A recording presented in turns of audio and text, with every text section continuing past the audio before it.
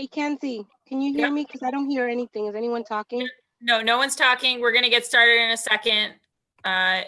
President Janey says she's heading on in, and I'm just waiting. I'm just checking in with Councilor Arroyo, but we're going to get started in a sec. Okay, thank you.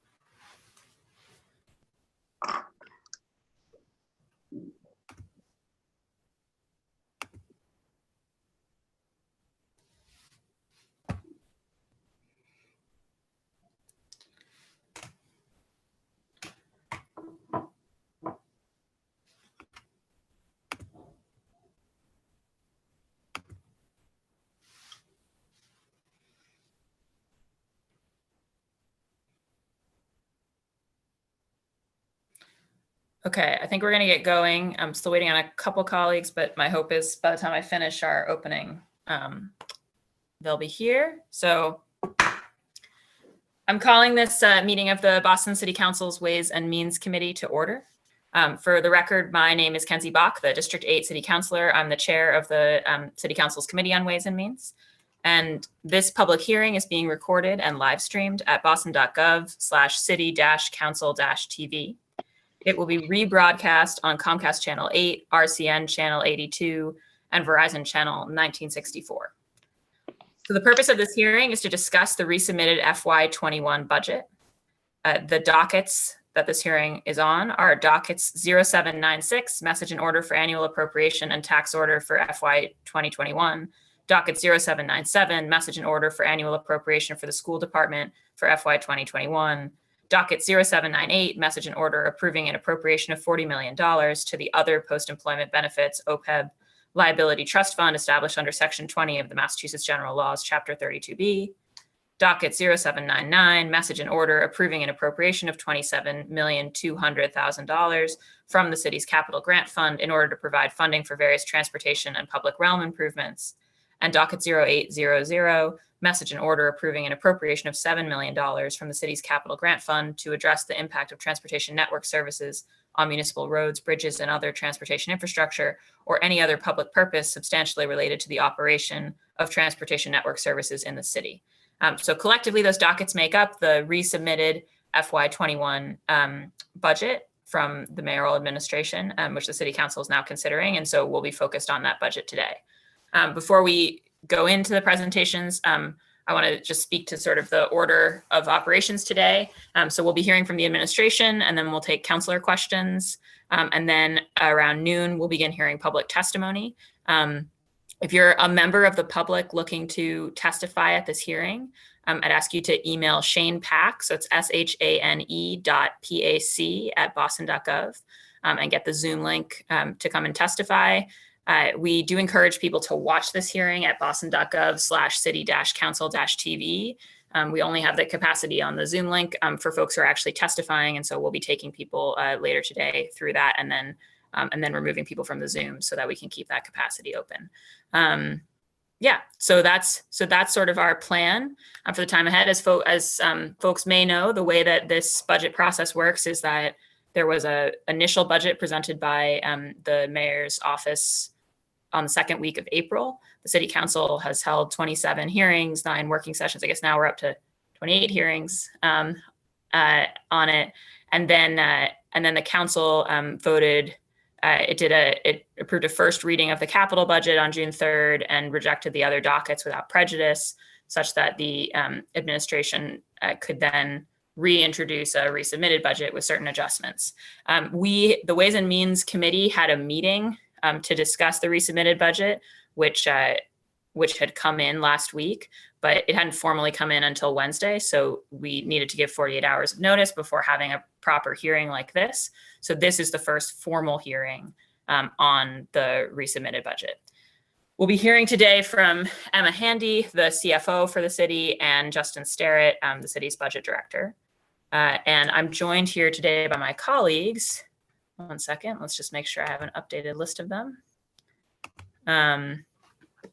Joined here today by my colleagues, Councillor Michael Flaherty at large, Councillor Ed Flynn, District 2, Councillor Michelle Wu at large, Councillor Liz Braden, District 9, Councillor Lydia Edwards, District 1, Councillor Anissa Sabi George at large, Councillor Matt O'Malley, District 6, Councillor Frank Baker, District 3, Councillor Julia Mejia at large, and then myself from District 8. And I think without further ado, I'll pass it over to Emma and Justin to do the presentation from the city. Thanks so much.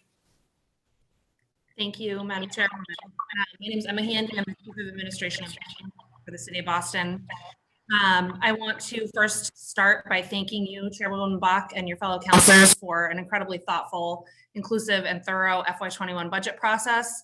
I think it was not what it looked like when we thought as we started this process in FY21, but I think given all of the extenuating circumstances brought on by COVID-19, the council has done a remarkable job having many, many hearings on all topics of the budget, and we thoroughly appreciate the output and feedback of those hearings, and I think you'll see and hear about much of that feedback being reflected in the resubmitted budget that Justin will review in a moment. I'm going to be very brief because so much has changed since we first submitted the budget in April, and I think it makes sense for us to spend a bit of time hearing from Justin about all that has changed and all of those sort of iterations that have made their way into that final FY21 resubmitted budget from the mayor. So I will spend a very little time just reviewing where we've come from. And just to remind us that we started with an FY21 budget that was really the product of the priorities as expressed by the residents of the city of Boston, certainly the mayor and also this council around transformative investments in education for Boston Public Schools students through an $80 million investment, which was part of the mayor's overall $100 million 3-year commitment to BPS. And that investment was in the mayor's initial budget and has been preserved in the resubmitted budget, despite the fact that we have made further reductions due to COVID-19 related revenue downgrades.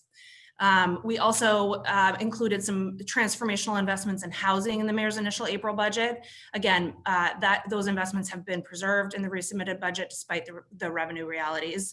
And that is really, I think, a testament to the ongoing conversations between both the mayor and the council, and of course, all across our city about the need for more affordable housing in the city of Boston, and through an array of programs offered primarily through D&D.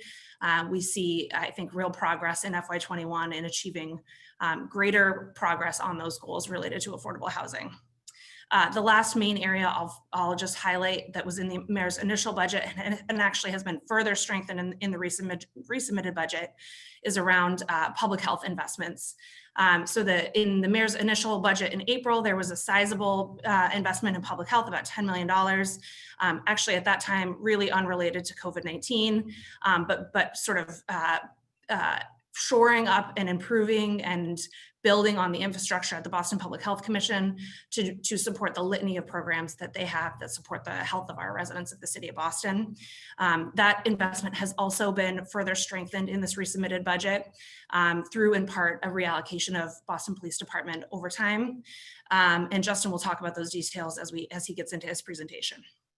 The resubmitted budget that the mayor submitted earlier this month came after your input through the hearing process, and of course, many of the voices from residents across the city who participated in your public process. So thank you for that.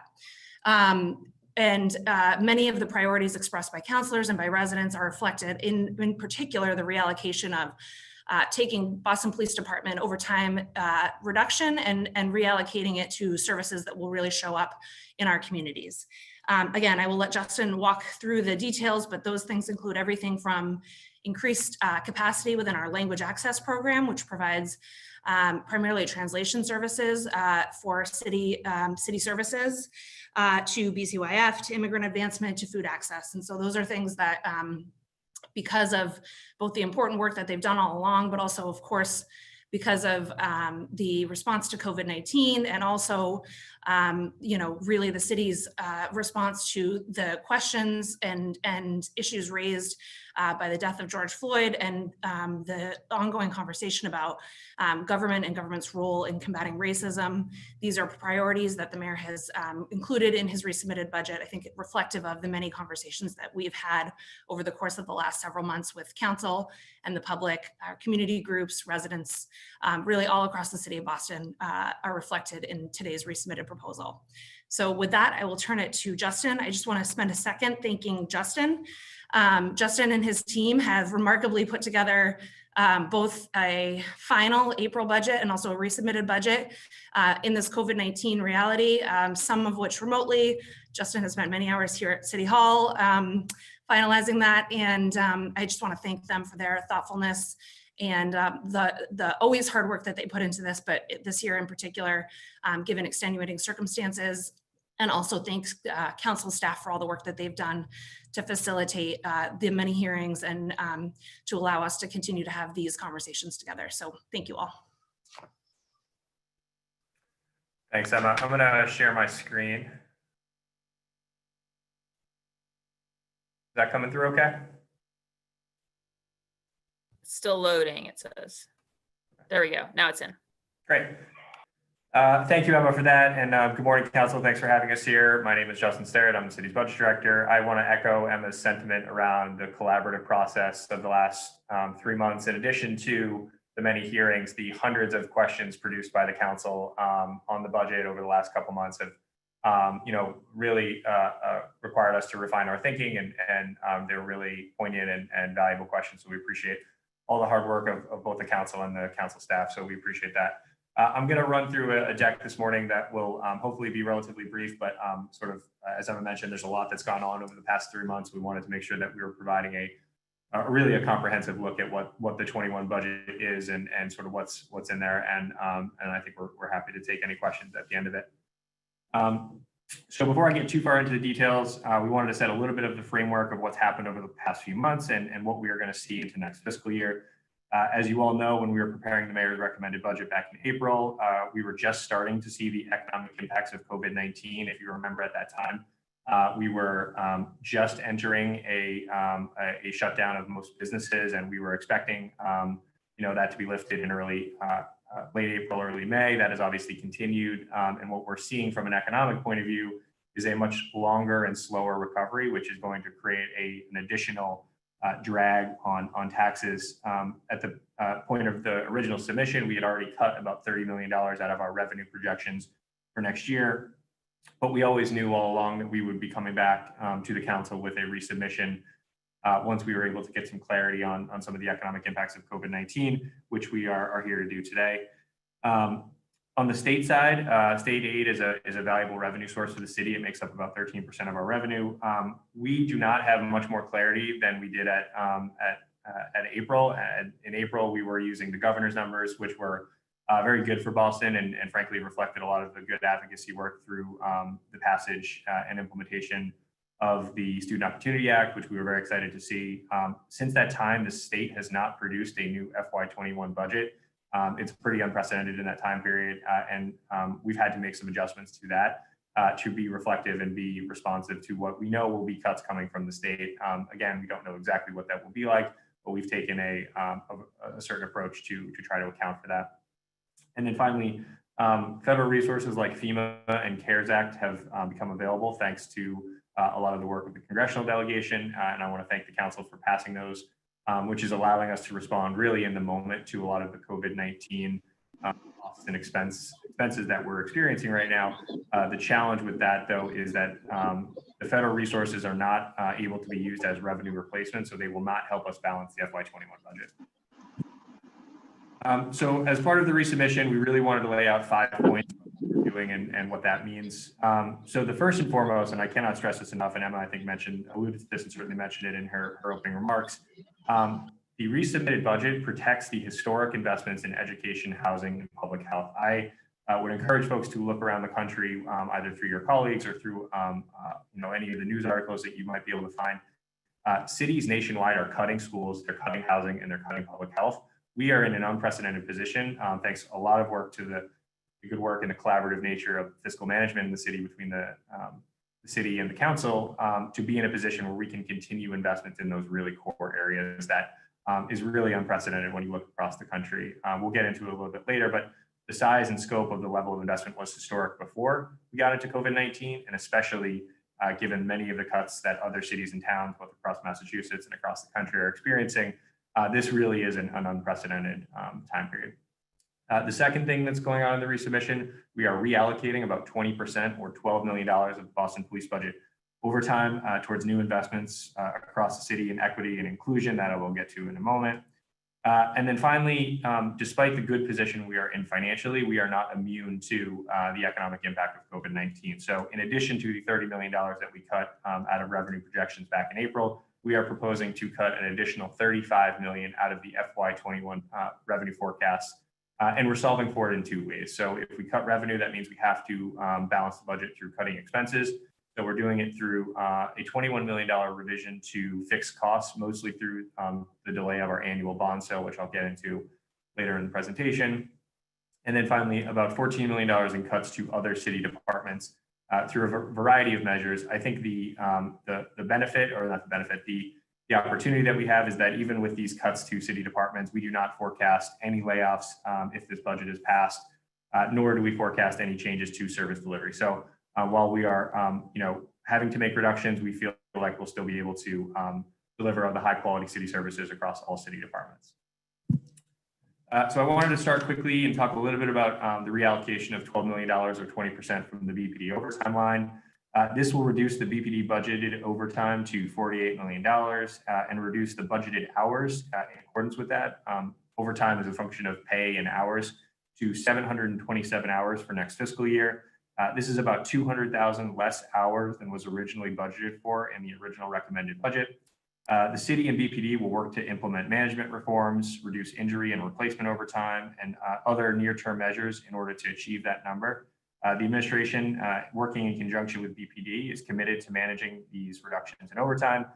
COVID-19 is going to have the added benefit of potentially reducing some overtime anyways, given the reduced nature of economic activity and certainly large-scale events in the city. We are committed to growing these costs both in FY21 and going into future years. With that said, the $12 million reallocation includes a host of investments in many different areas. I'll get into those right now. First and foremost, the $12 million reallocation includes $4 million in additional funding for the Boston Public Health Commission. As you all know, the mayor has signed the Racism as a Public Health Crisis Executive Order, and the Boston Public Health Commission has developed an implementation plan for FY21 for implementing $3 million worth of new investments. These resources for this initiative include staffing at BPHC, including additional epidemiologists, contract and project managers, outside resources to help and collect and evaluate the new order and data, community engagement costs, including costs for materials in different languages and translation services, and finally, costs related to the Boston Health Equity Measure Set, the BHEMS, for data collection and management.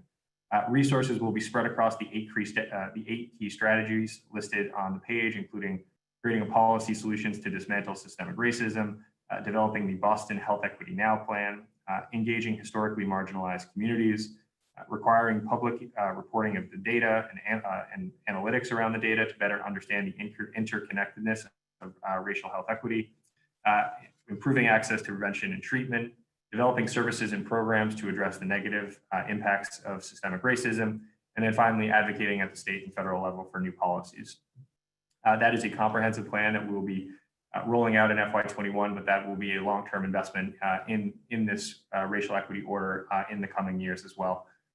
In addition to the health equity order, we are also proposing $1 million. I think we've heard it loud and clear, both from the community and certainly the council, that more funding for supports for trauma and counseling is needed, especially at BPHC through their trauma team. So we are proposing an additional $1 million to be added to that budget as well. Next, we have $2 million in a broad-based approach to new community supports, including HHS violence intervention grants, about $500,000 more for that. That will double the program to $1 million total. Additional funding for BCYF to provide additional youth funding throughout this summer and next year for $250,000. Expanded language access for additional $250,000. Additional supports for the Office of Immigrant Advancement, $250,000. Additional funding for food access, $250,000, additional access for Age Strong and human rights, both an additional $250,000. This funding is obviously allocated across several different departments in the city, but those departments will be engaging the community in how they will best utilize that funding, which is pretty standard for how all those departments, given that they are mostly front-facing and community-based departments, they will be actively engaging with the community on how best to use that funding as a combination of either additional city staff or city resources that we can dedicate or direct funding into the community itself through either programs or direct grants. So we're encouraged and excited to hear from those departments listed here about how they're going to use this funding to engage the community and the feedback that they'll receive. Finally, I will quickly run through the last three areas of investments of the $6 million in reallocations. This includes $2 million in additional housing supports, including funding for adult and youth homelessness, funding to support affordable home ownership, and funding to expand rental opportunities. Next, we are dedicating $2 million in new economic development funding to support both the city's equitable procurement program, as well as direct supports for minority and women-owned businesses to help make them vendors within the city.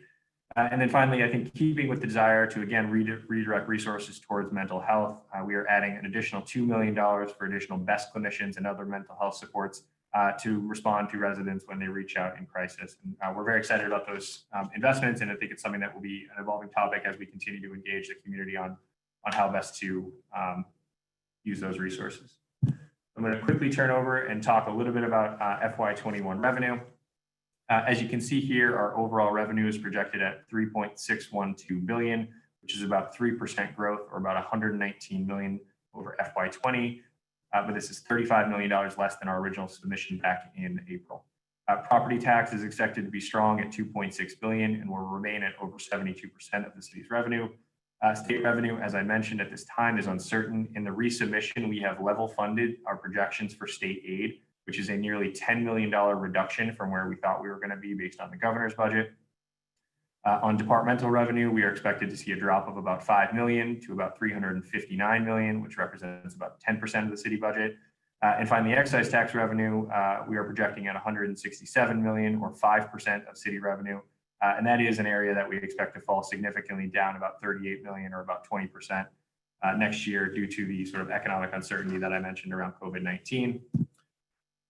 As I mentioned, property taxes, we are proposing no changes to the FY21 projections. Property tax is a very stable and retroactive looking resource that is governed by state law. So this is a number that we feel very strongly about, both from a collections point of view and a new revenue point of view. On state aid, as I mentioned, we are cutting our projections down to FY20 levels. That is a $9 million reduction in state aid.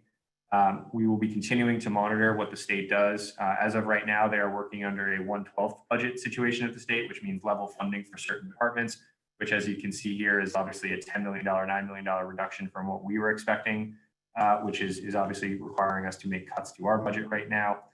I will say that the governor's budget was very positive for us back when it was originally introduced. As I mentioned, it included the first year of the Student Opportunity Act, which included both an increase in charter school reimbursement as well as Chapter 70 aid. We're going to need sort of continued advocacy on that front to make sure that cities and towns who are really delivering frontline services during COVID-19 and certainly continuing into next year as we get into a recovery are going to need resources from the state. So we're going to want to continue to partner with the council to advocate for additional funding as the state considers its budget options for next year. The next piece I'll quickly touch on, in the resubmission, we are cutting departmental revenue projections by $5 million.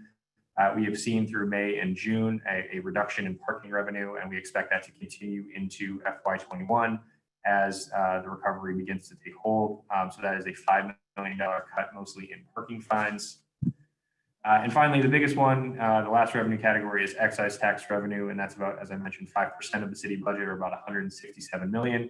We are projecting an overall $38 million or 20% decrease in revenue from FY20 to FY21. We did make some initial reductions to this revenue source in the recommended budget, but an expected slow and gradual reopening of the economy means that many businesses will be operating at reduced capacity well into FY21. As you all know, the biggest component of excise taxes at nearly 50% is the room occupancy tax. We are projecting a decrease of $25 million or 26% between FY20 and FY21. Second biggest category at 30% is motor vehicle excise. We are expecting a 4% reduction between FY20 and FY21. That is traditionally a less elastic economic resource for us. The third biggest is the 0.75 meals tax at 14% of the city budget. And the fourth is the jet fuel tax at 10%. We are projecting revenue losses of $8 million and $6 million respectively, or about 25% for both of those as well. So quickly moving on to spending, we wanted to highlight obviously everything that is in the budget because we are still growing the budget next year, and there are a lot of really important investments. As I mentioned, we are protecting the three core major investments in next year's budgets in schools, housing, and public health. Education, including BPS and charter schools, will see a $97 million increase next year, including an $80 million or 7% increase for BPS. This was an unprecedented investment before the COVID-19 and represented the first year of the mayor's $100 million commitment to BPS in new funding over the next 3 years. So we have maintained that investment, and that's going to provide really critical supports as we get into COVID-19 recovery through BPS and learning loss. And that is a sort of a needed investment that we needed to maintain and we want to maintain. We are protecting a $13 million investment or 14% increase for the Boston Public Health Commission. And finally, this budget includes $18 million in new funding for housing as part of the 5-year, $500 million commitment of transformational housing investments that were proposed a couple months ago.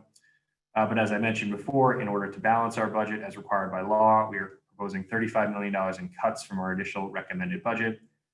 The largest portion of cuts, or about $21 million, comes from fixed costs, including $16.5 million from delaying our annual bond sale from spring 2020 to fall 2020. I just want to explain that very quickly. As many of you know, the market, especially the municipal bond market, has been chaotic over the last couple months. It has been very illiquid, meaning that other cities and towns who have gone to the market to try to sell their bonds have been getting worse prices than they normally would. So in order to make sure that we get the best deal that we can when we do issue the bond, and also to find some significant savings for the upcoming budget, we have chosen to delay the bond issuance from the spring of 2020 to the fall of 2020. I want to be clear that this will have no effect on any capital projects and is really a short-term cash flow management decision by the city, and something that we expect to continue into future fiscal years as to avoid any balloon payments in FY22 and beyond. In addition to the bond sale cut, we have some smaller reductions to city health insurance and some other small reserves that we were able to reduce based on some refined projections that we made. The other major big category of cuts is $14 million in reductions at city departments. This includes a $4.1 million cut to many departments through a 6-month hiring freeze on vacant non-essential positions. The ANF cabinet will be working with departments to prioritize those mission critical and those service delivery positions in order to fill, while other positions will remain vacant until January 1st, 2021. We will be reevaluating this obviously as we get into next fiscal year, depending on how revenue projections are looking and certainly how the state ends up treating state aid. In addition to that, we have a $4 million reduction in our snow appropriation for next year. This is based on the 5-year average. I think definitely something highlighted by the council is that we have had a lighter winter both this year and last year, which has brought down our 5-year average on snow spending, which is how we budget for the snow appropriation. In addition, we have a $3.5 million and a $2.4 million cut to other reductions and other overtime and non-personnel items in departments. These non-personnel cuts especially include mostly savings to utilities based on decreased demand on city buildings, given most of our city buildings are still closed and will remain closed until part of FY21 is reopened. And then finally, nationwide, I'm sure most folks know that fuel prices are down, which has allowed us to reduce our expected fuel price on many of our utilities as well. So again, manageable and sort of non-programmatic cuts that we were able to make to balance the budget at the end of the day. We believe these reductions are manageable and will not impact service delivery for next year. So I want to quickly highlight how the resubmission looks in a few big categories. Overall spending for FY21 operating budget is slated to rise by 3.4% to about by about 119 million to about 3.612 total. The major spending categories include city departments, the Boston Public Health Commission, public education, and fixed costs. Overall, city departments are down 21 million between FY21 and FY20. To ensure BPHC's continued response to COVID-19, they are receiving a $13 million increase. Public education, as I mentioned, is up a little over $97 million, about $98 million for a 7% increase to nearly 1.5 billion total. And finally, fixed costs like pension and debt service, despite the debt service reduction, are still up next year, and pensions are up as well, a total of 29 million or about 6%. So I just want to quickly highlight the major investment areas that are still in this budget, and I think we should all still be proud of. Starting with BPS, the FY21 budget includes a city investment of 1.26 billion in BPS. That is an $80 million increase or 7% over next year. 44 million of that covers the baseline cost increases, including student services, collective bargaining, transportation, and operations. The remaining 36 million is dedicated towards new investments directly in classrooms, targeting the 33 transformation schools identified by the district. As you can see here, they are spread out among three major categories, 9 million more so students can have a stronger foundation of success and more support to connect families to resources. I think especially in a COVID-19 time period where we are operating in a different world, I think that's going to be especially important, and I'm sure BPS feels strongly about that as well. $12 million to increase teacher skill through additional coaching and consistent feedback, as well as developing a high quality curriculum. And then finally, $15 million to raise the bar on student learning with improved materials, resources, and improved learning environments. I think we are very excited about this investment now. We are still very excited about this investment and really thank the council for their partnership in continuing to highlight education as an area we should be dedicating the majority of our budget.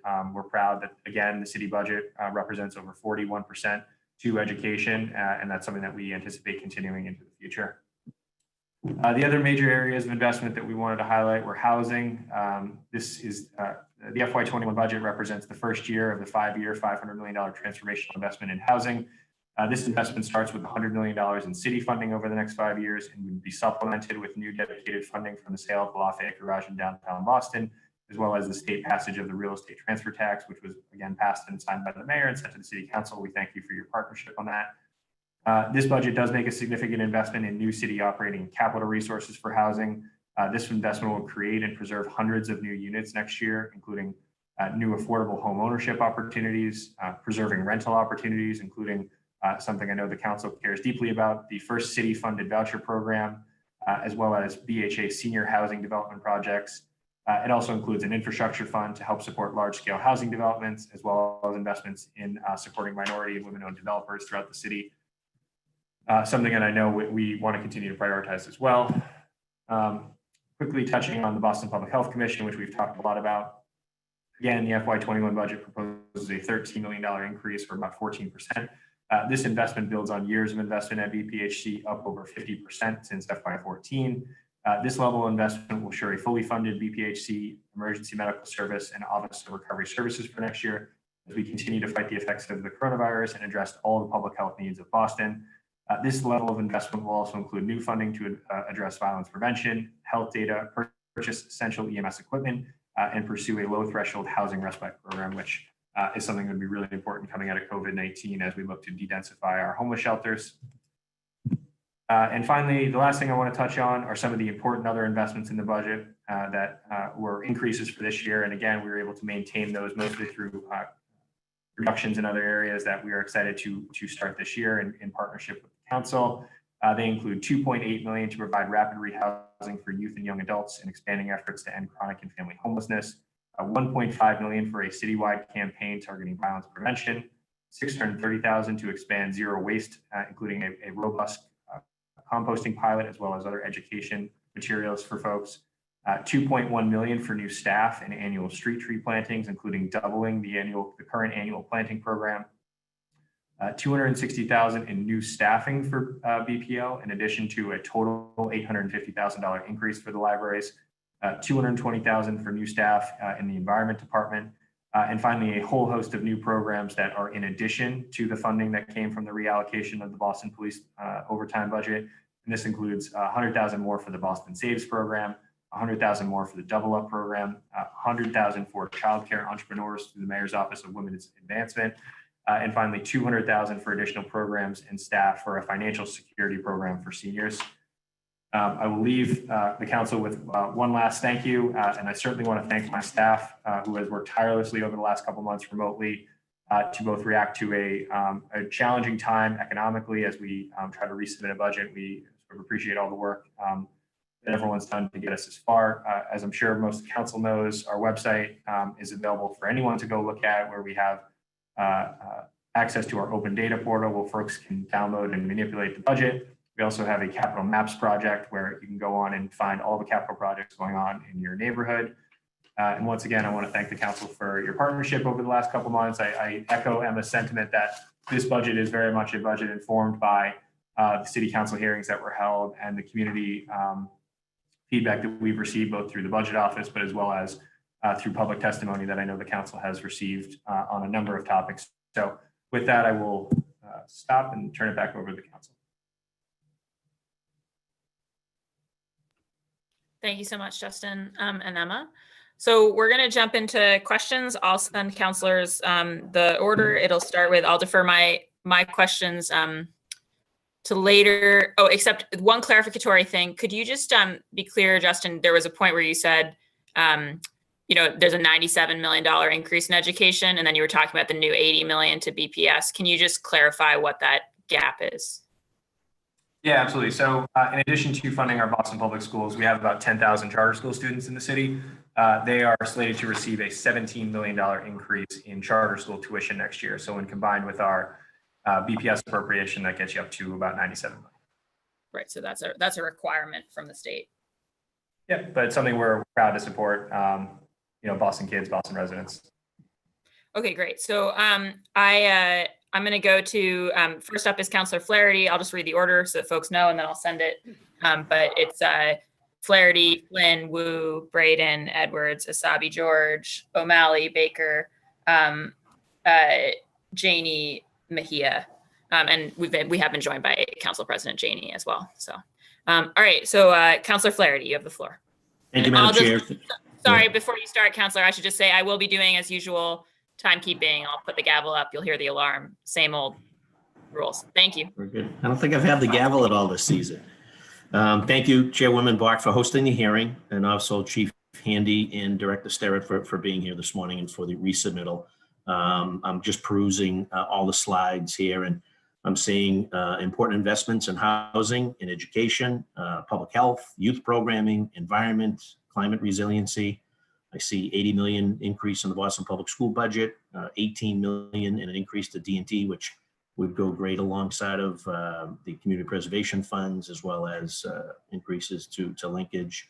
I'm looking at affordable housing budget, an increase at D&D, as well as, the 14 million for Boston Public Health Commission. So lots of good stuff. I would be interested in learning a little bit more about the resubmittal budget with respect to the impacts of COVID-19, sort of the larger context is what this means to our economy and what we're forecasting for future budgets. I'm hearing from my sources up at Beacon Hill that the cuts could be as much as 15% to local aid, and that's problematic, of course, and that needs to be factored in. And I've also fielded questions and concerns from colleagues, particularly over the weekend, based on my experience and tenure here, as to sort of the role that we have and what can happen. And I guess the topic of 112 has come up, so I'd like to hear from Emma and Justin as to what a 112 would do for our school budget, what a 112 does for our bond rating, There's been some that have suggested we could pass education, we could pass capital, but not operating. What would that look like? So I kind of want to just sort of, I guess, get your sense as to, and allow my colleagues to sort of hear what the impacts of that would be from your perspective. Understanding our role, obviously, based on city charter, we cannot originate a budget.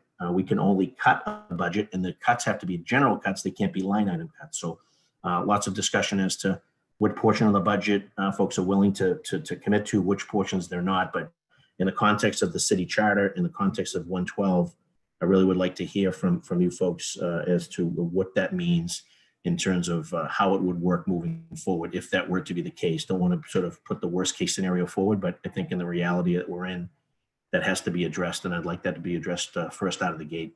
Thank you, Madam Chair, and I'll sit here and I'll listen to the answers from the chief and the director. Thank you, Councilor Flaherty. So I heard impacts of COVID-19 on the budget, impacts of potential local aid cut, and also impacts of a 112 budget. I will ask Justin to take the COVID-19 question first, and then we can move through the others. Yeah, absolutely. So immediately in the FY21 budget, we're seeing the economic impacts on excise taxes, departmental revenue, and sort of by proxy state aid. Now the state is much more heavily reliant on items like income tax and sales tax, which have been particularly hit by COVID-19. So I think that we sort of expect some near-term effects. I think longer term, thinking, Councilor, to 22 and beyond, we're going to start to see impacts on our property taxes through new growth, right? So Proposition 2.5 governs the baseline property tax increase. So that is a relatively stable resource, but I think one of the areas that we are certainly going to see an impact in FY22 because it is based on work that is ongoing right now, or frankly not going on right now in some instances. That's where we're going to see changes to our projections for new growth in 22 and beyond. So I think that there are some near-term effects that we've been able to mitigate so far. I think you're exactly right that we are bracing for even deeper cuts from the state when it comes to local aid, and I think that that's something that we're going to have to manage, with the council going forward. And then long-term, thinking about new growth and development in the city and how that affects our revenue sources is where our attention's at right now.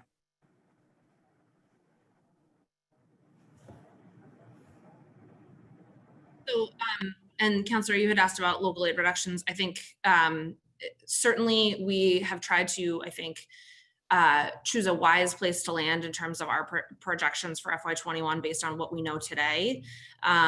Local aid is critically essential to the city of Boston in terms of our ability to sustain services into FY21. We've taken a reduction from the governor's increase in House 1 to level fund with last year. Although, of course, as we all know, this year to come will be nothing like last year, right? And so I think there is certainly still exposure on that number. As Justin mentioned, our expectation is the state will do at least 1/12 period, and likely more than that as they wait to see what happens with their tax revenue. And in the meantime, I am confident, given the seat that I used to have up there and the seat that Justin used to have, that they are continually running scenarios and considering what they can and can't do, understanding, I'm sure, that they understand the impact of those reductions on municipalities. But given, the limited sources that we have for revenue, we are so reliant on property tax, second only, the second largest source being state aid, that any further reduction beyond level funding with last year will be significant for us. And, you referenced a 15% cut. As we've been considering what things might look like in FY21 and what possibilities there might be, we have looked back at what the realities were during the Great Recession. There's some sort of accounting for federal supplemental resources through ARA and things like that, but certainly hundreds of millions of dollars of reductions to state aid to the city of Boston, which obviously mid-budget year or even in planning for a budget year is a huge reduction for us, and would have significant impacts on our ability to provide services through our departments. Justin, do you want to add anything to that? No, other than that, the state announced this morning that they would be doing 1/12 budgets at least through August. So I think our approach is sound, and I think it's consistent with how the state is treating is advising departments or advising other cities and towns to approach FY21. But I sort of echo a lot of Emma's points. And I think it's going to be, it should be an opportunity for shared advocacy, honestly, between the city and the council, or the sort of administration and the council, as we sort of make known that if cuts are significant cuts are passed down from the state to us, there will be real impacts both on schools and on service delivery. And I think that that's something that we should continue to press the State House to protect cities and towns for delivering those core city services. And the last thing I would add on that is the thing that is different from the Great Recession is just the impact of the pandemic on our other sources of revenue, departmental and excise taxes, right? You know, when we were in the Great Recession, people were still, you know, to some extent going out to eat and, you know, booking hotel rooms and things like that. And just the complete freeze on those types of activities because of COVID-19 means that then those other smaller sources of revenue are hit harder, which means that we are more reliant on the need for state aid. And so the interplay between all of these things at a time where things are so uncertain, I think is really problematic for us in terms of certainty and forecasting moving forward. So we are waiting on bated breath to see what happens with state revenue. The last question that you asked was around the impact of a 1/12 budget. And I will just say at a high level, and happy to get further into this, but I know I see the gavel in the corner there, so I'll try to be quick. That certainly a 1/12 budget would strip all of the investments that we talked about over the first hour of this morning around new spending in FY21, so the housing investments, the education investments, the investments around language access, food access, all of those things will not be fundable in a 1/12 scenario because they weren't included in last year's budget. There's also a number of sort of baseline increases in city departments that would be stripped out, things like ISD, looking at a list here, so the lights just went out. We're conserving energy here in the city of Boston by automatically turning out the lights. And a number of other departments, like UIF and others, would see reductions because they just have general cost of service increases. Utilities go up, collective bargaining increases go up. But if the dollars stay the same, then there is a service impact to the department. And just your last question on the 1/12, I agree with you that in a scenario where we have approval on some of the budget items, meaning operating BPS and capital, but not all, I think we do need to sort of reshuffle the deck as much as possible. So obviously, capital budget shows up in the operating budget because we have a debt service commitment through that. BPS and the operating budget are linked in terms of spending annual operating tax revenue. And so I do think that you're absolutely correct that would require us to sort of reframe the entire 21 conversation if we were in a place where we had passage of summons. Thank you. Thank you, Chief. Thank you, Madam. Yeah, thank you, Councillor Flaherty. Yeah, and I think I do want to move on to other colleagues, but obviously if people have further follow-up questions on the 1/12, we can get into that in greater detail. Councillor Flynn, you have the floor. Thank you. Thank you, Councillor Block, and thank you to Justin and to Emma for your work. I also want to say thank you to City Council Central staff for their professionalism as well. They're also doing an outstanding job. Councilor Flaherty mentioned some of the important investments in the city budget. I'm not going to highlight those, but what I've focused on over the last 2 years, 2.5 years, is issues that have been funded greatly in this upcoming budget: food access, support for our immigrant neighbors, language access. I think one of the best decisions Mayor Walsh has made is the reopening the Human Rights Commission. That's a critical department, critical agency that could play such a meaningful and powerful role in this city. It's desperately needed. I'm going to do more work on the Human Rights Commission with my colleagues going forward. Those are some of the issues that were important to me that have been funded, including support for students with special needs. I also noticed an investment in minority development, assisting minority developers in the city. My question for you, Justin, and to Emma is, is it time for us to think of other ways to look at other revenue streams, which I support. I think we're in a recession. It's going to last for a very long time. But are we able to come up with a couple ideas where we're able to go up to the State House and make our pitch for additional ways for the city to raise revenue? Because we know we're going into a recession, and if this continues for a long period of time, programs will be cut. What are we thinking about in terms of raising revenue? Thanks, Counselor. So I would say we have done a little bit of that already, working with Counselor Edwards on the transfer tax, which is up at the State House, and we are heavily advocating for, which would allow us to fund more affordable housing through the city of Boston.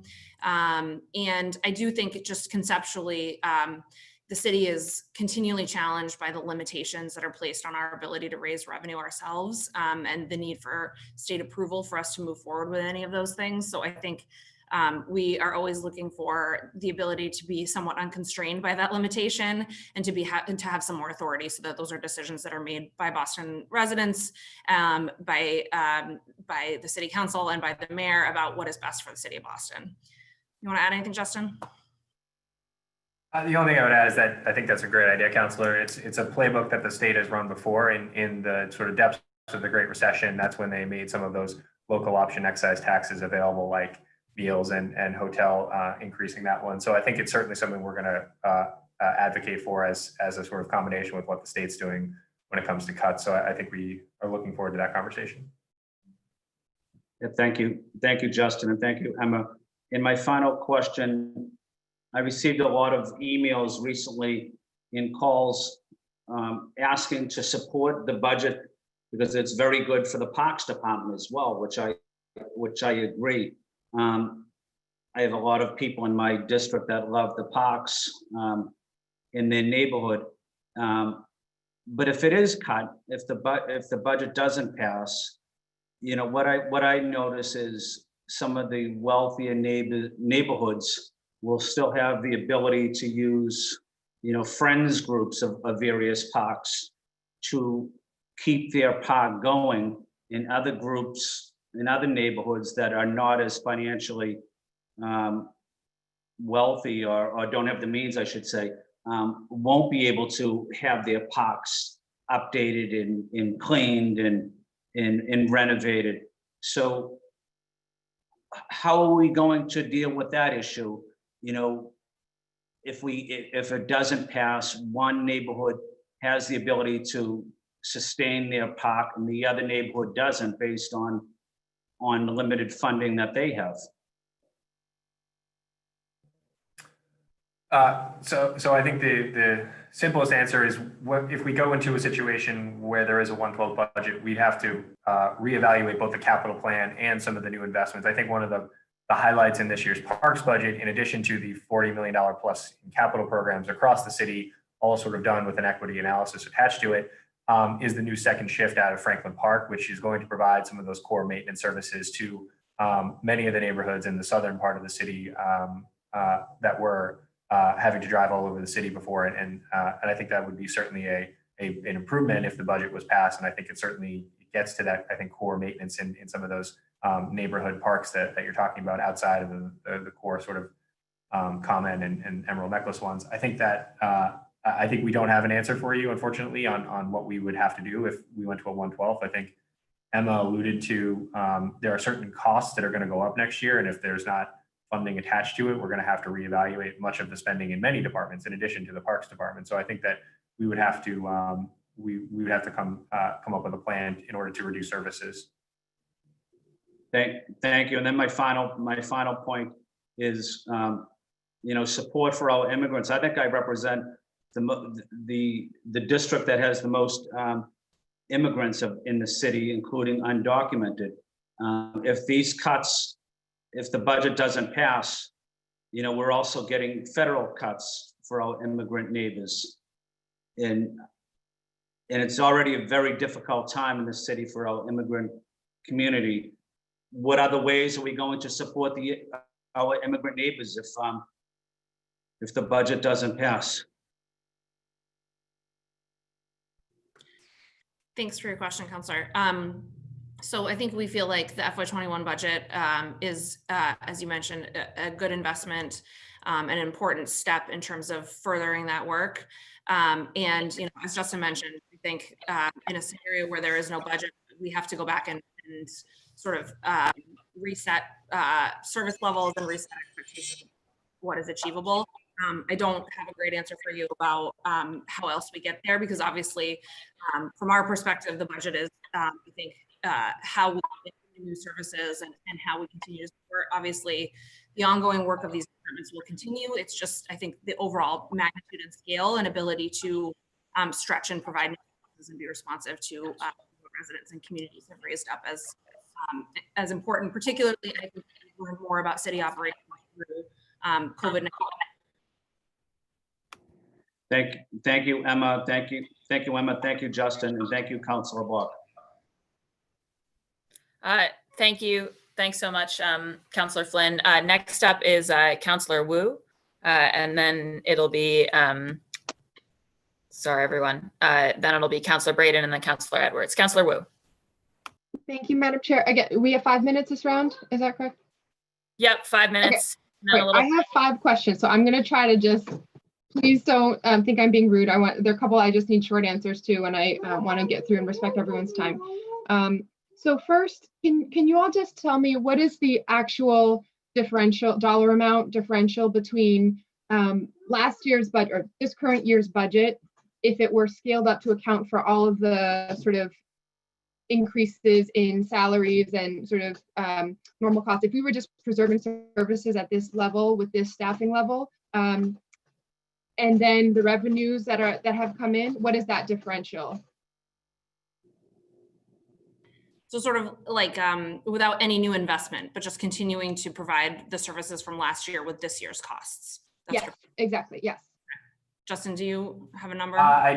We don't produce a maintenance budget in that regard, Councilor, so we'd have to get an answer for you on what that specifically is, but it would be a large portion of the 119 million if I had to guess. So yeah, I would just love to, I mean, oh, sorry, go ahead.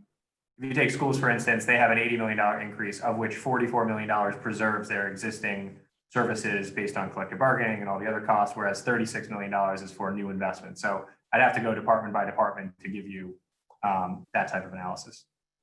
Would it be possible to get that later today? Or I think that's an important part of how I'm thinking about everything. yeah, I think it's we wouldn't sort of be able to pull out all of the individual pieces, I think, in that timeline, but I think we can certainly get you a high level number of, like, as Justin mentioned, right, $36 million of the new BPS money is for a new investment. All of the housing money is new investment. Because of the nature of this year's budget and COVID-19, there's not a lot of places of new investment beyond the ones that we've really highlighted over the course of the sort of opening presentation. Yeah. So if you just sort of adjust these out. No, thank you. I appreciate that.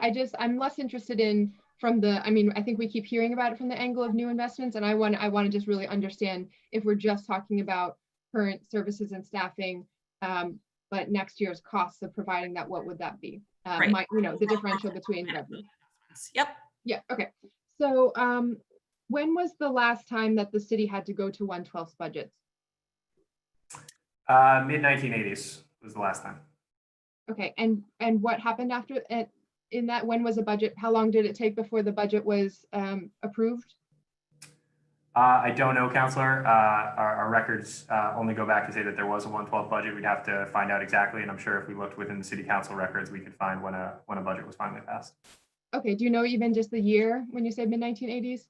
I believe it was 88 or 89. It was a combination of the implementation, the first few years of the implementation of Prop 2.5 mixed with an economic downturn. Okay. And so if we were to vote down the budget now and have to go to 1/12 budget for a period of time until a new budget was proposed and approved, what is the administration's sort of 30 and 60-day plan for how you would respond to that? So I think in a scenario of a 1/12, we essentially don't have a budget, right? And so we have to live as though we are operating under last year's appropriations. And I think given the nature of the planning, as you've alluded to, 60-day planning, at least to be able to effectuate service reductions, and staffing reductions, that we would need to initiate those plans, as soon as we were to understand that there wasn't a budget, and we would need to live under those plans until we were able to get to a place where we had an approved budget. And so those plans depend very much based on the department and based on the type of workforce that is in each department. There's 30 something agreements that govern how we go about that. But we would basically need to initiate those processes. Many of them have 30-day notifications. Some of them have different criteria. And so, part of the dynamic of that is that you do need to build in that buffer of time of implementation to account for the savings associated with those service reductions or staffing reductions. And so we would need to sort of very quickly pivot to understand what exactly those need to look like, and ask departments to work together. Obviously, we need to notify our unions and work on other sort of public engagement processes to identify what that looks like. So you're telling me that it sounds like maybe two tracks at once. One would be to work towards proposing a new budget that might be closer to the conversation of getting a majority of votes, but also at the same time needing to plan for a certain level of changes in case that new budget did not pass. Yeah, I think our first responsibility is to ensure that the budget we are living under is balanced. And so we would be working certainly to implement those reductions in the fastest way that we were able to, based on that language. And then, of course, continuing to have a conversation with council about what the parameters are and what the considerations are. But I think, understanding that we need an approved budget in order to be able to facilitate new spending, I think we would need to continue with that second track, as you mentioned, in the interim, whatever that interim looks like. The only clarification I would add is there are some near-term effects to come to mind. PHC has a EMS contract that starts on July 1st, so they have a significant increase for next year that, if that is not funded, will require us to absolutely pursue layoffs within that group. The other unfortunate circumstance is that youth jobs start in a week and a half, and if we do not have the $850,000 increase included within the youth jobs line in appropriation, we will have to reduce youth jobs by about 400 effective immediately. So I think that those are while we will certainly continue to plan and work in a 30-day to 60-day window, like you mentioned, there will be some near-term effects that will be unavoidable. Okay. And then just curious in terms of the process, because this year I've been hearing a lot more from city employees than is standard, or, just compared, I don't want to say standard, than I have in previous years. Has there been any sort of formal outreach from the administration or your departments in encouraging that, or I'm just curious? So I think there has certainly been a lot of conversation after the council's working session last week and hearing dialogue around a 1/12 scenario, that, departments with investments are obviously very supportive of those investments and are hoping to see those make it through the budget process. And so I suspect that that's where a lot of the engagement comes from in terms of departments who are looking to really carry out those plans that they have been working on, some of them for many, many months, as is the case for D&D or BPS, and some of them. Has there been formal direction from your team or your office to encourage that at all? For individual departments that have investments, we've asked them to Reach out to counselors? To make sure that counselors understand what the impact is of those investments and the lack thereof. At the employee level? No. Okay, sorry, you've encouraged them to reach out at the employee level or just sort of generally to department heads? Sorry, we've had conversations with department heads about what impacts would be. Yep, without levels of investment. Okay, and then if I have time for my last question, Madam Chair, thank you. So is it possible, I'm just curious, because again, from what we're hearing from these employees is that unless this budget is passed, we will see layoffs and we will see these investments disappear. Is it possible that we go to a 1/12 budget, the budget is renegotiated and the money is shifted to different buckets where some of these departments may in fact end up seeing an increase that's even larger than what they have now? Yes. Okay, thank you very much. Thank Sorry, you. I'm sorry, can I just clarify your question, Counselor? So it's possible in a 1/12 that some departments get more money than they would in the existing budget. And it's also possible, I don't know what the outcome, I don't want to conjecture about what the possibility is around a subsequent approved budget if we were in a 1/12 scenario. But my yes was in response to, if it is a 1/12, there are some departments who received a higher appropriation in 20 than they did in FY21 or May in FY21. Okay, yeah, I'm out of time. Thank you. Thank you. Thank you, Councillor Wu. Next up is Councillor Braden, and then it'll be Councillor Edwards and then Councillor Asabi George. Councillor Braden. Good morning. Thank you. I would like some more clarification about the impacts of the 1/12 budget on the additional financial year investments. New spending on, let's see, the environmental spending, and in a 1/12 scenario, we revert back to last year's budget without the added revenue, added increases in those specific targeted departments. Is that correct? Yes. And what's the impact, again, pardon me, it's my first budget, in terms of long-term planning by departments, would a 1/12 budget impact that? If they are planning to increase expenditure on equipment or programming or whatever. Yeah, so I think that's exactly right, Councillor. So we have a certain amount of costs, and some of them are personnel, like a collective bargaining agreement, but some of them are contracted services or supplies we buy. Again, I go back to the EMT example where we have a collective bargaining agreement that goes into effect on July 1st that has to be funded. And that includes raises for EMTs. But if we are working in a scenario where our costs are higher, but our revenue is from last year, we will have to make reductions to in the EMS case, they are primarily a headcount or a personnel driven department. So we will need to look at that as an opportunity for savings, because we can't afford to both pay for the level of EMTs we have or the level of services we're providing at FY21 cost levels. Are there other particular departments that would be severely impacted by going to a 1/12? So I just want to add one thing to what Justin said, and then I will let him answer the specifics of that question, Councillor. I do also think that for new initiatives, right, things like the housing voucher program, that had a timeline of half-year implementation. And so without obviously new funding associated with that, there's no implementation plan. And I think that, in the event that we were able to come to agreement and pass a final budget after a 1/12 scenario, that would eventually just sort of push off and delay, I think, the overall implementation plan of that program. And I think your question is around multi-year planning. I think ultimately that would affect our ability, how much we were able to provide in 22 as well. Now, I think eventually we would catch up to what the original implementation plan is, but certainly there is a timing element to it. Justin, do you want to answer the specific department piece?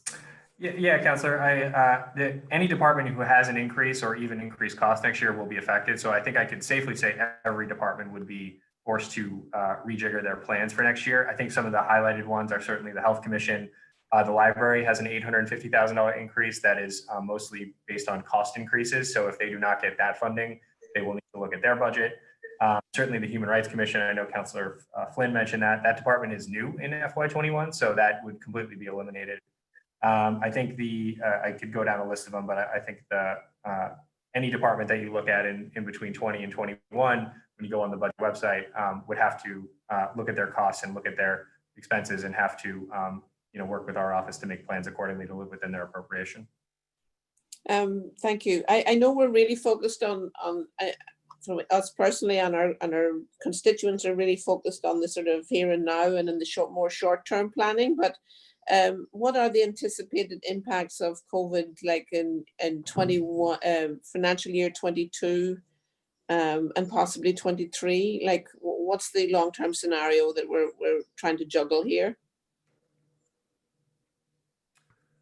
So I will say on revenue, we are certainly juggling, I think, impacts on all really probably 4, if not 3 of our main revenue categories. So by the time we get to 22 or 23, we could see impacts on property taxes in terms of reduction in new growth and new construction revenue in our property tax pool. Now, obviously, that's a small part of the overall 2.5% increase, but it does contribute significantly each year to our ability to spend new resources on things. We will almost certainly see further reductions in state aid if this continues because of the state's realities. Obviously, their sources of revenue are much more volatile and impacted their main sources of revenue because it is sales tax and income tax, which have obviously taken a significant hit given unemployment and just general economic activity, and our excise taxes, which are really about people being out and about and enjoying the city of Boston. Those we have already, that is where we've seen the most immediate impact. And I think to the extent that we are entering some new or different reality, that those would have a major impact.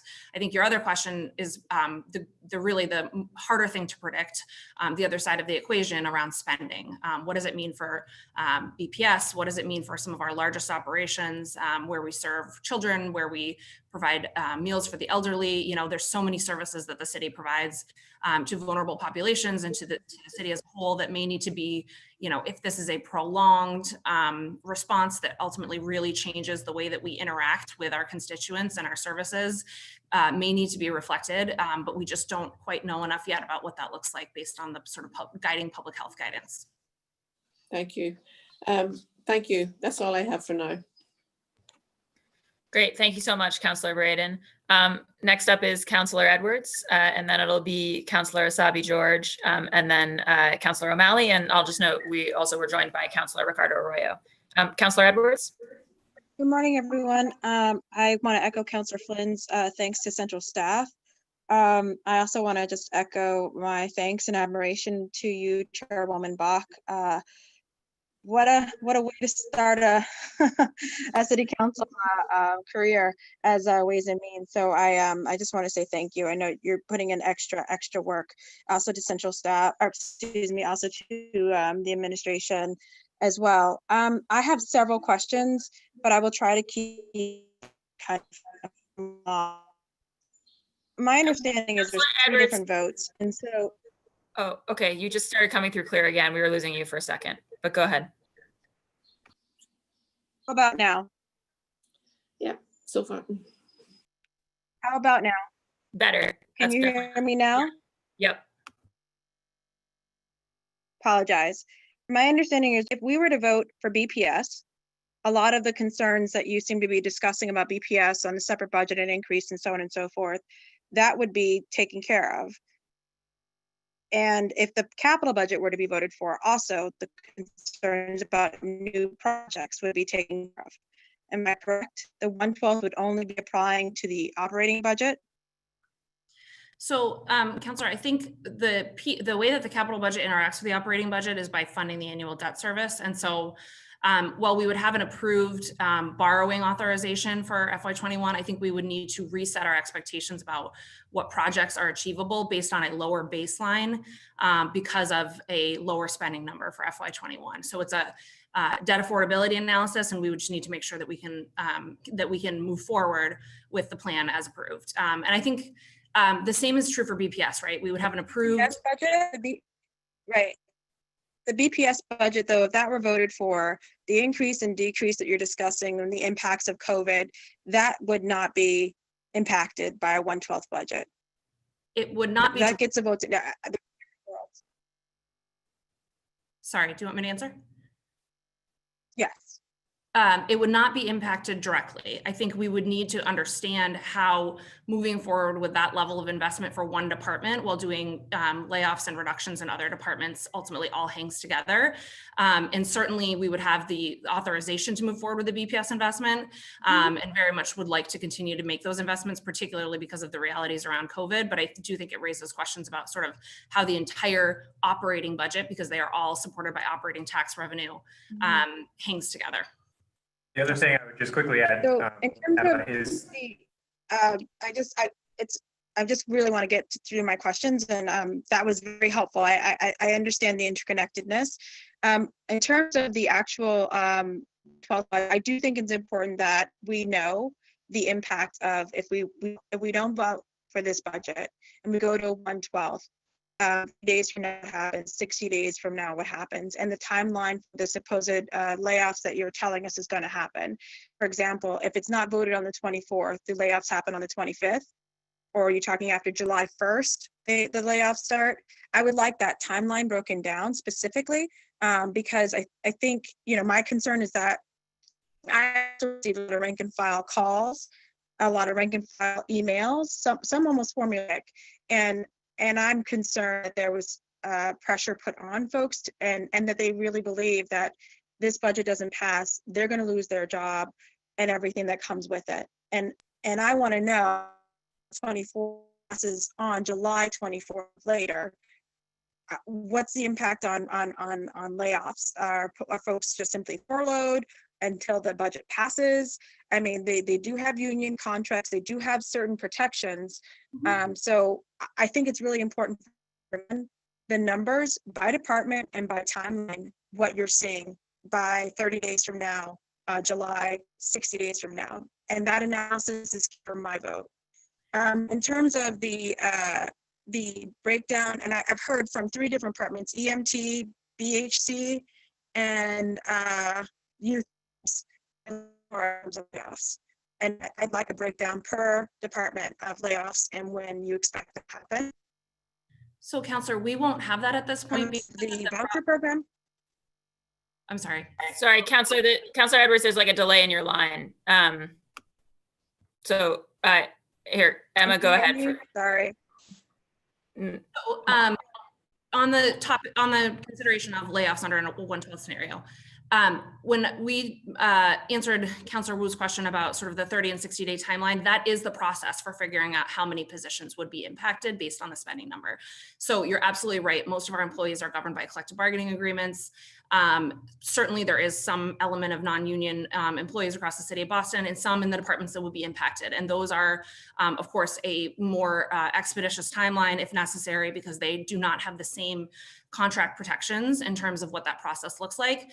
We would not be able to figure out what a position by position count is at this point, because we need to figure out, we need to go through the process under the contract of here's the notification time period, here is how each union's contract, because they're all different and they all have different language, governs sort of who is in line, unfortunately, for such reduction, and that who determines what the total savings is, and therefore how many ultimate positions you need in order to get to that savings number. So that entire process of sort of following the contract provisions is iterative, and so we I will just conclude, because I know time is, I don't know where I am in terms of time, Chairwoman Bach, but I will just conclude that the individual emails from folks about their leads me to believe either, one, there is an understanding of line by line of who's going to be impacted and who's going to be laid off, and I'd like that from you, or they've been told that their department and they as individuals need to reach out and fight for their jobs. If this 112 doesn't go through, they're going to lose their jobs. You see, I can't rectify, or I can't really understand down by the person, and that's why they're writing me, and some are out of my district, right? Or there is no idea and they've just been told to write. And that's concerning to me, because that's causing, I think, fear and, not hysteria, but it's causing a lot of unnecessary stress. There really isn't, according to you, an actual breakdown of who's going to lose their jobs and when. So it's one or the other. Either these folks are going to lose their jobs and we know it and you can get us the list, or they've been told to write these things due to a push for hysteria or push for concern that you're going to lose your job if this doesn't happen. And I'm happy to, I don't want to out the folks, but it's like I'm also happy to break down those folks who wrote, because it's really concerning to me that folks would be put in that position to believe that they're going to lose their job. If you don't know. I don't, simply because of the nature of how this is governed by the agreements. I don't know, and we wouldn't know. We don't have that information. It has to be done both with the department in terms of department planning, but it also has to be generally with the union as well. So I don't have that information today. Okay. Then I guess I wouldn't want to know who gave them that information. or I don't- where they got it from, that they're going to lose their jobs. I don't know, but I do know that there is a reality that in a 112 scenario, we would be doing layoffs. And so that may be the piece that people are reacting to. I do not know the specifics of the question you're raising. Thank you. Thank you, Councillor Edwards. Next up is Councillor Asabi George, and then it'll be Councillor O'Malley and then Councillor Baker. Councillor Asabi George. Thank you much, Madam Chair, and thank you, Emma and Justin, for the presentation this morning. I too received some of those advocacy calls regarding the implications of a rejected budget for this week. And I actually don't have a problem with those advocacy calls. I think that it's important for us to realize the impacts of this budget, both pro and con. We've received a lot of advocacy on sort of both ends of the spectrum and a desire to have the budget reflect certain investments. I am really curious, so if you could speak a little bit too, because it's been referenced both in Councillor Wu's questions and I think Councillor Braden's questions, perhaps Councillor Edwards is as well, but the impact on EMS in particular. We think about this pandemic and the impacts of COVID. We think also about the need to make sure that our first responders are fully staffed and ready to go. So if you could talk a little bit about the impacts of any potential reduction or 112 budget on EMS staffing levels across our city, potentially on July 1. Go ahead, Justin. So in the original recommended budget, there was a $9 million increase to the Boston Public Health Commission. As you know, Councilor, the Boston Public Health Commission includes EMS, the Office of Recovery Services, and a whole host of bureaus that fall underneath it. Of that $9 million increase, a sizable portion went towards implementing the EMS collective bargaining agreement that is in effect into FY21. It includes raises into FY21.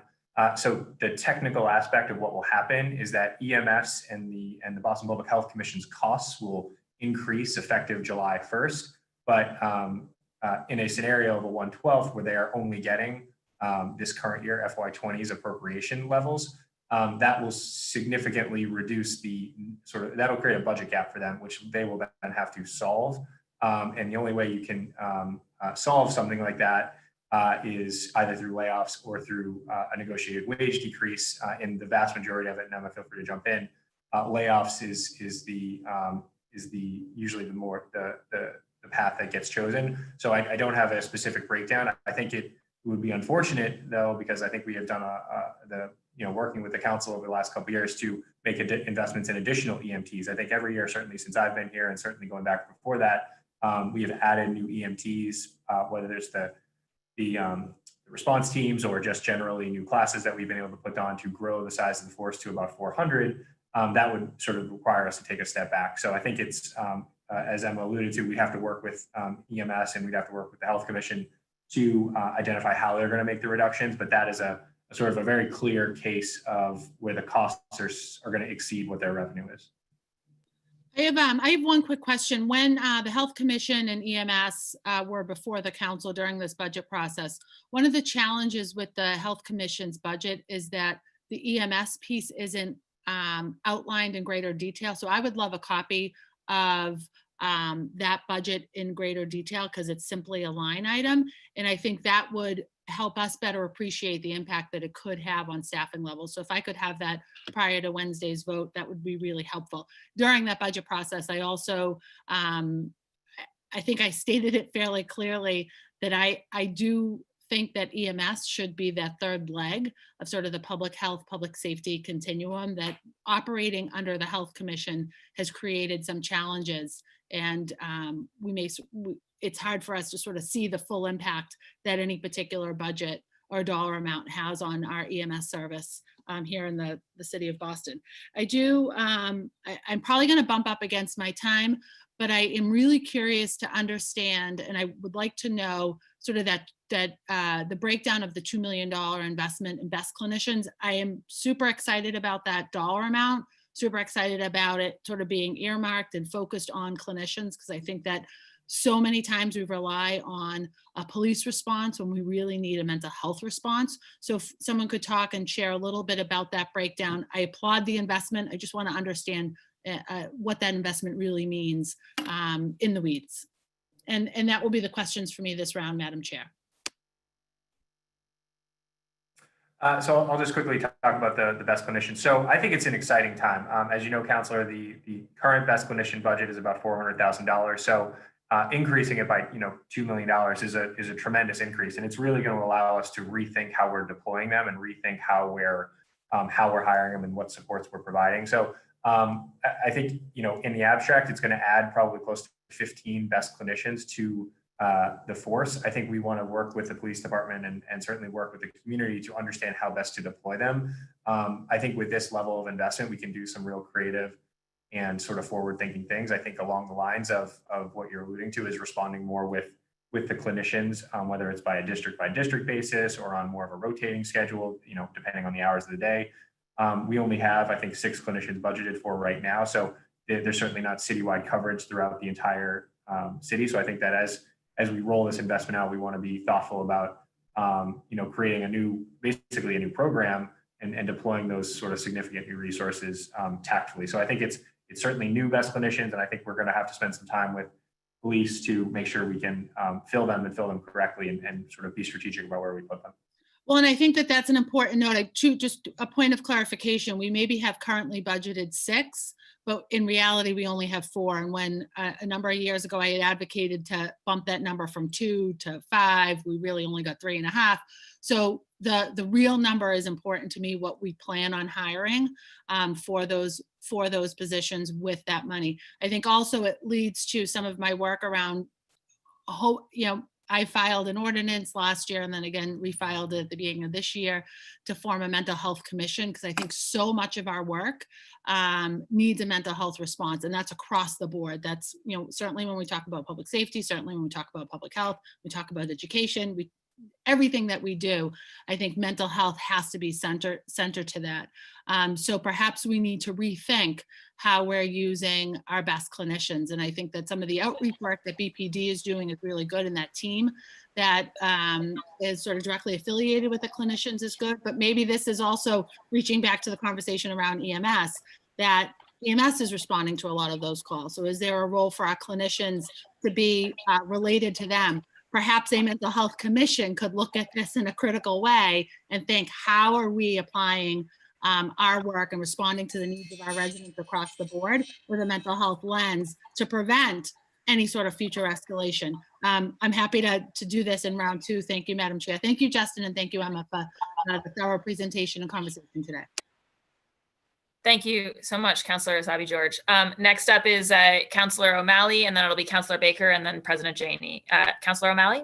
Thank you, Madam Chair. Thank you, Justin and Emma, for your thorough overview, and to my colleagues for your good questions, particularly Councillor Asabi George. I'm actually going to follow a lot of your line of thinking or questioning as it relates to the best team, the trauma team, and funding for EMS. Let me just, before I get into some specific sort of questions about the resubmission in particular departments, Justin, just some clarity on some of the slide decks. The first, where you talked about, there's a slide on state aid, FY21, recommended FY21, and then resubmission, where you had, I think it was a $9 million cut down those things. Every category decreased except the category other actually increased from $3 to $6 million. Can you just explain that, please? Yeah, it's a good question. So one of the funky things that that happened between 21, we wanted to be intellectually honest by saying we're going to go back to what we got in 20. One area that we actually got more money last year was an area called other category, and it's really some very small line items, mostly around school building authority. So the school building authority used to provide aid directly to the city as opposed to capital funding, and we've just basically been phasing it out over the last 25 years. So FY20 was the last payment that we received for that. So there was a decrease in the FY21 governor's budget, but when we went back and said we want to match what we got in FY20, that's why there was an increase there, but a decrease everywhere else. Great. No, it sounds like finding a $20 bill and an old pair of pants that you hadn't seen for a while. So that is indeed happy news. And then this figure actually I found pretty remarkable. The delay of our bond sale from the spring of 2020 to the fall of 2020 is going to save us $16.5 million. Mm-hmm. Yeah, so normally we issue a bond in the springtime every year. We've issued it every year that way for going back at least the last 10 or 15 years. And what that means is when we build our debt service appropriation for next year, it normally includes a interest payment, which is about a little bit more than $5 million, and then a principal payment, which is about $10 million in the first year. The benefit of delaying it from a budget point of view is that we push that initial payment from FY21 until FY22. Now, before I'll jump ahead to your probably next question, which is, wouldn't that create a balloon payment in 22 or 23? We have actually been talking about restructuring our debt issuance program going forward. We issue it every year, normally during budget season, and it doesn't get a ton of attention. And we think we could actually market it a little bit better if it sort of stands alone as its own time period and its own piece. So working with our Treasury Department, Drew Smith, we have been sort of actively already having that conversation about separating the budget and the bond issuance. So we will be permanently sort of moving the bond issuance into the fall, which will avoid any type of balloon debt payment in 22 or 23. Because it's still in the same calendar year? Yeah, so every year going forward, we'll issue it in the fall, which will push that payment permanently. I see. Okay. And then would there be any thought of delaying it even further, or would that then put us at risk of being on the hook for a balloon payment?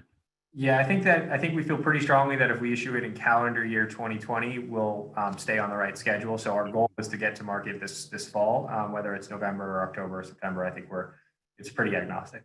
Okay, fair enough. The thing I would add to that is that, as Justin mentioned before, one of the reasons why there was really two benefits to delaying it. One is the savings associated with it, but two is that we didn't have to enter the market at a time where the market was relatively unstable and might have been unfavorable for us. So I think we will always be looking at the market to make sure that we are entering when at all possible, when it's good for the city to do so. That being said, we do need to make we do need to borrow at some point in order to continue to meet our capital obligations. We'll have to do it. We think this fall is as far as we can push it, but we'll keep an eye on it. More curious, it sounds like it was an innovative idea that's going to save the taxpayer money and still allow us to leverage our borrowing power. So I appreciate that. So obviously, this is my 10th budget. This is the first time I think we've come close to a real possibility of the budget not passing and going into a 1/12 budget. Obviously, I share a lot of the concerns that have been articulated, and particularly with some of the investments, particularly some of the more crucial and time-sensitive ones as it relates to EMS, as it relates to youth summer jobs, and other ballooned costs from last year, which could result in further layoffs. I think, I don't presume to speak for anyone other than myself, but I think there's obviously been concern about how we allocate funds for public safety and specifically policing in this city and every city. And I know the mayor's resubmitted budget had a 20% decrease in overtime. Several advocates have asked for that number to be increased to a higher number. And so I'm wondering if you can sort of explain what the rationale was getting to 20%, and if there's any limitations or sort of external forces that complicate a further reduction there. Sure, I'll start and then I'll let Justin jump in as well. I think the challenge on overtime is that certainly we agree with council, with external supporters that those costs could come down. And that's something I think from administration and finance perspective that has been a long held belief and something that we are certainly supportive of. And we think that there are a number of ways that the police department can do that through tighter management under existing obligations, existing contracts, and really make a significant dent in the ability for us to save overtime dollars and therefore allow it to be reprogrammed into direct services. I do think that there is a limitation on how far those management reforms or oversight will take us. And I think the overall fear about sort of going too far on that number and creating a number that is not achievable in this current fiscal year, the fear is that it then sort of, I think, lets us all off the hook in terms of our ability to achieve those savings. And if we don't achieve those savings, that creates a problem in FY21 in terms of a budget exposure, right?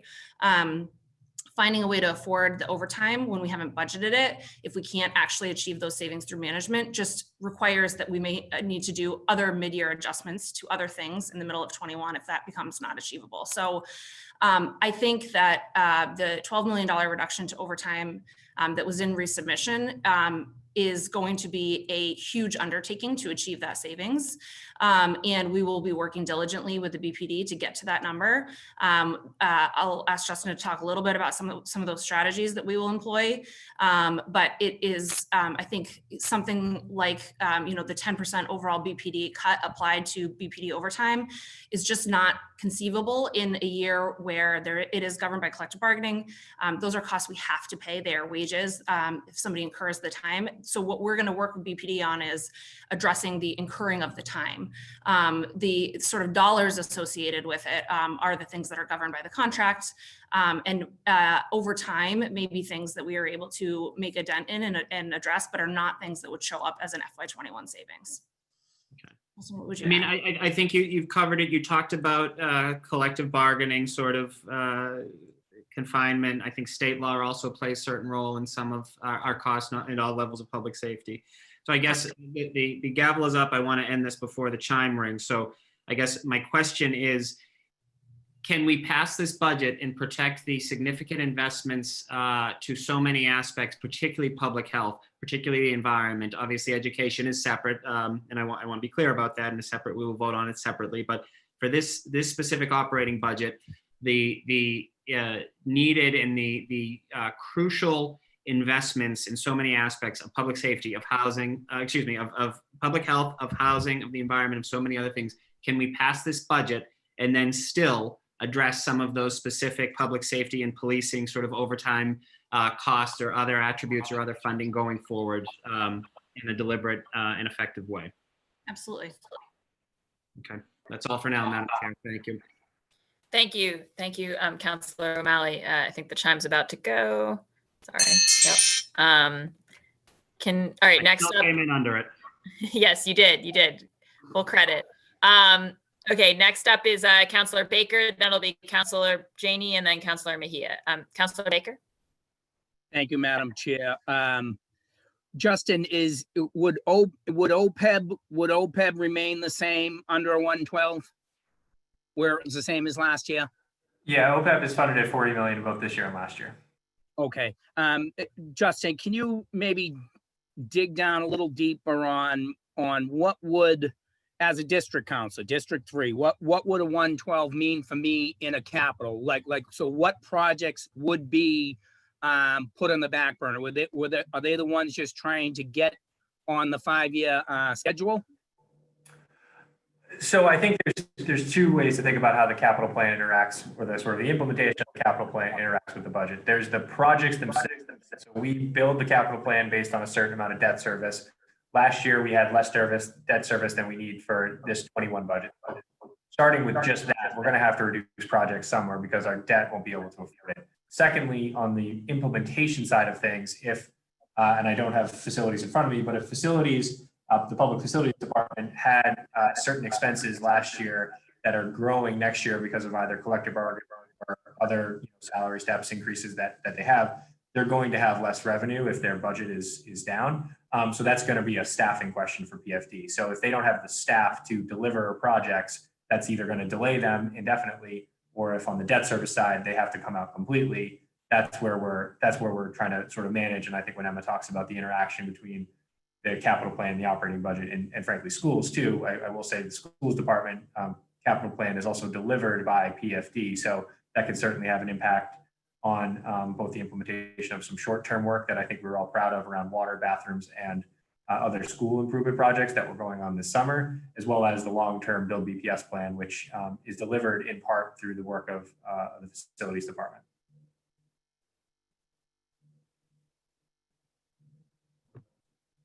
So the only projects that would really be safe are the ones that are already in progress through design, or so if something's in design through design ready to get started, is that project in jeopardy?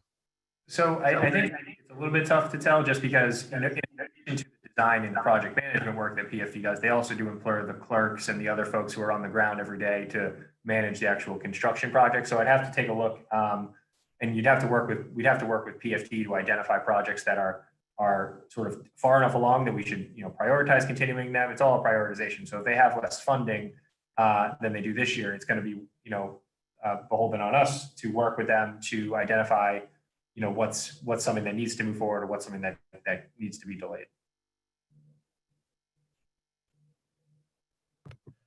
Okay, so you talked about the schools already. How even though the school budget is different, the overall pot of money that's coming in is changing. How does approving a school budget that's going to increase by 97 million? How does that not get it? We're trying to say it won't be affected, or people were trying to say it won't be affected by a 112 budget. That doesn't seem like a valid statement to me. I would think everything would be affected. Sure. It's two things in my mind, and I think Councilor Brock raised this question last week, and I think it's a good one, is if the budget is delayed and the state comes out with, say, a budget, their session ends at the end of July. So, there's a chance that I think there's a pretty good chance that they may have a new FY21 budget for next year. If that is done at the time and it contains some of the cuts that I think folks have alluded to, we will be forced to readjust the BPS budget accordingly, right? So we are funded partially by, big portion by the city, but then also a significant portion of our funding comes from state aid. So if we delayed the budget, we would be forced to, in the resubmission, in a further resubmission, I should say, further reduce the school budget, or we would have to reduce the school budget.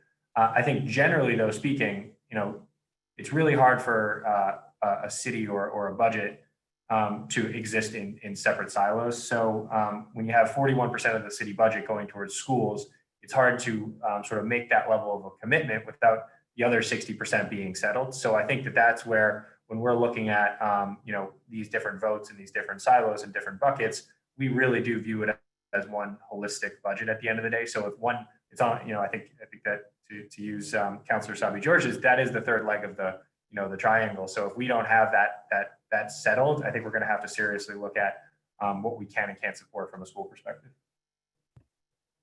Thank you. So D&D's investments go away, including the voucher program goes away. The investments in the first time home buyers program goes away. The youth jobs, a good portion of those go away under 112. Yeah, so absolutely on the investments. The youth jobs one is interesting because it's a great example of how the interaction between costs and revenue come into effect. There was a minimum wage increase this year that was partially funded in the youth jobs line item by about $850,000 in the FY21 budget. If we don't have that FY21 appropriation, that $850,000 goes away, which means we have less funding. We still have to pay the new minimum wage for the students, but we have less money to do so, which means we have to reduce the number of jobs. And also, like, getting into a 112, I would venture to say that if we think we're going to not pass this budget, and we think in a month we're gonna be able to pass it for whatever reason, and those funds are gonna come back, I think we're not being honest with ourselves here. If we go into a 112 now, it will be months before there's another budget that is passed. The economy gets worse, and I'm speaking on this as someone that was a 25-year city worker. 10 years ago, I'm coming up on my 10-year anniversary where the entire department was eliminated. In an economy that was not even less difficult than what we're getting ready to get into. So the talk around, maybe we can, like, if we don't fund this budget, we'll get together in a couple of weeks and it'll go through. It's not being real. We'll be on a 112 for probably 6 months, and the economy is going to get just worse. I think it's laughable that people are here talking about almost upset that city workers that are in jeopardy of losing their jobs. And I was one of those city workers. They're definitely in jeopardy of losing their jobs. For them to not call their city councilor. Now, these are people that live in Boston, that have a stake in Boston. I've gotten thousands of emails and calls in the past couple of months from people don't live in Boston, don't have an investment in Boston, and they want to weigh in on what we have to say. One last question to you, Madam Chair, have you whipped the votes? Where are we with the votes? Thank you, Councilor Baker. your time has elapsed, and I'm not Have you whipped the votes? so. Have you whipped the votes? Councilor Baker, I'm gonna go on to the next. So that's a no. All right. Next up is Councilor. Sorry, I don't have the list in the chat anymore. Next up is Councilor Janey, and then Councilor Mejia, and then Councilor Campbell. Councilor Janey. Thank you. Can you hear me? Okay. Yep, great. Yes. Okay, wonderful. Hi, everyone. So let me begin by thanking Justin and Emma, certainly you, Madam Chair, as well. This is my third budget as a counselor. Each year, I learn something new and certainly have a deeper appreciation for all of the work that you do. Certainly a deeper appreciation for all of the chiefs and department heads, the mayor's entire team. This is probably the biggest thing that any of us are going to do on the council, certainly for this year, this vote on the budget. And as a district counselor, there are a lot of things, a lot of investment in my district that I'm really happy to see, whether we're talking about schools, whether we're talking about capital projects, whether we're talking about the investment in parks and green space. Certainly am very appreciative for the investment, the deeper investment on education, the deeper investment around our housing crisis, the city rental voucher. All those things are great and certainly want to continue to support, advocated strongly for them. I do have certain questions and concerns about this budget, and just a lot of questions just around procedure. So I hear us going back and forth with, we have to vote, and we will vote in 2 days on the 24th. But if the budget is rejected and we end up with a 1/12, I'm really interested in what is in between, what's in the middle, and looking at different scenarios. What I think I understand from the conversation thus far, the education budget, we vote on that separately. And while it will be a separate vote and those investments will be protected, what I think I hear you saying, Justin, is that, all of the money is connected, all of the departments are connected, and that's certainly true. But the schools would be held harmless if the school budget was approved and the overall budget was rejected. That's what I just like a good yes or no on, please. Just trying to figure out which one of us was going to answer. So I think that the direct answer to your question, Madam President, is yes. I do think in a scenario of a 1/12 on the operating budget and a yes on the school's budget, that we may need to make a further proposal to council that might adjust those balances, but I don't know, right? I mean, okay, I can appreciate that. And I also appreciate the urgency around completing the city process prior to the state so that we don't get locked into lower numbers. So I certainly appreciate what I think I'm hearing loud and clear from all the chiefs who are calling me, and certainly from our budget hearings in this process, is that we don't want to get locked into what the state may do. But in my mind, there's still a few weeks between, the end of our process and what the state may do to make some adjustments. Would you say that's a fair statement? So I think in a scenario without an approved budget for July 1st, it is Justin and I's responsibility to execute on the available resources as approved or not by the city council. And so we would move into planning for those resources. Ultimately, I think that the hope would be that there would be an interim solution that would be the permanent 21 budget that came into place.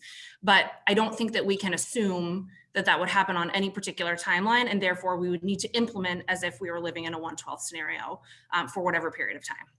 No, and I certainly appreciate that you would have to do the 1/12, but I would imagine, and this is my third budget, the prior 2 years it was passed, so we didn't have these kinds of questions.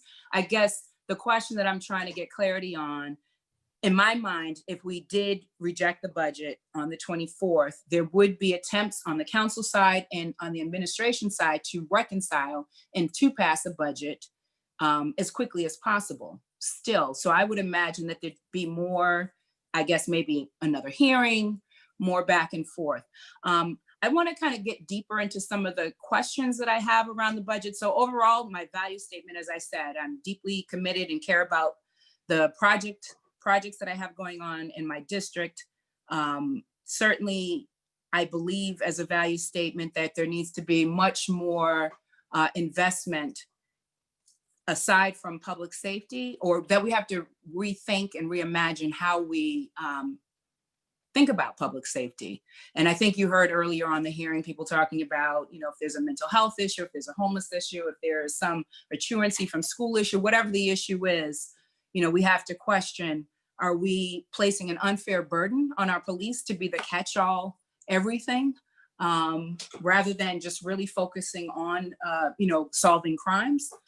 So one, that's an unfair burden. And I think what you're hearing is a real desire for us to reimagine and fund things differently through this budget. So on the police side of it, and I know there was a cut to the overtime, and I know there are limits in terms of collective bargaining and what the states say. So when I hear you say that the amount was already approved in the contract and was approved by the council, like I understand that. When you say there's an opportunity to change administratively, then I want to know what those types of changes you might be thinking of doing. So how do we, who gets, like, all the different ways that overtime is triggered? And I think the language in the contract is at replacement personnel. So if we looked at just that bucket, how much of the overtime is that versus all of these other things? For example, I know that if police officers go to court, you know, there's, by contract, there's a minimum set of hours that they are going to be compensated for that time, even if it was just a half. So there are all these different things that are in the contract. And certainly I think members of this body respect collective bargaining, but where are the opportunities to do something different? Sure. From your perspective. Yeah, so overall, I would say the opportunity to do something different in the interim without further amendments to a contract is around hours output overtime, right? Because the dollar amount and the sort of pay rate is set in the contract. And so certainly the areas that you've talked about, replacement overtime, so things like officers who are out injured, making sure that we are getting officers who are injured and able to return to work back to work in a timely manner, making sure that we are monitoring headcount just generally to make sure that there are not places where we are using too much replacement overtime where another strategy might work. Those are the types of things that are management issues that we can work with the city on to really get at the issue of hours. The longer term about what we pay for what that's dictated in the contract is through that future looking piece. Yeah, I heard the chime, and I just have a lot of questions just around the overtime, around the lawsuits, and how much money the city is spending to defend either bad behavior that we don't want to continue. So I have a lot of questions. I heard the chime. Madam Chair, will there be an opportunity for a second round? If there be an opportunity, I can certainly wait.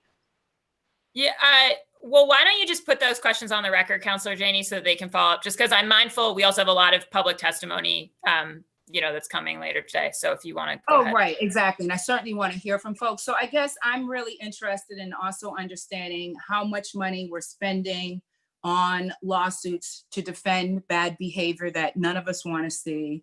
I really want to try to understand the opportunities to do something different. I heard you mention an amendment to the contract. I'd like to understand more how that could work, if there's still concern that the budget hasn't been cut enough in terms of overtime. Certainly, I don't think people are looking to lay folks off, but I think there is this opportunity to do something different. But it has to be, we don't want to keep nibbling around the edges. People don't want incremental change. We need big, bold, progressive, radical change. And here is an opportunity to do it. And so I think that is what my colleagues, as well as many folks in the advocacy world, want to see, while still protecting our schools and our parks and all of the great things in our city. So with that, I'll just leave it. I'm anxious to hear from the rest of my colleagues as well as the public. Thank you, Madam Chair. Thank you, President Janey. Next up is Councilor Mejia, and then Councilor Campbell, and then Councilor Arroyo. Councilor Mejia.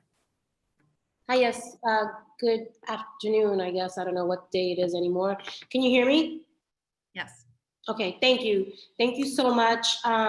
Before we dive into some of my questions, I think it's really important for us to recognize the privilege that we have to even be in this space. And this is my first budget, but I'm really confused about what a 1/12 budget is. And so are a lot of the people that I serve. So can we just, in the most simplest terms, explain to our people what is 1/12 budget? Thank you. That's a great question, Counselor.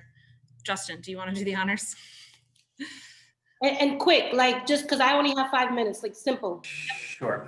It's basically last year's revenue with this year's costs. So you're basically taking everyone's budget from last year that the council approved, but unfortunately we're layering on top a different set of costs. So the example we've used before is collective bargaining. So if there is an agreement that went into place, and it has a raise for July 1st, the city is still responsible for paying that July 1st cost of the new wages, but we only have last year's revenue. So we have a budget gap within departments that we need to fill. And the only way to fill budget gaps without more spending authorization is spending reductions. So that's cuts to staff or personnel or other areas.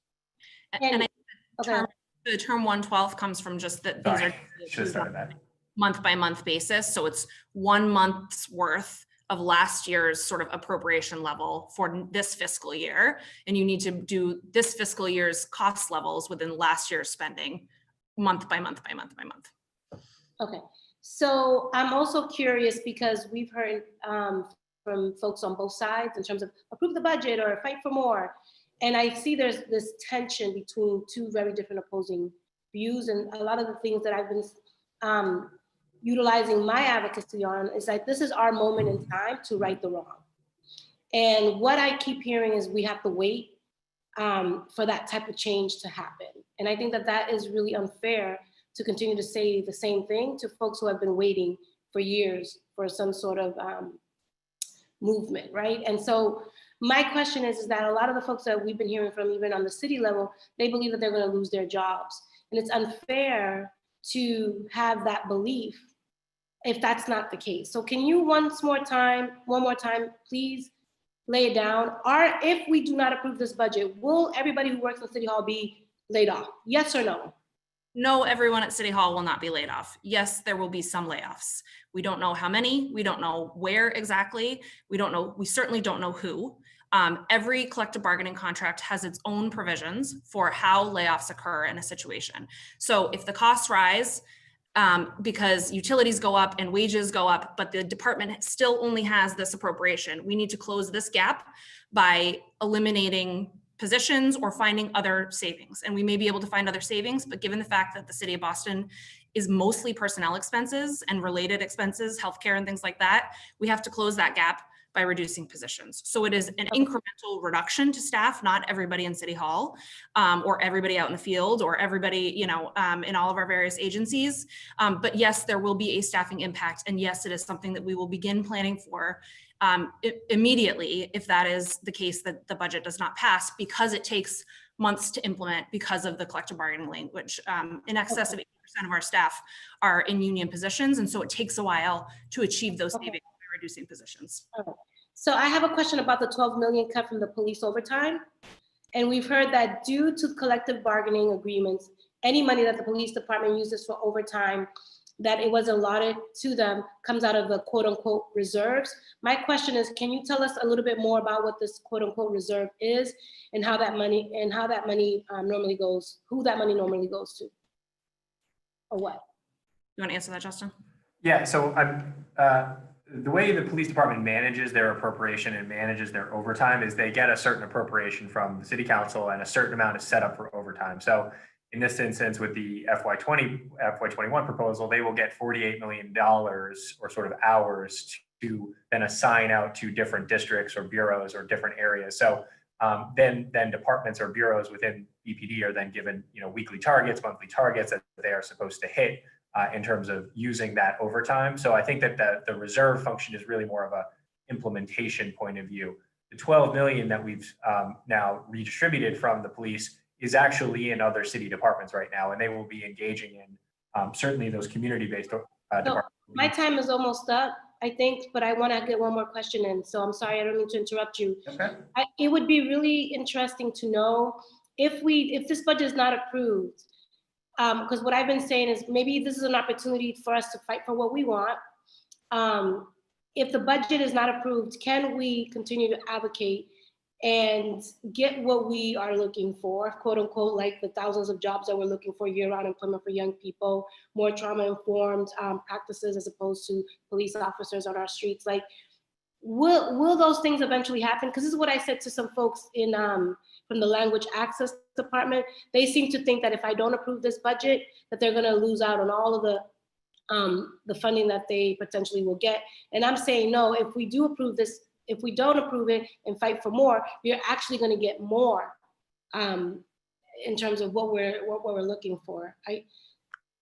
It's just so confusing, the messaging. It's like, it seems like the world is going to end if we don't, and I'm feeling like if we fight harder for what we want, then everyone is going to prosper as a result of it, is my concern and question. I would say two things to that. The first is that I understand that the ask that we've heard the most is that the reduction to BPD overtime be greater and that more resources be reallocated, which I think is your point about if you hang on a little bit longer, maybe there will be more resources. I think that administration and finance feels like at this point in a current fiscal year, FY21, based on the reforms that we will be able to implement, that making a more significant, this is a sizable reduction, a 20% reduction to BPD overtime, is not going to be achievable. And therefore, we will not be able to recommend that we can make the numbers of the budget balance by taking a further reduction to BPD that can't actually be actualized and reprogramming that into other services, because those numbers are not achievable and therefore we can't actually support the spending in other places. The other thing I will say is that while we certainly would work towards finding an approved budget council over the course of days or weeks or whatever it may be, we can't be assured that that would be successful. And I agree with Councilor Baker in that we don't know what the world is going to look like in a month from now or 2 months from now or 3 months from now, particularly in a COVID-19 reality. And so while I would hope that we would be able to quickly get back together and come up with a compromise, we need to continue to implement the budget that is before us, which would be last year's revenues mirrored onto this year's cost of doing business. And so I think that the reality is that we would need to move forward with reductions to service while we were having those conversations to see if we could get to an agreement. And hopefully that would happen very quickly and we wouldn't have to do those things. We may need to do those in the interim. So I don't know how to answer your question with certainty about whether ultimately it could lead to more resources, but I think from our perspective, we've tried to find the way to get most resources out in a way that is achievable in this budget year. And we won't be able to do that in a 112 scenario until we have a final budget in hand, and we don't know when that would be. Right. Thank you. Thank you so much. Thank you, Councilor Mejia. Councilor Campbell, and then Councilor Arroyo, and then myself. Councilor Campbell? Councilor Campbell, you're still muted. There we go. Can you, thank you, Councilor Bach.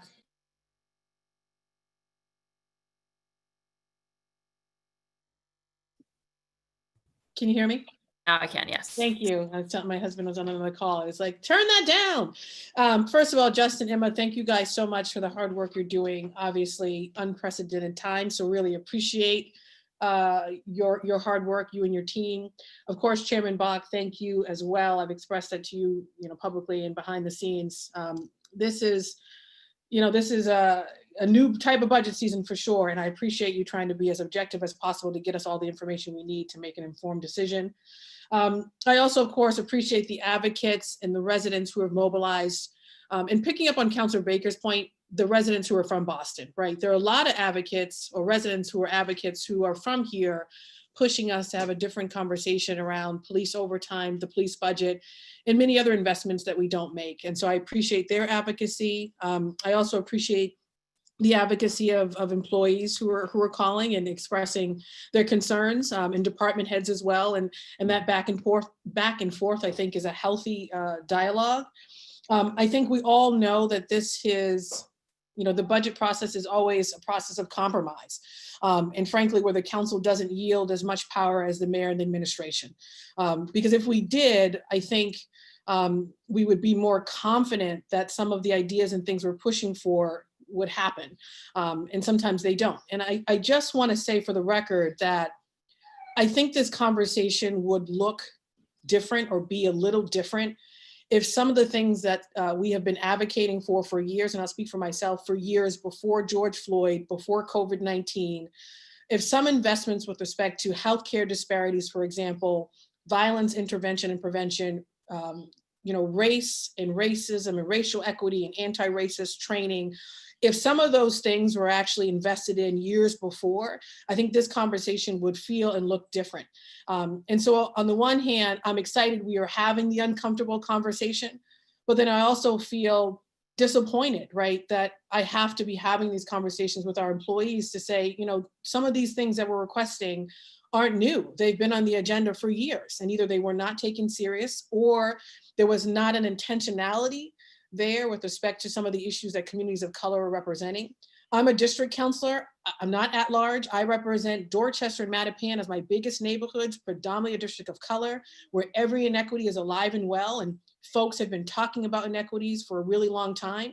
And so now, they feel like this is the moment, this is the time to think differently and to reimagine many of these systems. So I know that then creates a really interesting conversation for us to have right now as we try to put forth a budget to address immediate concerns related to COVID-19, immediate concerns with respect to where this economy is going to go.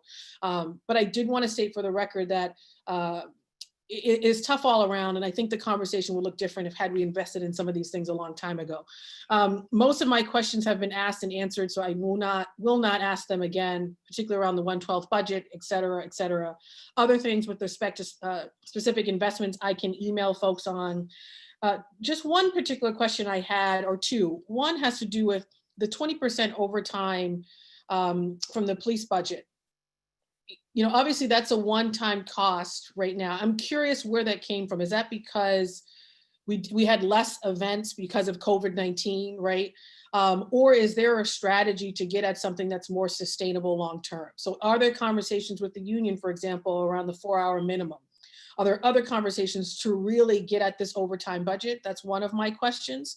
And then the second immediate question, I think it was $1.5 million for the violence prevention work. Can you pull that apart? What is that? What does that look like? And if time allows, I may have a couple more questions. Thank you, Counselor.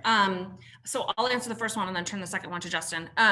So the question on one-time savings and overtime versus ongoing, the number really came from, I think, historic work that's been done in past recessions to bring down overtime, and what was achievable then and what could be sort of updated for what might be achievable now. I think the $12 million is a stretch from those baselines, but I think we feel like it is something that is worth pursuing.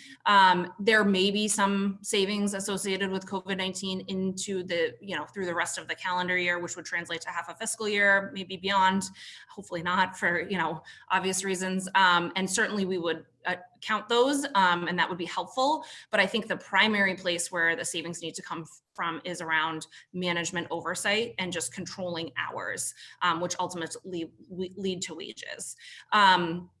And that is around, how many officers are out injured and therefore need to be replaced on overtime, just sort of general staffing controls and central management, both within sort of the command staff at BPD and BPD administration overall. There was another point. Oh, on your questions about collective bargaining. So those types of questions are main table bargaining issues. All of our police contracts come up at the end of this month, actually. And so those conversations would be part of the bargaining process. If they were the conversations, when they occur, they would occur through main table bargaining. Does the mayor have a position on that 4-hour minimum? So I believe that has been in prior negotiation rounds. I would have to confirm that. That's just based on my memory, but I will confirm that. And then the other question was just on the youth violence or the violence piece, the 1.5 billion. Yeah, absolutely, Counselor. So it's a host of investments in a bunch of different departments. I'm going to quickly tick through them, but I'm more than happy to follow up with the exact numbers so you don't have to write them down. So it's about $150,000 worth of investments in the Office of Public Safety and the Office of Returning Citizens. I should say this is a sort of a follow-up to a lot of work that happened over the past year through Chief Martinez, working across all of the different departments to really come up with a strategy around summer youth violence and violence in the city. And what came out of it was a list of investments in a whole bunch of different departments that I'll quickly tick through. So I mentioned the Office of Public Safety and Returning Citizens. Obviously, the violence intervention grants are a big part of it, and that was doubling the program to $1 million. At BCYF, we have obviously redone the SOAR program, and that would be another $100,000 investment in that program. At YEE, we have a specific employment opportunity investment for gang-involved youth. Within the police department, investment in community engagement. And then finally, at the bottom, already in the resubmission, in the recommended budget, there was about another $350,000 for additional violence prevention capacity building, as well as training for different groups to get out there in the community. So I think all told, throughout all those different investments was a sort of a comprehensive $1.5 million investment, and we'll certainly follow up with the exact dollar amounts. No, I appreciate that. And my last question, and this, the chair can ask this later on, but I think it's one that everyone ought to ask, which is, you know, we often throw around the word equity and applying things through an equity lens, budgeting through an equity lens. I would love to hear from you guys how your process of creating this budget actually applied the equity lens, and what level of intentionality went towards the development of this budget through an equity lens. That's it. Thank you, Chairman Bach. Thank you, Councillor Campbell. Yeah, and I might circle back to that in my questions. Let me just go next to Councillor Arroyo. Councillor Arroyo? Thank you. And like it sounds like other folks, I too was lobbied, and I just want to know, did the city reach out to personnel, the administration in any way and tell them to lobby city councilors because they were going to have layoffs? Did that happen?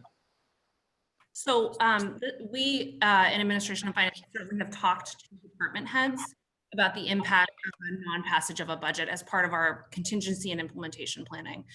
So yes, we have had conversations with department heads about the specific investments in their departments and what it means to have a 1/12. As Justin mentioned earlier, we haven't had a 1/12 since the 80s, I think. And so part of this process for us is understanding and sort of dredging out that information about what it means and what it looks like and how we need to start planning, given that July 1 is right around the corner. And so did that include telling department heads to have their personnel reach out to city councilors for fear of layoffs? So we did talk to department heads about what the possible impacts might be, including layoffs. But I heard that part. But did one of the steps that came out of that was reach out to the city councilors and express that you were going to get laid off or that you could get laid off? Was that part of that? No. Okay. And then as we go into the budget, your initial budget, we rejected that June 10th, right?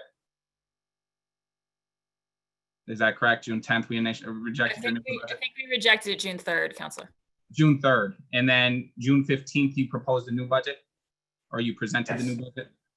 And so technically, if we rejected this budget, you'd be within your power to propose a new budget within the same time frame. Technically, at that point, the ball's in your court. You could put forward a budget when it's ready. Certainly the ball is in our court. I think that's fair to say. I will say the resubmitted budget is something that we work on all alongside the council process. So we participate in the hearings, we listen to the hearings, we engage with councilors and residents. So I don't think it's fair to say that the resubmitted budget was created between the time that council rejected it and the time that that ultimately we resubmitted. That's a process that we're sort of listening and paying attention to priorities and things that people have raised. So I don't know that would be a similar timeline that we would be able to achieve. I think, like I said, we haven't done this in a couple decades, so we would need to figure that out. Okay. The only thing I would add is that the new fiscal year does start. The only thing I would add is that the new fiscal year does start next Wednesday. So we would need to immediately begin implementation because we have a fiduciary responsibility to have a balanced budget. So, and that starts on July 1. So the budget resubmission sort of would be in tandem with the types of reduction that we've been talking about today. Okay, and so since if the budget had to be resubmitted, I'm hearing that you need to know at some level where and what we would want money being redirected to or reallocated from. And so let's kind of make that very clear. Police overtime right now is $48 million in this budget and this new reallocated budget. Yes. Okay, and the Human Rights Commission is $500,700 in this budget. That sounds about right. Yep. So the BPD OT budget is 95.8 times larger than that. Oh, it's much, from a percentage basis, it would be in the tens of thousands would be the percentage increase, but it is a larger budget, yes. And then inspectional services in this budget is 20.9 million. That is 20.9 million. Yep. Neighborhood services is 4.1 million.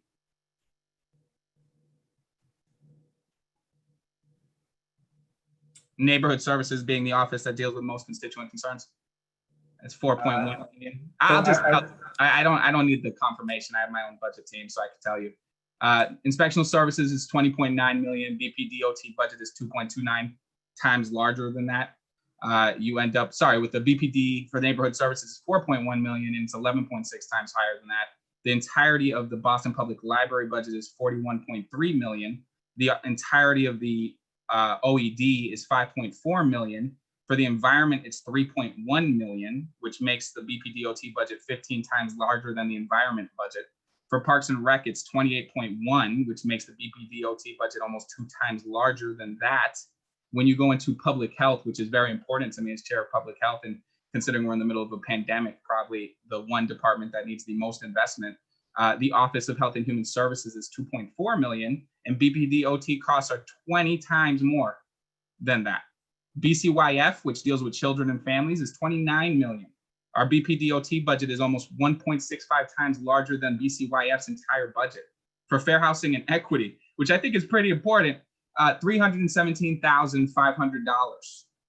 That would make our OT budget almost 151 times larger than fair housing and equity. For Age Strong, it's 4.4 million, which makes our BPD OT budget almost 10 times larger than Age Strong, which deals with our seniors. For the Office of Immigrant Advancement, it's 1.1 million, which makes the BPD OT budget almost 42 times larger than that.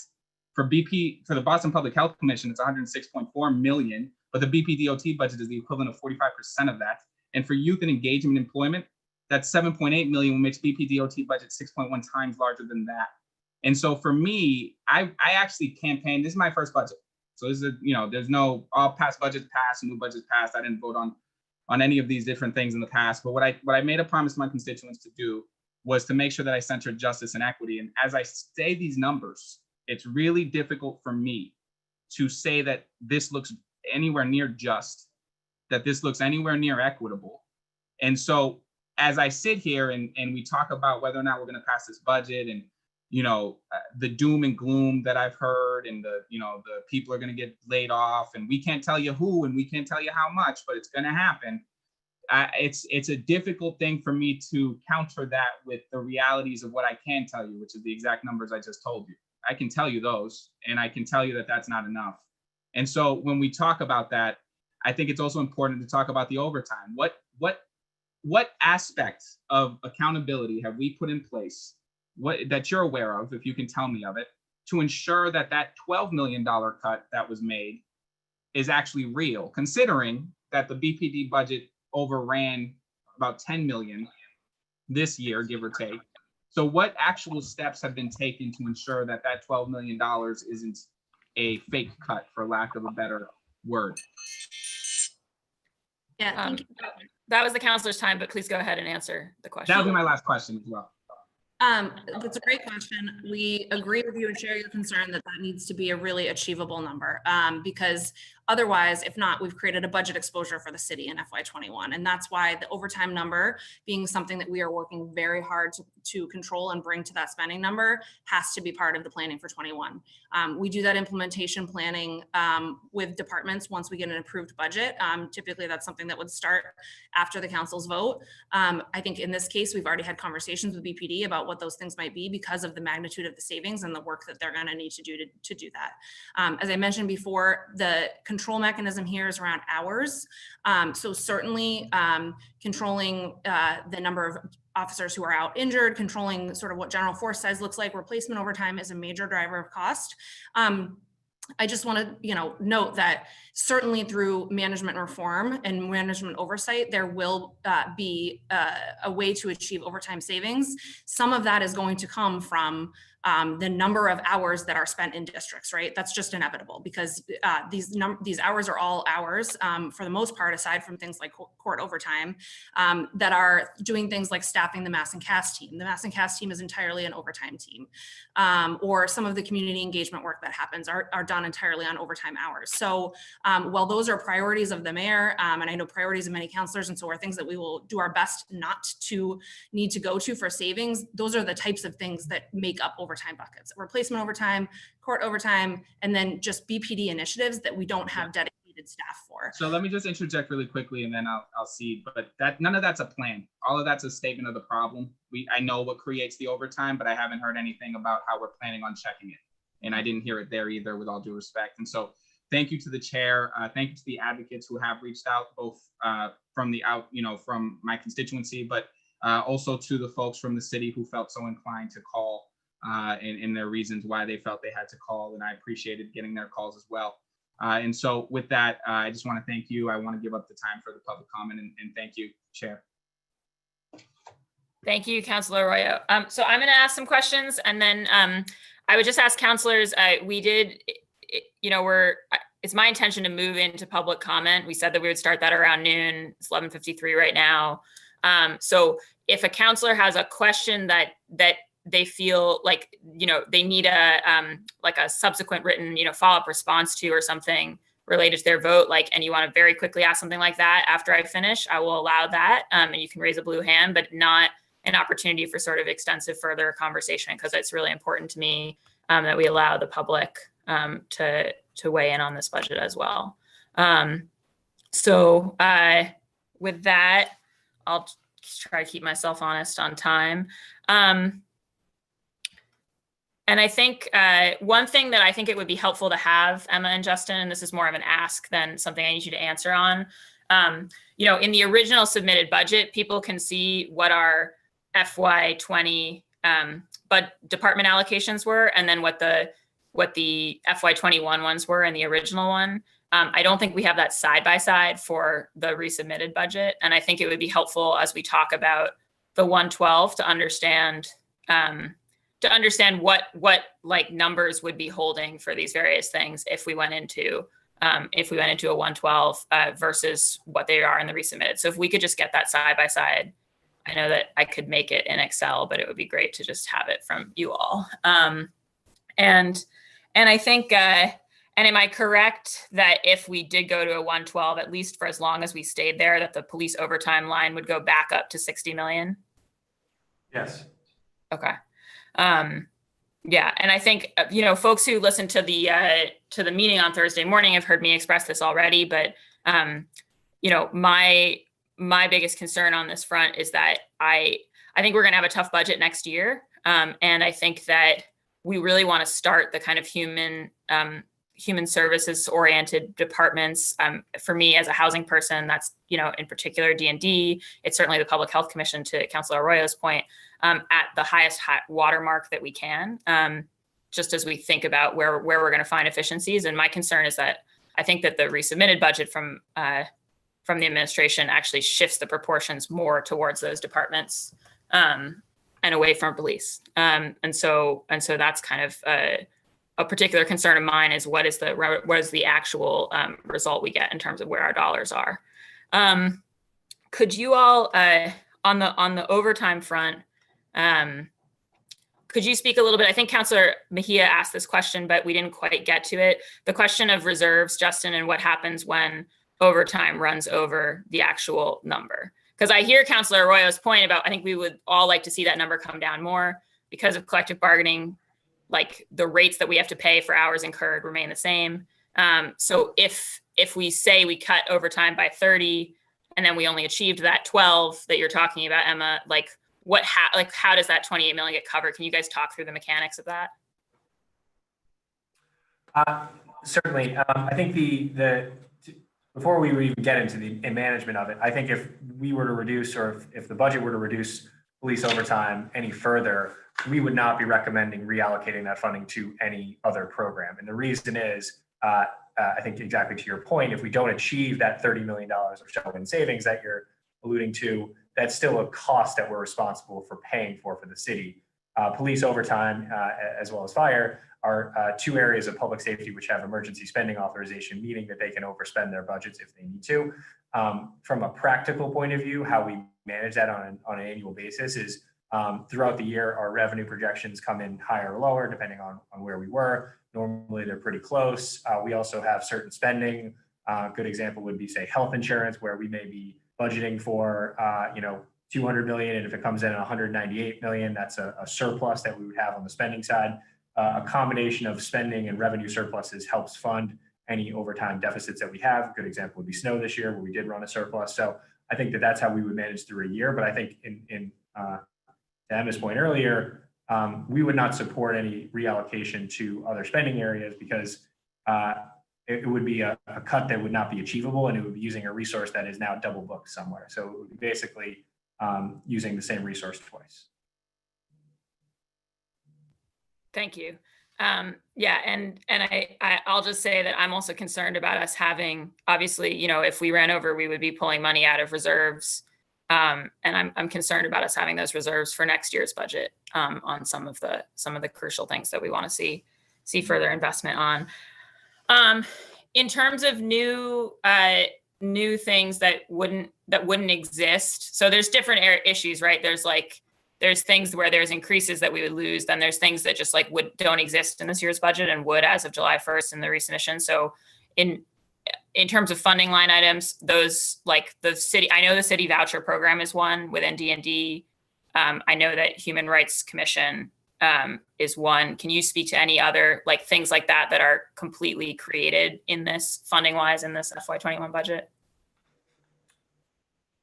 Sure. Most of the investments we've talked about, so everything, all the new positions in parks, all the new positions in the environment, all the new positions in the library, those would go away.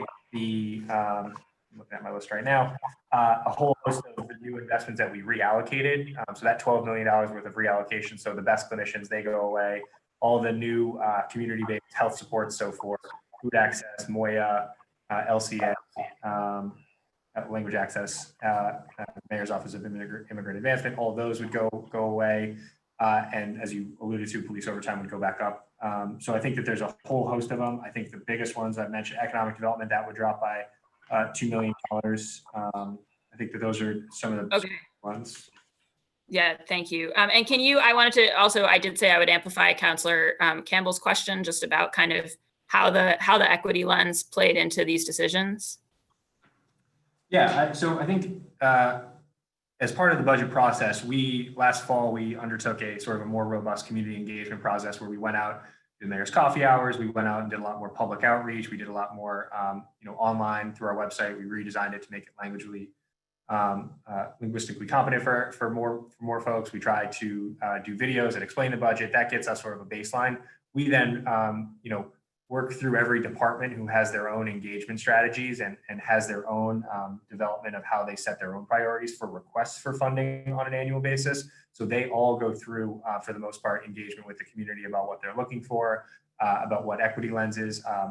Great example would be the Public Works Department, who has the equity streets analysis for how they redo sidewalks. So all of the sort of individualized equity and analysis work goes through the departments and then ultimately to us as we make recommendations. The second part, the sort of the reallocation and how that decision was made was really a function of listening to the council, frankly, and a lot of the issues that were raised over the last couple of weeks, whether it's age strong or language access or the best clinicians or racism as a public health emergency.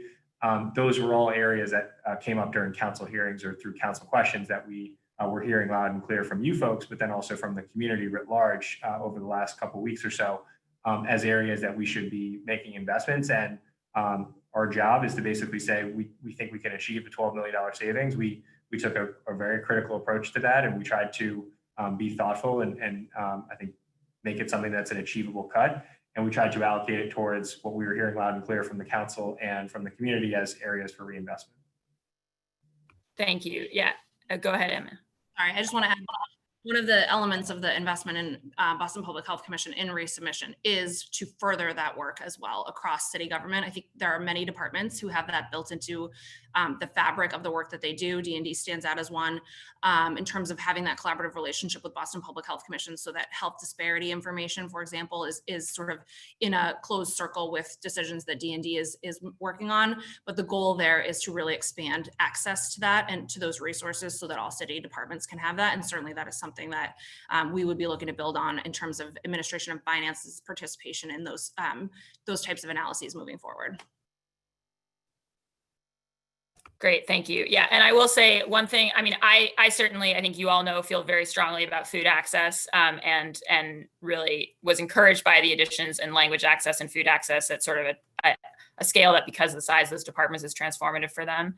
I did have some good conversations over the weekend. One of the things that I have heard both from counselors and from community folks is, we don't just want money. We want to make sure that that's money that's going to go in fruitful directions that are like partly like community determined and really like serve the needs. And one thing I was encouraged by talking to both Catalina from Food Access and Yusufi from Immigrant Advancement this weekend was the fact that they like had a proactive plan to work with stakeholders on how to program that money. So I was actually kind of relieved to know that it wasn't all kind of already set by an internal administrative plan, because I think we really need it, but we need to there needs to be a joint process around how to do that. So I appreciated that. Yeah, I think that those are my main questions. I definitely would love that departmental comparison. And I think to whatever extent, maybe a shorthand way of getting at some of what Councilor Wu was asking for is like, if you guys do have just some kind of, I don't know what you might have in terms of like what the fixed costs for different departments going up are.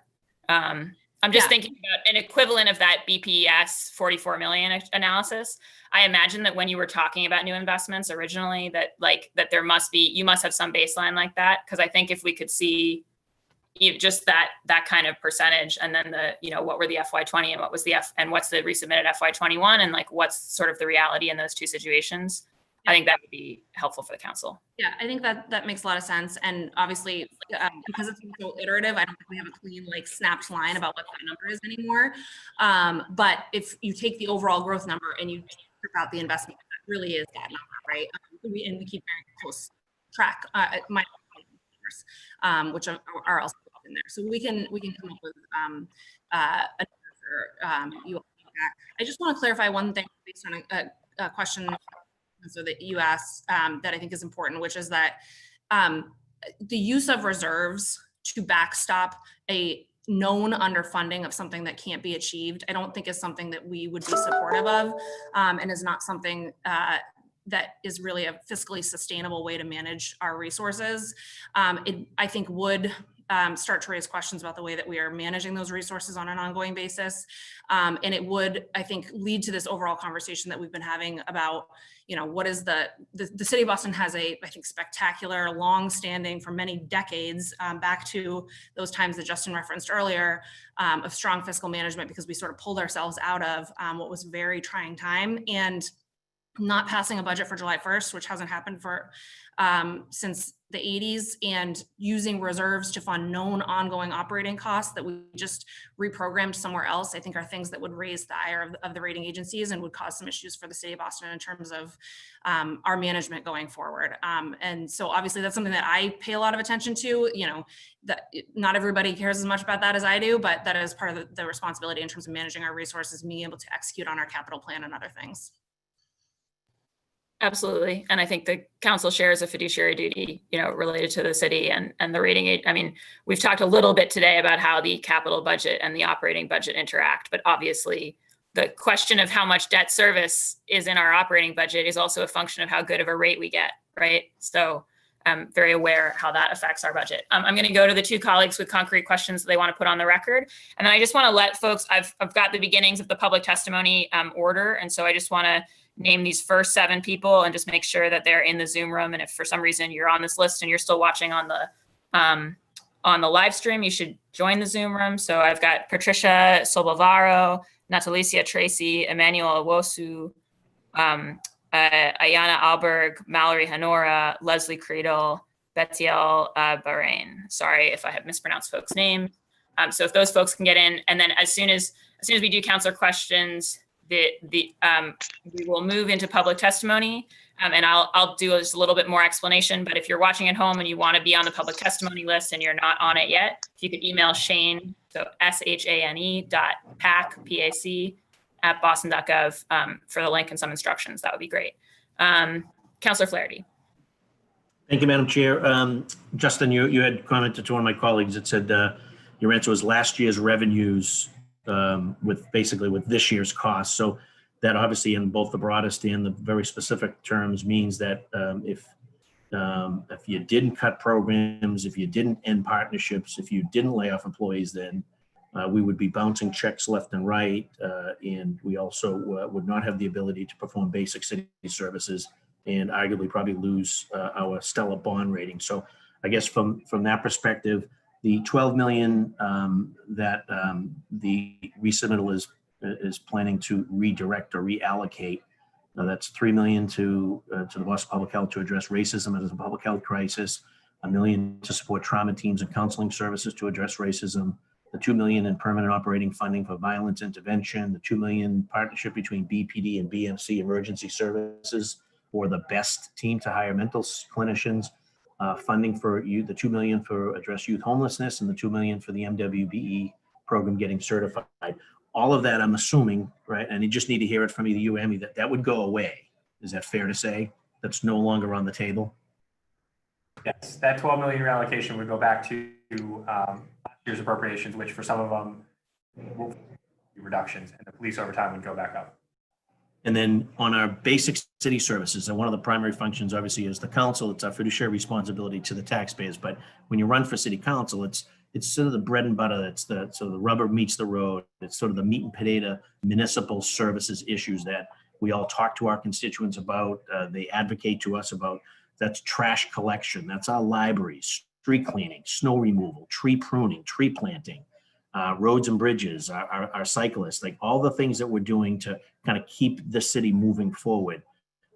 If we're putting new proposals together, if we're creating new partnerships, if we've identified new areas that need investment, and we're partnering with civic associations and community groups to address the needs in those respective communities, if we're using last year's revenue with this year's cost, very much like if we're trying to balance our own household checkbooks, if you don't have the revenue and the money coming in, you can't expend on the other side. That's a fair statement with respect to basic city services, correct? Yeah, that's correct. So we'd have to do less. Councilor Flaherty, I am trying to keep this to sort of short questions if possible. So Justin, that's a fair question on basic city services, correct? Yep, great example would be if, as investments in the library, as new custodial positions, especially around, with reopening libraries, especially with COVID-19, if those positions are not in there, I think we have some serious concerns about opening libraries, even in some reduced fashion going forward. Very good. And thank you very much. Thank you, Madam Chair. Thank you, Councilor Flaherty. Councilor Edwards.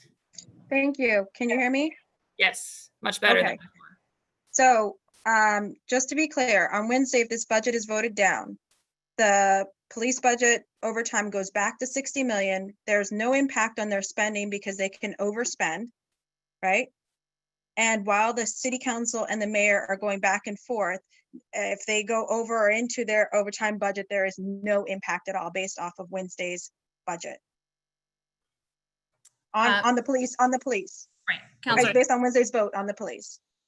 The Boston Police Department and the Boston Fire Department have, I think, dating back to the charter, the ability to overspend for emergency purposes. Okay, all right then. And so just to be, and I just wanted, and this is the last thing, Councillor Bach, just to be clear about my questions around folks writing me, never do I question whether I should be written to or asked about what I'm going to do.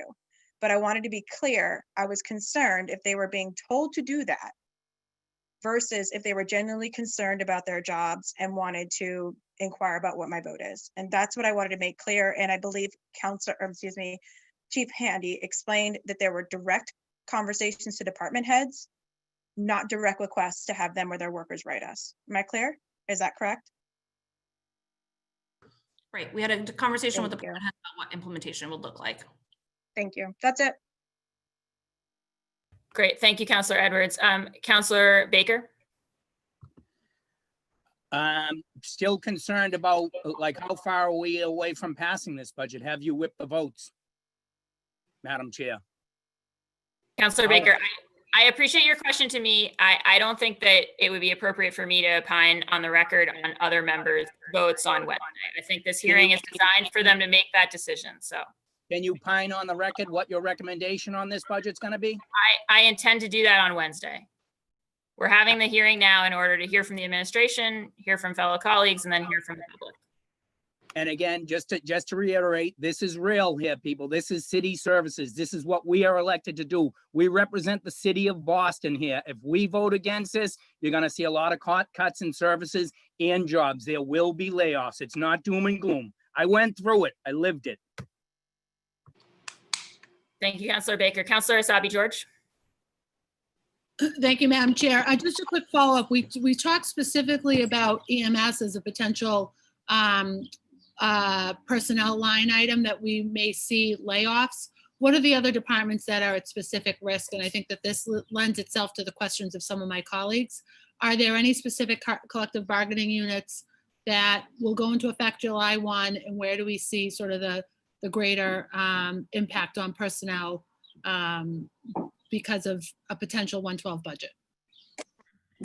All of our collective bargaining agreements in the near future have wage increases. And so we'll have that cost inflation associated with wages that then wouldn't be supported by a budget number. So I think it really depends on the department and the type of positions that are in the department.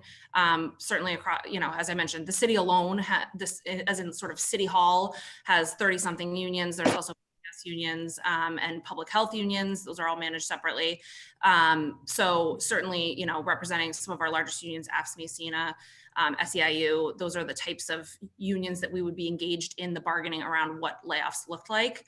But because of this budget, sorry, I'm going to cut you off, but just because I know we want to get to public testimony, because of this budget and the specific increases to the Health Commission's bottom line, that's why we're seeing a particular risk with EMS. For this conversation, or was that just an example? That's the baseline, right? Their wages are going to go up and they're not going to get more money to pay for it. So that was really across every department. That is going to be that scenario because we are, as I mentioned, over 80% union employees. Those realities exist everywhere in the city.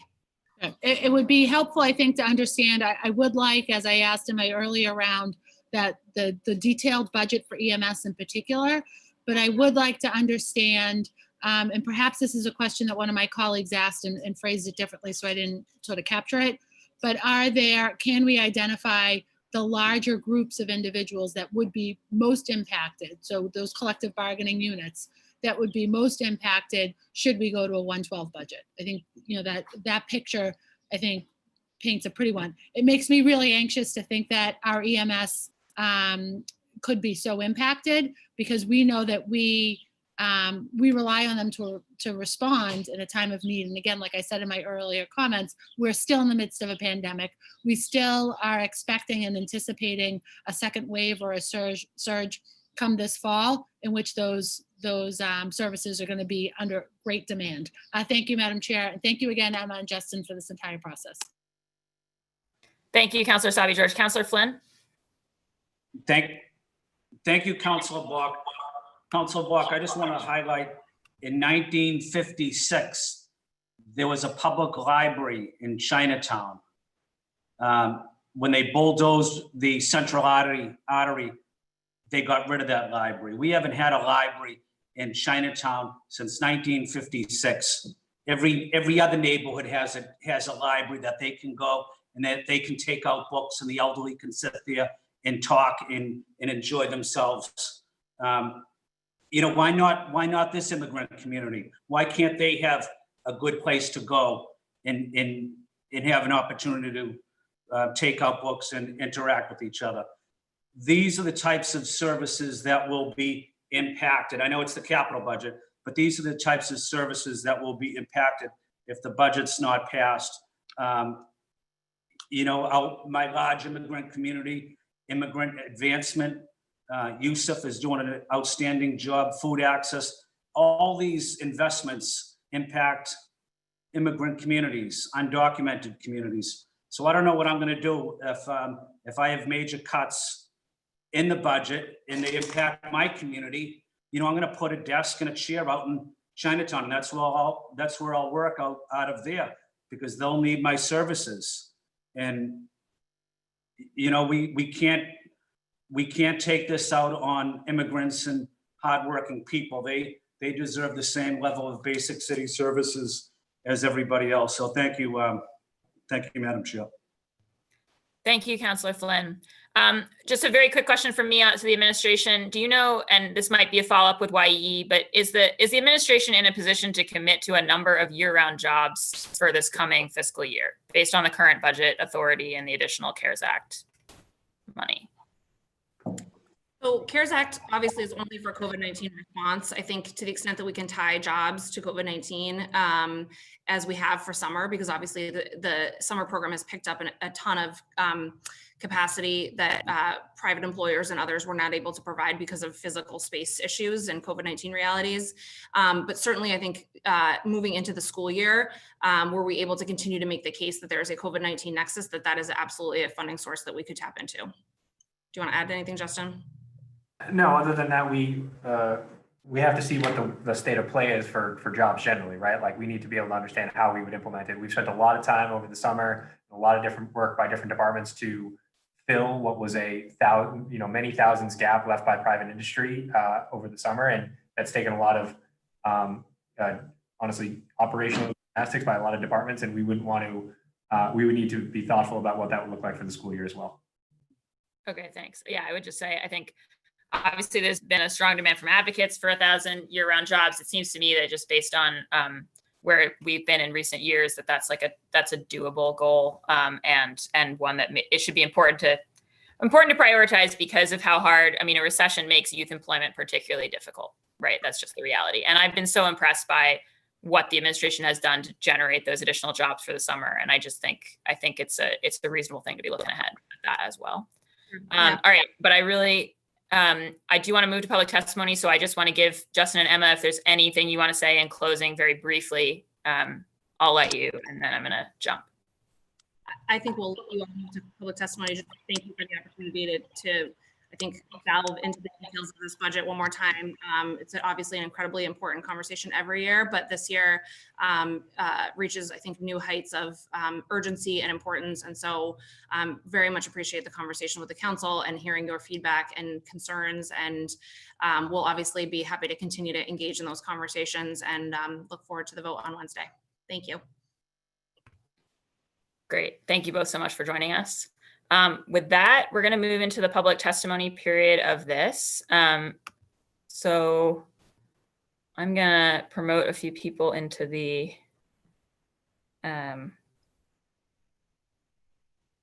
one second.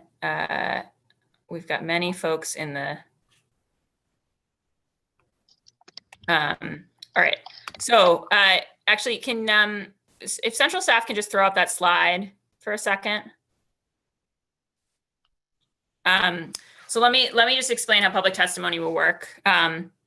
So first of all, we do have a limit on how many people can be on this Zoom. So that means that I ask folks who are not testifying today to watch at this link, boston.gov/city-council-tv, and not through the Zoom room. And also that once people finish testifying, we'll ask them to leave the Zoom room, again, just to preserve capacity.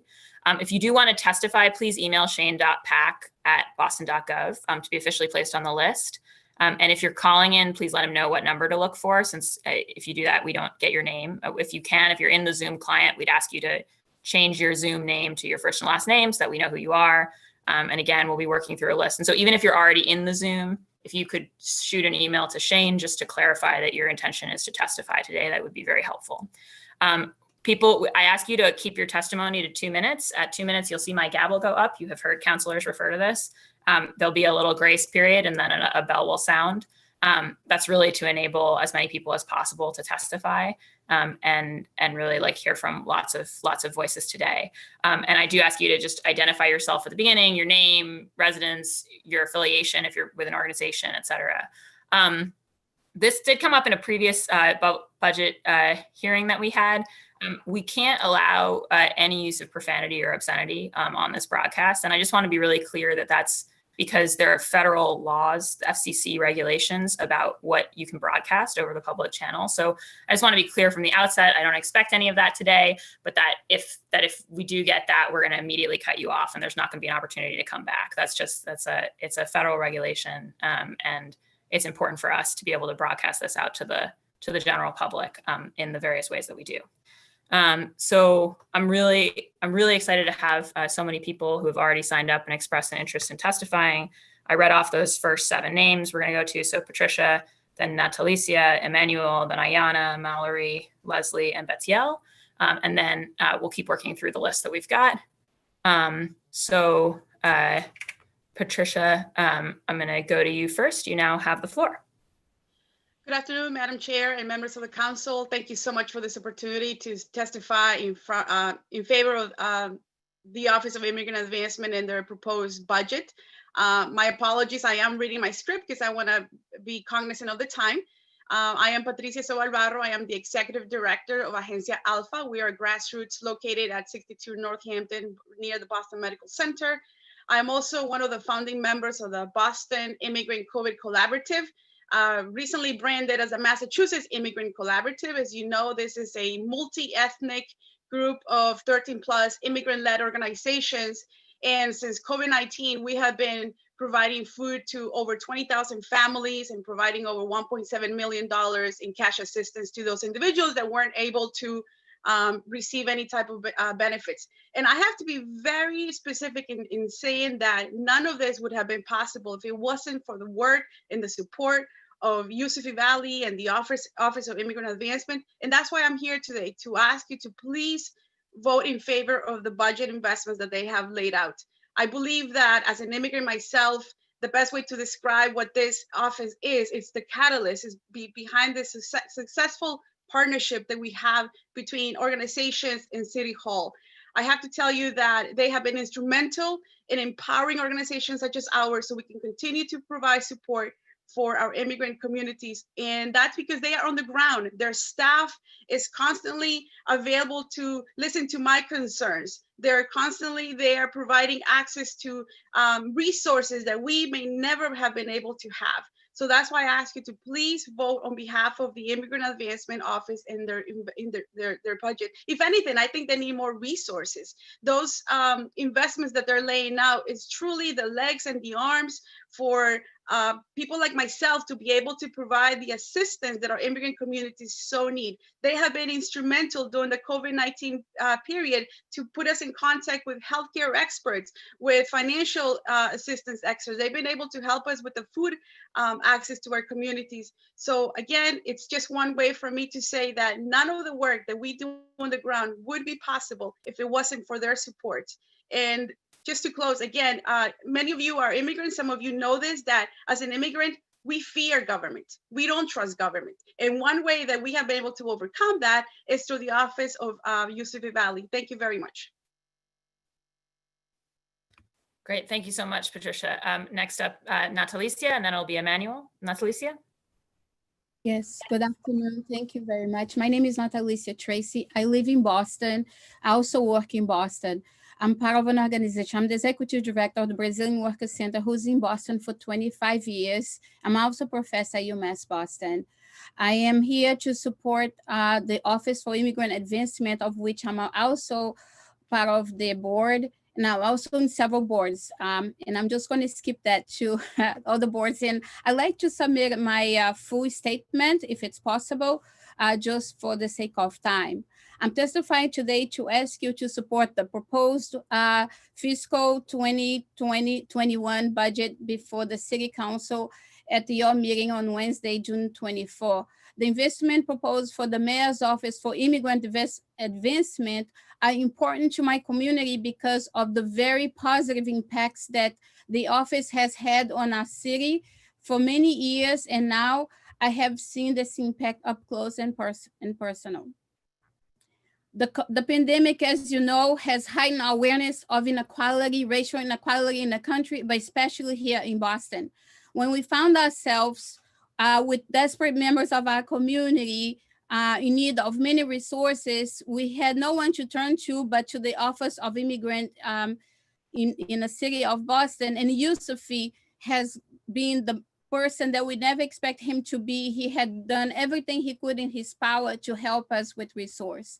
I am part of the collaborative that Patricia has spoke about, and I'm not going to go over all, but the main thing I want to say is that the current crisis has left many of our community suddenly unemployed, without any income, hungry, and increasingly with food insecure, and in danger of homelessness. When we found our community in need of emergency resources, we approached the City of Boston, and the Mayor's Office of Immigrant Advancement came through for us in every way. The mayor worked hard to find us resources for food, for emergency money, for medicine, for prescriptions, for really important resources that we had no other place to find, emergency relief.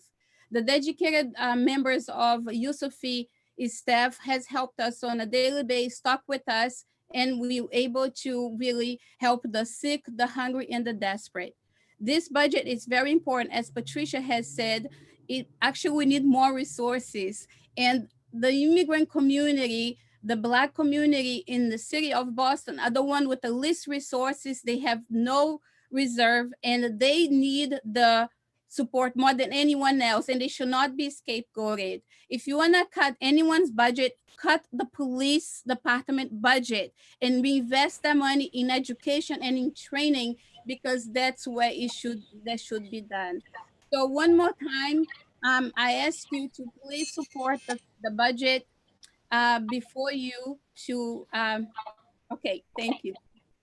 Thank you so much, Natalicia. All right, next up is Emmanuel, and then for the staff, just I know we've got slides with Ayana, so if you can get those queued up, ready to go, that'd be great. Emmanuel, you have the floor. Thank you, Madam Chairman, and thank you, Council, for giving me the opportunity to testify. Today, I'm testifying to support the budget for the Mayor's Office for Immigrant Advancement, and I believe there's a proposed investment of 1.1. This proposal will help this office to increase their current staff members of 5 to 9, and this is very important to us. I serve as Executive Director for African Bridge Network. We are an organization that serves African immigrants in the city, as well as skilled immigrants coming into our city. I work with this office closely. We run orientation workshops for skilled immigrants that provide a guide for skilled immigrants coming in, how they build their career so that they can build a living for themselves and right incomes, which translate into the city taxes that we get here as a city. I have worked with the staff of this office. They will come to the workshop and talk about all the resources that is available to the city. To me, it's a first-hand invitation to skilled immigrants to City Hall, saying, I work at City Hall, come in and we are ready to support you. And after every workshop, the rating from the presentation of this office is always high. So they serve as the gateway to the skilled immigrants coming into the city. And then moreover, during the COVID, they run series of workshops talking to us about the various resources available to the state. That is how we get to know what was even available in the first place, that we could bring it to our community. Because of their effort, we've able to distribute 2,000 cloth masks to the African immigrants in the city of Boston. On top of that, we've just secured a grant from the Resiliency Fund to support food security issues that is going on right now in our community. So this office, this access to the resources to the African community is unprecedented. It has never happened, and it's happening now because of the Office of Immigrant Advancement, because of the work the staff do. And they're able to do it because now there's capacity. And here I'm saying, let's continue to support them to do that, the work that they are doing. So thank you for listening to my testimony. Please vote yes to support the 2021 budget that is coming up on Wednesday. Thank you, Madam Chairman. Thank you, Emmanuel. Okay, next we're going to Ayana, and we'll take Ayana, and then it'll be Leslie, and then Betiel. Can we put up some slides for these folks?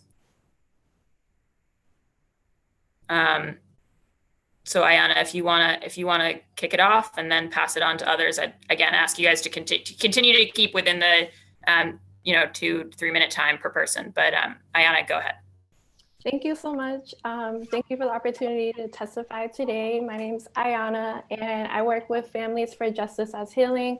We're working to end the incarceration of women and girls here in Massachusetts, and I'm also co-director of Sisters Unchained. I work closely with daughters with incarcerated parents, and I just want to flag that Mallory will not be testifying today, so Leslie will follow and just pick up after me, so you can show the slides for her.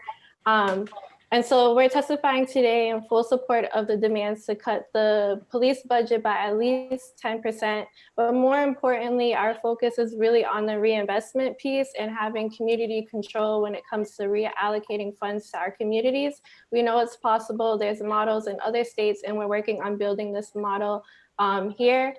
So we're asking the city of Boston to establish a $41.4 million community fund to be distributed through a community-led participatory budgeting process. And if we go to the next slide, so what does funding communities look like? We really believe that the city can choose to reinforce racist police practices by investing in the Boston Police Department budget, or the city can choose to invest in community. We know that police are the first contact women and girls have with the criminal legal system. We heard about the nature of these targeted interactions towards Black women throughout our entire listening tour. We're in a key moment right now to defund racism, address structural racism, income inequality, and the economic devastation that generations of disproportionate policing and incarceration have caused in Black in our communities. So if you go to the next slide, Families for Justice as Healing, we've led a listening tour, as I've shared with you all plenty of times, here in most incarcerated neighborhoods in Massachusetts. And from our listening tour, we created a people's budgeting process led by formerly incarcerated women and women with incarcerated loved ones to create a city and state investment plan. And we came out with the first iteration, which is on our website. If you go to justiceashealing.org/peoples-budget-3, it's very extensive, and we're gonna just share a little bit about that today. But just to say that we have the solutions to really fund Black and Brown communities and defund systems of harm, violence, and punishment that continue to fail us and don't lead us on a path of thriving communities. The next slide, you'll see what do thriving communities look like. We've asked this question to our listening tour sisters, as well as to women with incarcerated loved ones. A thriving community is where everyone has what they need. A thriving community has abundant educational and financial opportunities. A thriving community is where everyone feels safe, connected. Everyone is treated equitably, respectfully, and without judgment. I see the gavel, so I will just say You know, we're shifting away from a punishment approach as the first and only response to the needs of our communities. You know, this is what reimagining communities really looks like to us, you know, investing in dignified housing.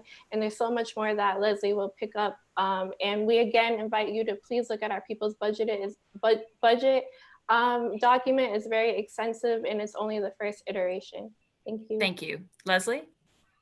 Hi, my name is Leslie Creedle. I'm with Families Justice for Healing, and I work for the National Council for Incarcerated and Formerly Incarcerated Women and Girls. You can go to the next slide. We're here to talk about what we need to invest money in. We need to invest money into housing, well-being, dignified housing, rental relief, food access, and COVID funding for our communities. You can go to the next slide. Housing and well-being, what does it look like? It looks like dignified housing that is controlled by the community with no restrictions on criminal record. We can choose where we live and who we live with. Have affordable grocery stores, fresh foods, cooperative owned Black and Brown residents, relief for Black and Brown residents who deferred rent and mortgage payments, as well as deferred probation fees and parole fees and court costs.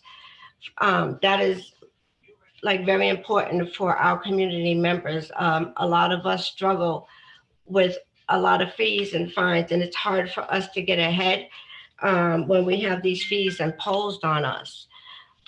Black owned businesses and funding, especially for formerly incarcerated running organizations and businesses. We have several formerly incarcerated women running their own organizations like New Beginnings. Reentry Services is founded by Stacy Borden, who is a formerly incarcerated woman. We can go to the next slide. Investment priority and transforming harm.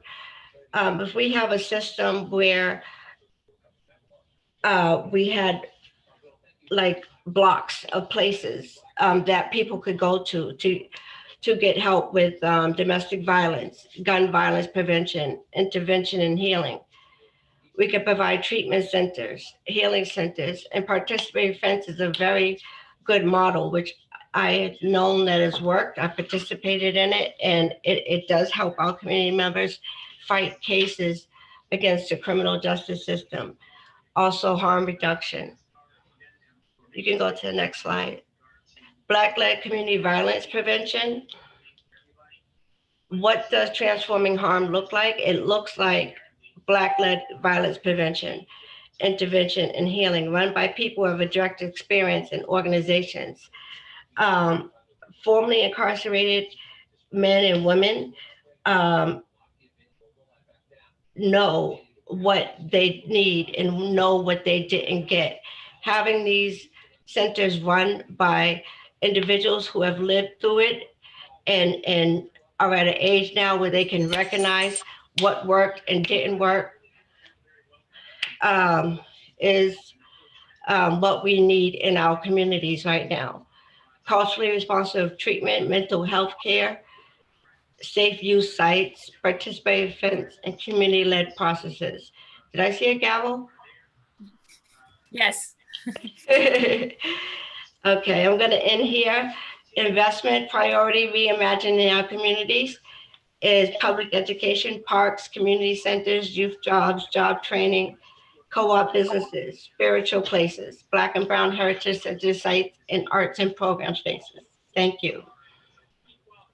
Great. Thank you so much. Next up is Betziel. And then just so that you're queued up, we'll have Liz Visa, and I'll give a longer list in a second. So go ahead, Betziel. Hi, my name is Betziel, and I am here to share a future vision of a city budget process where we have already defunded and invested in our communities. In the future, I imagine the community's demands to shrink the police budget and create $40 million investment into the community-led resources and 15 million in youth jobs have came true. Since the police budget has been shrinking, our communities are thriving. We are now living in a world that is filled with resources and funds what truly creates safety. Things like affordable housing, public education, community-owned funds, such as mutual aids, are the center of care and safety. We are fully supporting community-led initiatives for those who are most vulnerable, including formerly incarcerated people, Black, trans women, organizers who have been targeted by the police. Today's an important day because it's Octavia Butler's birthday. Who is better to talk about imagination and collective visioning than her? So I want us to bring our attention to what's been happening in these hearings and outside. People have been imagining and collective visioning, and that's highly important in creating new systems, which is why I urge you to vote no to the police budget, because it inherently goes against the community decision-making process. And before I close out, I want to share a quote by Chani Nicholas that says, "Systems that seek to maintain control solely through violence and its threats are incapable of care.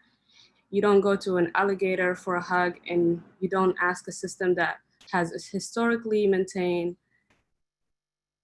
art histories of slavery, segregation, Jim Crow, mass incarceration for justice.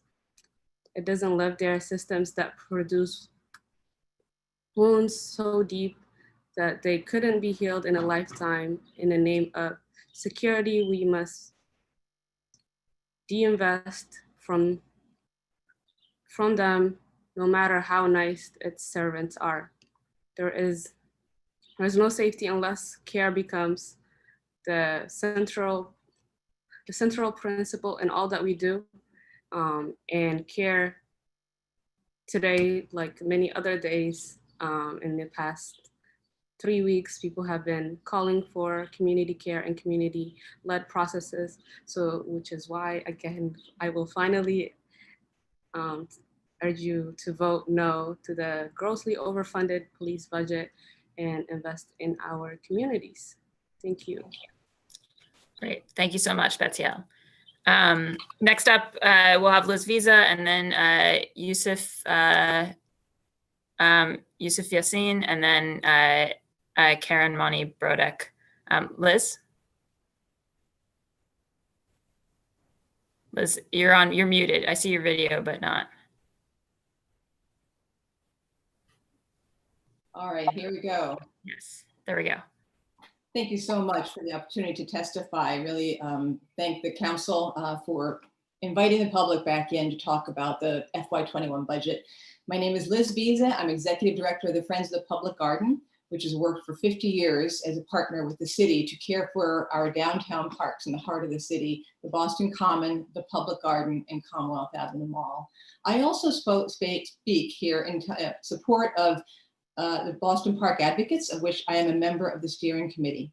And Park Advocates is a citywide network that speaks on behalf of all parkland and all green space needs of every Bostonian. So my remarks reflect the needs of the downtown parks and throughout every neighborhood of the city.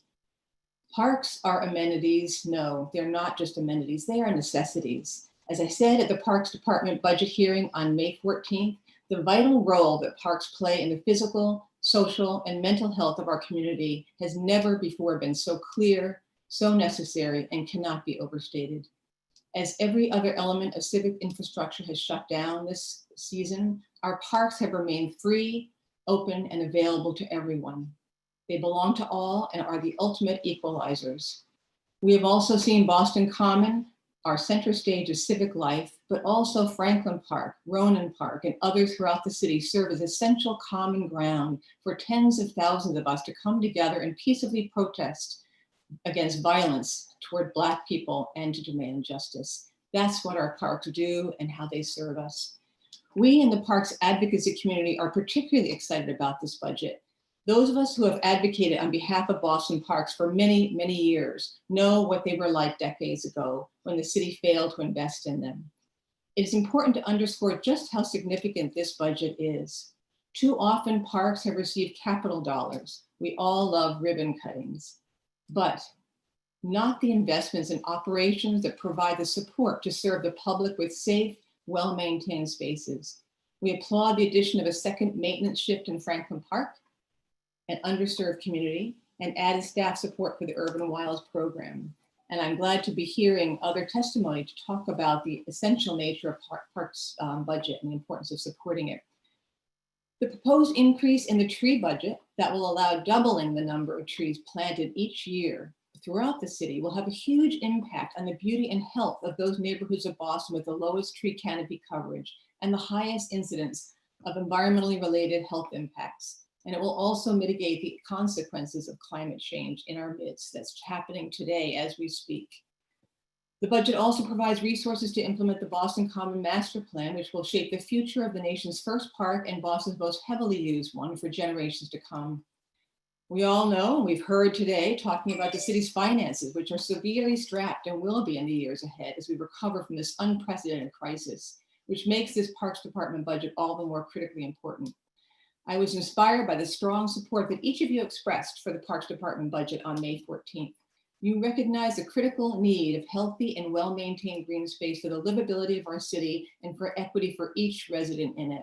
So I really urge you all to support this budget this year, and particularly on behalf of the Parks and Recreation Department. Thank you. Great. Thanks so much, Liz. I'm sorry, there goes the alarm. And now next up, we'll have Yusuf Yassin, and then Karen Monty Brodak, Hussein Ali, and then just so you know that you're queued up, I've got Marche Greer, Priscilla Mello, Wayne Lane. Thanks so much. Yusuf, if you want to unmute yourself. There we go. Thank you, Madam Chair. I appreciate for the opportunity. My name is Yusuf Yassin. I'm a resident at 30 Pine Ridge Road in Mattapan, and I'm a business owner here in Roxbury. I am a U.S. citizen and immigrant from Eritrea. I can say with all my heart, I'm a living testimony for what it means to take care and support immigrants. I would say the American way, which I believe is a kinder and compassionate way. Came to the U.S. as a grad student and worked in Dana-Farber and Brigham Women's for 8 years and started my own business. Today, I'm before you to testify, to ask you to support the budget year 2021, particularly the investment proposed by the Mayor's Office for Immigrant Advancement. And this budget is very crucial for the existence and success of immigrants like myself. Basically, my relationship with the immigrant advancement at the Mayor's Office, it started in April and in the middle of the COVID crisis. And it's been quite a blessing for myself and for my staff. I run a food service with 6 staff members. And basically, the funding that was secured through the Resilience Fund, through Asodon and Commonwealth Kitchen, it really changed the lives of many, many people. We were lucky to cook and serve more than 15,000 meals throughout the last 2 months. And we distributed in communities who are literally in the verge of food insecurity. These are the people that we see every day, where they don't have, they lost all their means of income, and really they didn't have any means to buy food, some of them. So, and of course, a lot of them, they don't qualify for government assistance. So this was the only means for quite a number of people to really have, their daily meal.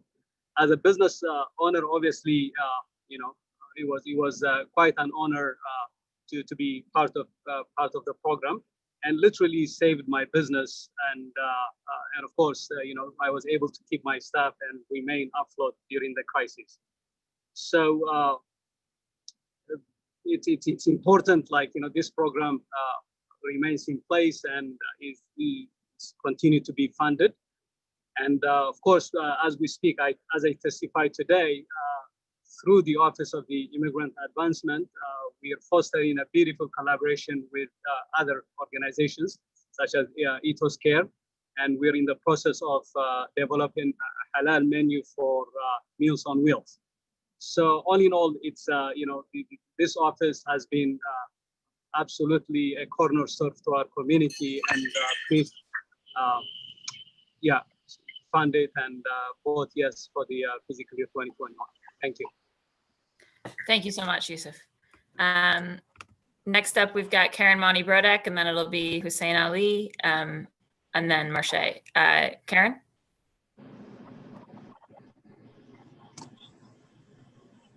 Karen, you're still muted. And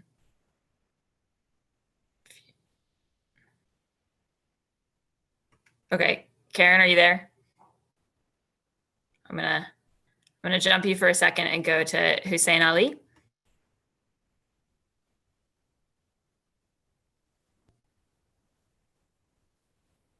Hello. Yep. Yes. Thank you for inviting me, having me today. Again, thank you for all. Again, I just am here to support for the Office of Immigrant and Advancement.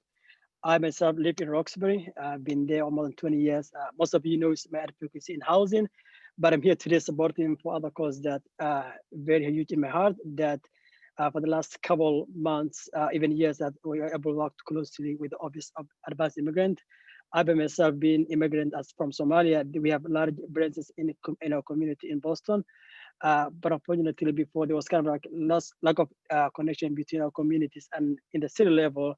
So thanks with our Office of Immigrant and Advancement, we're able to do more outreach and also to do more advocacy in terms of the challenges that not only Somalis, but also other African immigrant communities that live in the city of Boston, whether it be through educational or through outreach, whether it be food security, public health, or any other level that has been able to achieve and work with that office.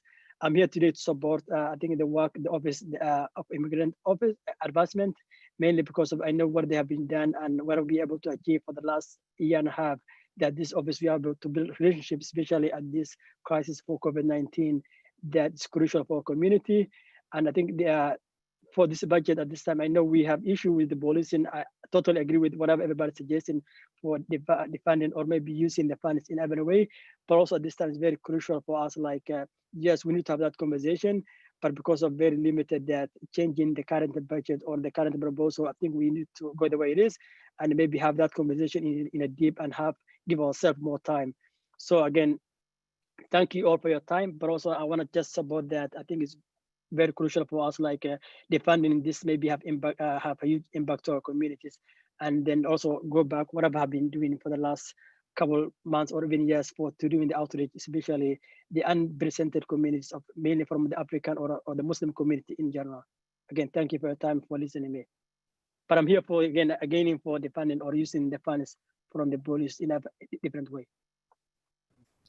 Great, thank you so much, Hussein. All right, I think while we're still figuring out with Karen, I'm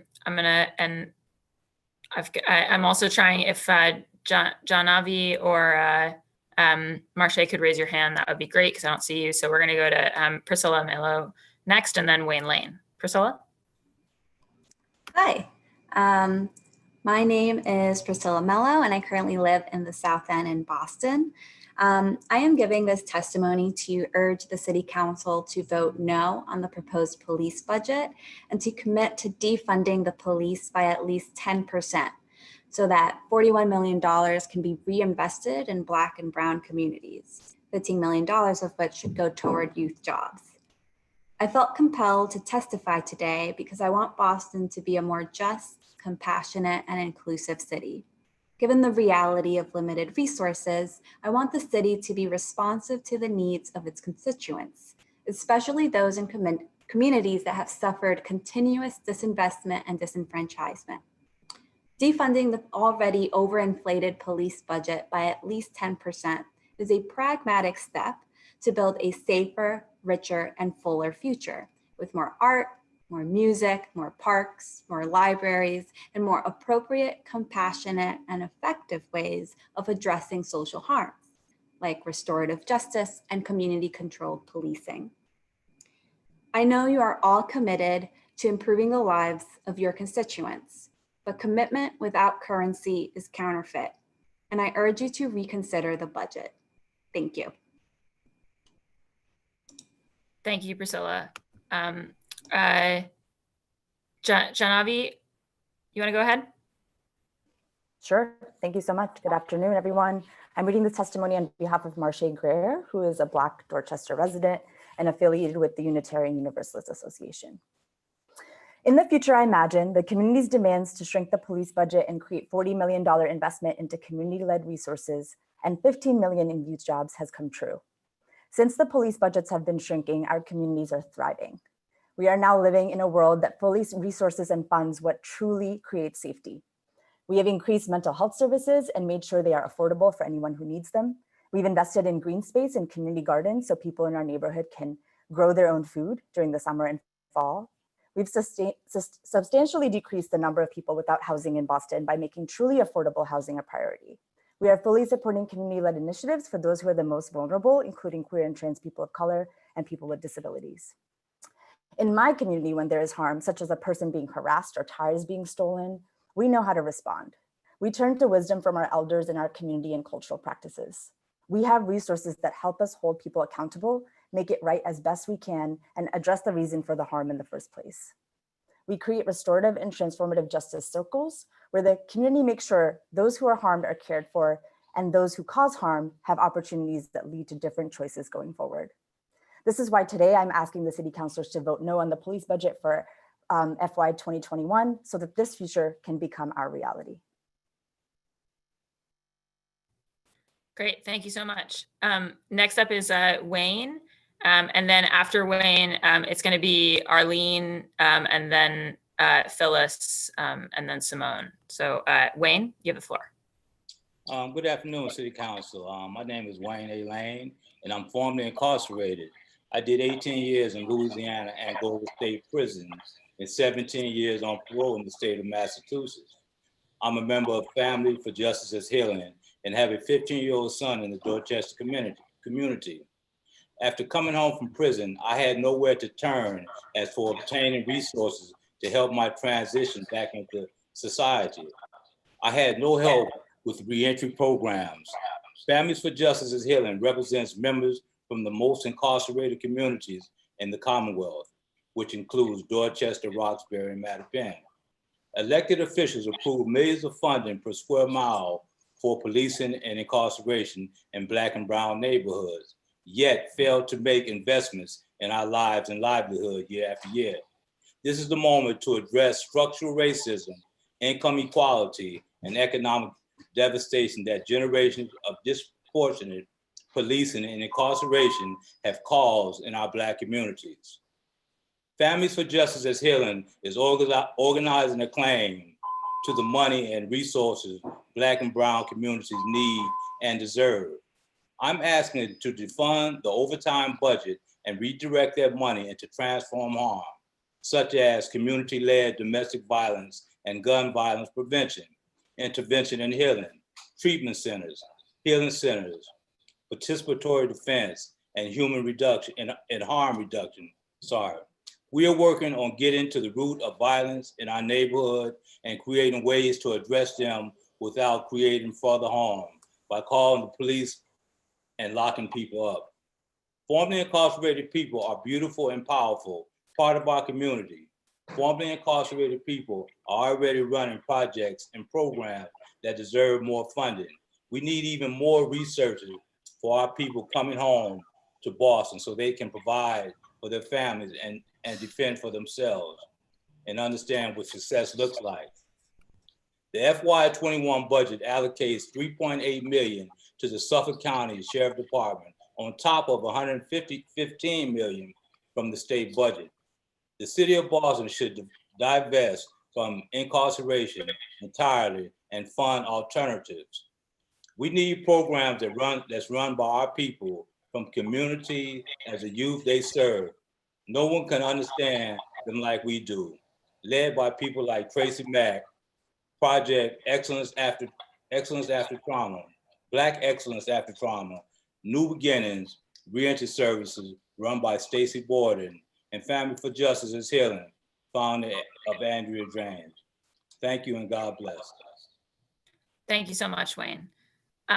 Next up is Arlene Carr, and then it'll be Phyllis Corbett, then Simone Crawford, and then Abdul Qadir Hussein. Arlene?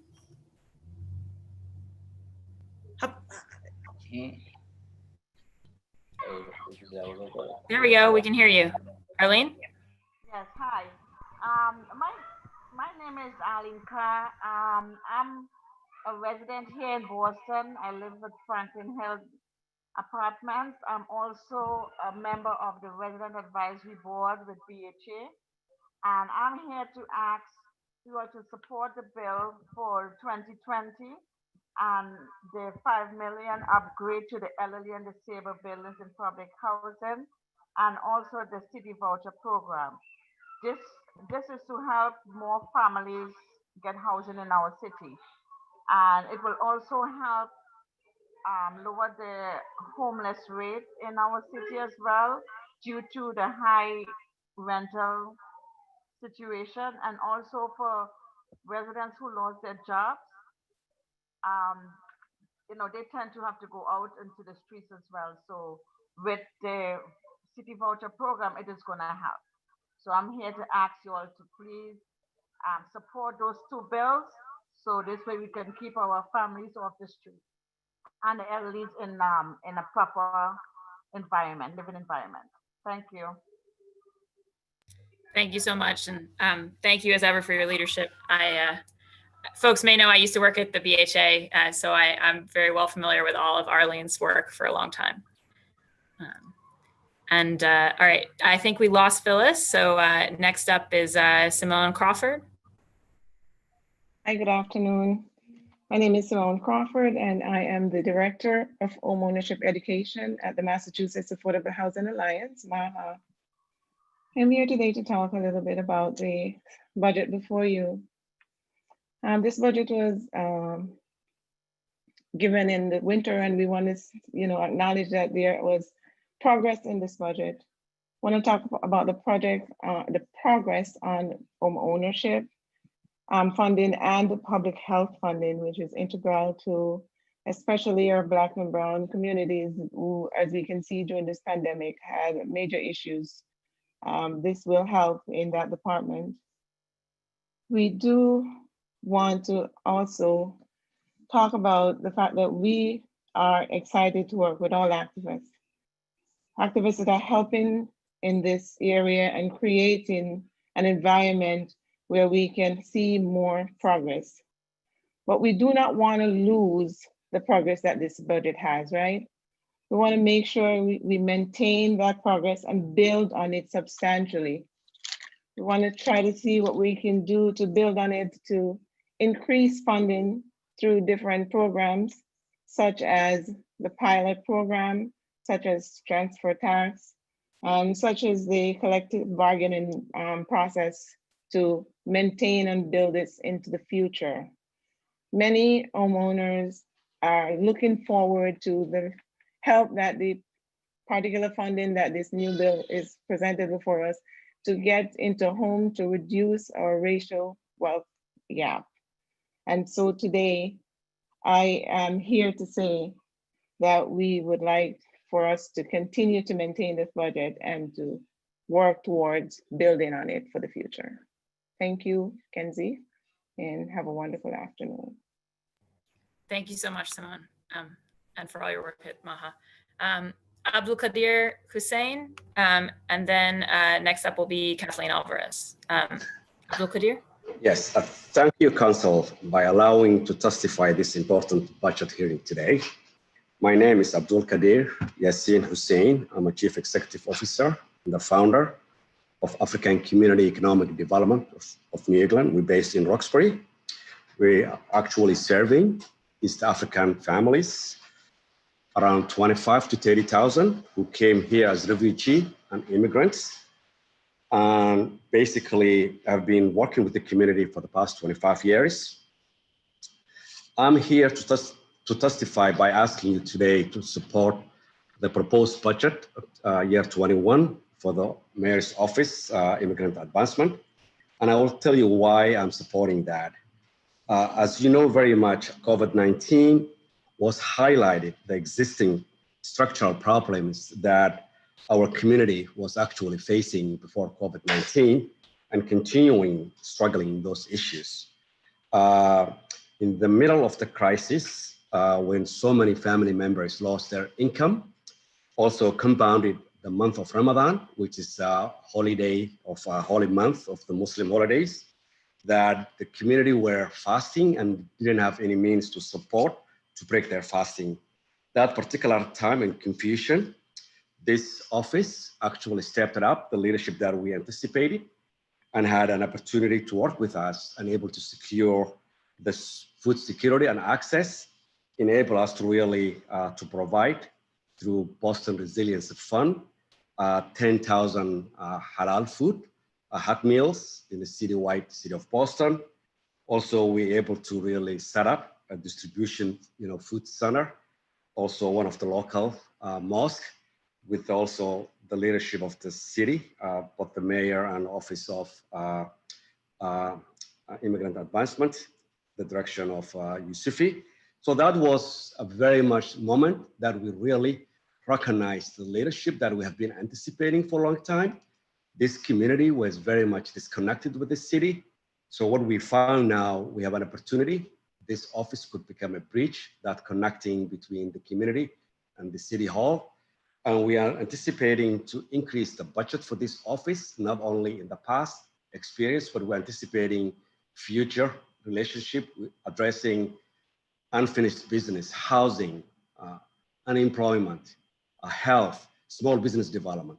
So it's crucial for us to see this office to really increase the capacity to work with us, not only ESODOM, but all other organizations and other communities in the city of Boston who have similar needs. I think this is a great opportunity, and I'm encouraging you to say yes for this opportunity for the budget hearing. And thank you for listening. Appreciate it. Thank you so much, Abdul Qadir. I think we lost Kathleen for a moment, so I'm going to go to Jacurius Davis, and then Elizabeth Nguyen, and then it'll be Sue Sullivan. Hi. Okay. Good afternoon, City Council and everyone. I'm Jacurius Davis. I am a proud BTU member. I recently graduated from the Teach Next Year program at UMass Boston, where I got my MED.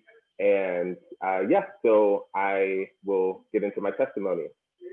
So in the future, I imagine, and many other people imagine, the community's demands to shrink the police budget and create $40 million investment into community-led resources and $15 million in youth jobs as a start has come true.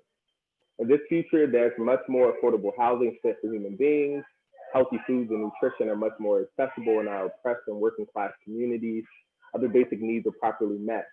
In schools, Black and brown students are not criminalized by police. Instead, they are allowed to grow and develop as young people in a truly safe learning environment. Additionally, all schools in BPS have access to basic needs such as clean drinking water, adequate technology, and the list goes on. In this future, our young people, particularly the most marginalized, are given a chance to strengthen their de-escalation, conflict resolution, restorative justice, and transformative justice skills and practices. In fact, many young people already honor these practices in some way, as do many communities around the country, because through our various cultural wisdoms, we know how to keep each other safe. And now we have the proper funding and resources to honor this commitment to ourselves and our communities. In this future, our communities have more robust spaces, both indoors and outdoors, to gather, to break bread, to create and enjoy art, to do whatever families and communities see fit for their safety, health, and well-being. Finally, In this future, none of us are being manipulated into being afraid of those we're in community with, because we have put an end to the militarization of our community, which is how those in power currently signal to some of us at least that we are each other's enemies, rather than, to quote the late great Black poet Gwendolyn Brooks, we are each other's harvest, each other's business, and each other's magnitude and bond. This is why today I am calling on the city councilors to vote no on the police budget for 2021, so that this future can become our reality sooner rather than later. Thank you, Jacarius. All right, Kathleen is back. I'm going to go to Elizabeth, and then it'll be Kathleen, and then Sue, and then Jaime. Elizabeth? Hi, I'm a volunteer with the Boston Immigration Justice Accompaniment Network, and I will be reading testimony from Beyond member Maria in Spanish, asking the council to vote no on the police budget and to commit to defunding the police budget by at least 10%. Maria is attending her daughter's Zoom graduation right now. Hello, buenos días. Mi nombre es María, vivo en East Boston. Quiero hablar unas palabritas, hablar de los fondos que queremos, fondos para escuelas. Porque tengo mi niña. Están los niños que no tienen aire acondicionado en el tiempo del calor y se sienten estresados por el calor, los maestros igual. Necesitamos esos fondos que están pagando por la policía, pues ellos no están tratando de hacer como se debe su trabajo. Y más bien, ellos están abusando de las personas por su color y por su nacionalidad, y eso no es correcto. Lo de mi hijo, deportaron, y lo deportaron tal vez por nada, simplemente porque entró ilegal y lo agarraron.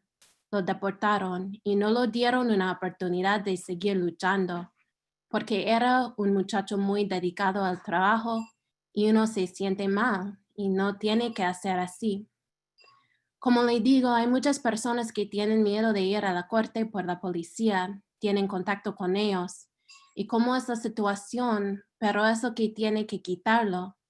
A veces muchos andan manejando y por un errorcito lo para, y porque no tiene licencia que necesitamos. Queremos luchar para la licencia de conducir porque es muy difícil para nosotros que somos inmigrantes. De mi hijo, no me quisiera recordarme. Es una situación muy difícil sin tener una familia allá. Dejo su hijo aquí. Lo injusto que hacen acá por ser indocumentado, eso también me gustaría que le den una oportunidad a las personas inmigrantes, que le den algo para poder trabajar en este país mejor. Entonces, más bien esos fondos que están pagando para la policía sería mejor ayudar a las escuelas que necesitamos para nuestros niños. Nosotros queremos no hagan esos abusos en Massachusetts. Por eso estoy grabando estas palabras. Quieren fondos más que todo para las escuelas, para los hospitales, para muchas cosas que tienen que arreglar. Gracias a todos que me escuchan y feliz día. Thank you so much, Elizabeth. And we'll also get that translated for the benefit of the council. Next up is Kathleen Alvarez, and then it'll be Sue Sullivan, and then Jaime Perdomo. Kathleen? Hello, my name's Kathleen Alvarez. I'm apologizing for any noise you hear at the moment. I was picking up my diploma at my school. I just recently graduated. And oh, thank you so much. I was trying to run home in time, but unfortunately I couldn't. So I wanted to speak about voting no on the police budget and actually putting 10% for its communities. In our preamble, it states to ensure domestic tranquility, provide for the common defense and the general welfare, and secure our liberties to ourselves. The United States government and the city of Boston has ignored what our founding father states. Police are supposed to protect us and now become militarized with their budgets that exceed the school budgets way more than it should have. The money that we can use for our communities to help them prosper is not used. Youth need jobs and opportunities. Boston Public School is severely underfunded. And as a student who's recently just graduated from there, I want to see my cousins have a better schooling experience than I did. I want to personally speak about my opportunities with youth jobs in Boston, I worked at the Suffolk Superior Courthouse as an intern all summer. And that internship made me realize I wanted to be an attorney. That internship cemented my whole career that I'm going to go for. And I want more youth to see this. Processes like the school to prison pipeline, which make youth stuck into the cycle of being incarcerated and constantly being penalized, they don't have the opportunities to see something that they can be more than. Students who can break the borders of just being an urban student from Boston don't get those opportunities. We live in one of the most prosperous cities, so why shouldn't the youth get the opportunity to experience it? We walk down State Street to go to Primark, but why can't they work on State Street? I think we should use this 10% and really reallocate it towards our communities, because our communities desperately need this funding and we don't need a bigger police budget. So please, I urge all of your councilors, please vote no on the police budget. Thank you so much for your time. Thank you, Kathleen. Next up, Sue Sullivan, and then Pastor Jaime Perdomo. Sue? Thank you. Good morning. I'm Sue Sullivan, and I am the Executive Director of the Newmarket Business Association. For those of you who don't know where we are, we're down at the corner of Massachusetts Avenue, Melnia Cass Boulevard, and the surrounding areas around, which we have 235 businesses and 20,000 people working in those businesses, mostly people from Boston. I'm urging you to accept the budget with the 20% reallocation of the overtime budget going to other areas.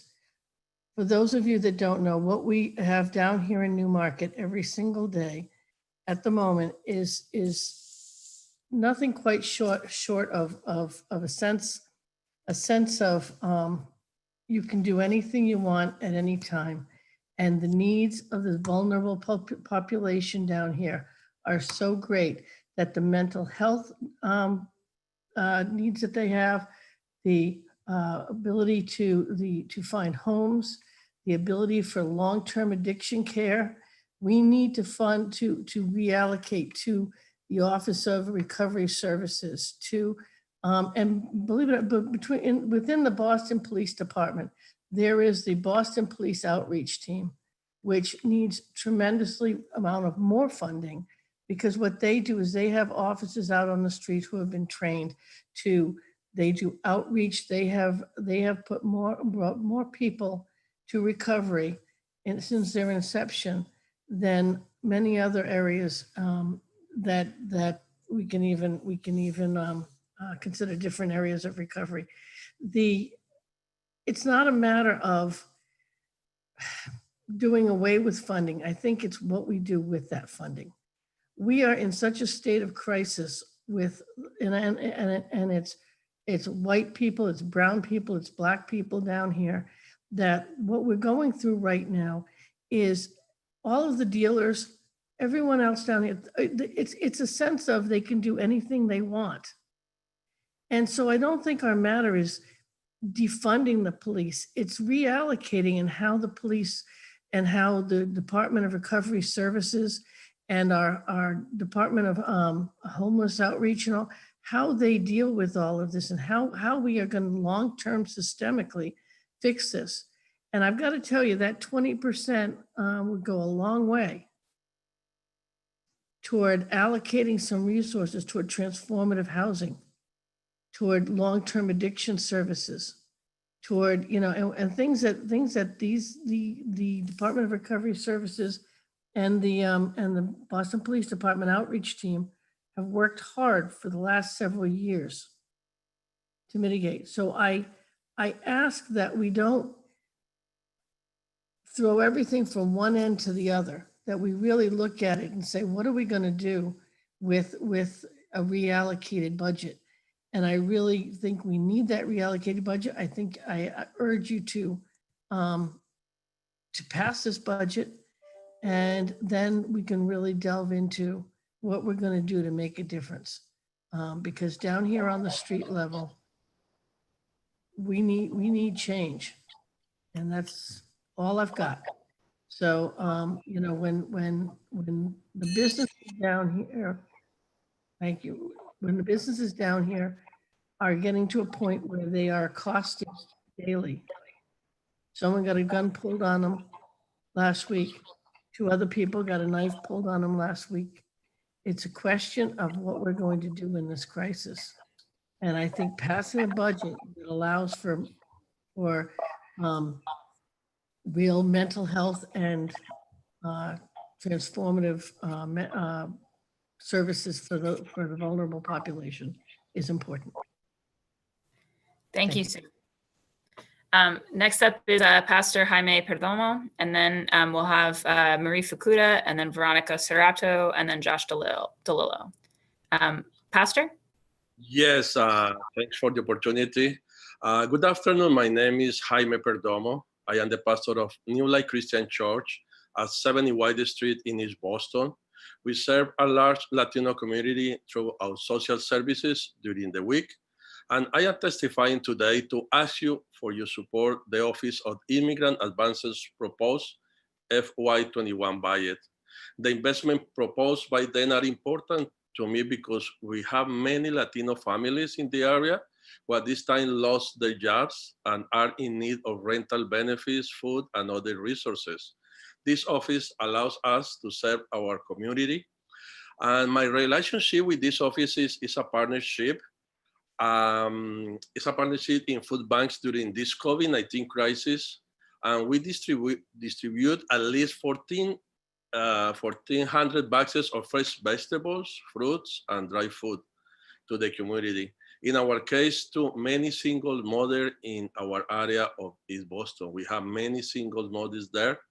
And actually, we have a database of about 150 people with the address and phone numbers of each person that need food and resources. One of the single mothers, for example, is Santos Orellana from El Salvador, who lives in a room on Lexington Street.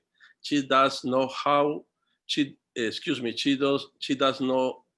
to read or write and does not have any relatives in Boston, Massachusetts. She came to our church because somebody told her about the food, and she arrived one day to knock on our doors to beg for food and rental help. And like Santos Orellana, there are many single mothers and families in need of assistance and resources in this critical time.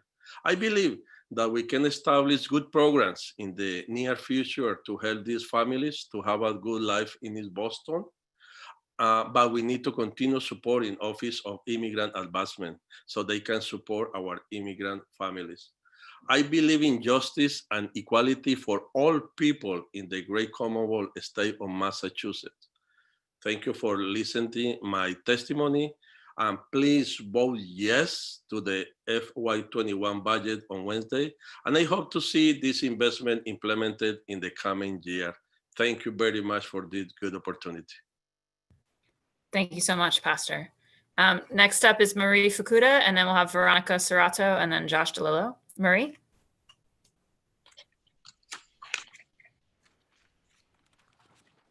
Marie, you're still muted. Sorry. I couldn't change my name settings immediately, so it's really me. I would like to speak today. My name is Tim Horn. I'm the president of Fenway Civic Association and a 33-year resident of the city of Boston. I'd like to thank the counselors for bringing up and seriously taking into account, discussing the change since Mr. Floyd's murder and the examination of how we can use our budget resources in a better way to create a safer and more just city. We appreciate that from Fenway Civic, but we like to say that the budgets that we're looking at, it's just not simple numbers that are just brought out of the blue. They're the product of years of advocacy between residents, stakeholders, departments, and in our case, we are advocates for parks and open space. And we see that the existing and growth in the parks and open space budget reflects important components that advance equity across all of Boston's neighborhoods. The funding for urban forestry and tree planting holds a promise to improve tree canopy and provide improvements in community health for neighborhoods that are disproportionately impacted by lack of tree cover. If you look, the poorest communities in our neighborhood have the highest amounts of asthma and breathing related illnesses. And those are the very areas that need, that the planning is really supposed to affect and give them adequate canopy cover. We'd also like to point out that the new budget provides for funding for a second shift of park maintenance in Franklin Park. Franklin Park it serves a vast community, but it also serves a lot of underserved community members. And it's really important that our open spaces are clean and safe and kept in a mode that everybody can enjoy. I personally, we fought for so long to bring, we've had budget cuts in the past where we went to the zero budget, and it absolutely devastated the park staffing, because when you go to a zero, no increase, we're going to lose staff members. And we already have very few staff members. Like on the urban forestry and tree planting, I do believe that's a one-person wing of the city. In a city where it can take 7 to 10 years to get a local park rehabbed and up to speed, it's really important that we maintain a good budget for the parks and open space. And the biggest reason that I would say is that it is the one place where money is democratized across the board. Everybody needs their open space. Everybody needs their park. If you come to our area of the Fenway at Symphony Park, you will see it's a beautiful park. The city spent a lot of money on it, but you'll see the people that are there that use it the most are Section 8 housing, the people that live in the elderly affordable housing units, and the affordable housing units that the FCDC runs. The people that come to our concerts, the same people. So I just would like to challenge the councilors not to throw the baby out with the bathwater, and to support the existing budget as is, and then seriously look at where and plan for in the next year where we can make real changes, where we can find the money to fund the programs that we need to make things up, well, just to bring more equity to the table. And I would like to thank you for your time. Great. Thank you so much, Tim. Next up, I think we lost Veronica, so I'm going to go to Josh Talillo and then Saba Ijali. Josh?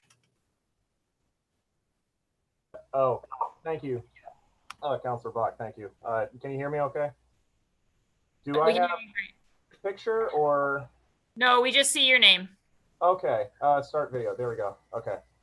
Thank you for having me on today, and I'll keep my comments short. And I don't have anything prepared in terms of an actual speech, but I just took notes because I just found out about this morning. 2.5% of the entire police budget is an absolute slap in the face. It's an insult.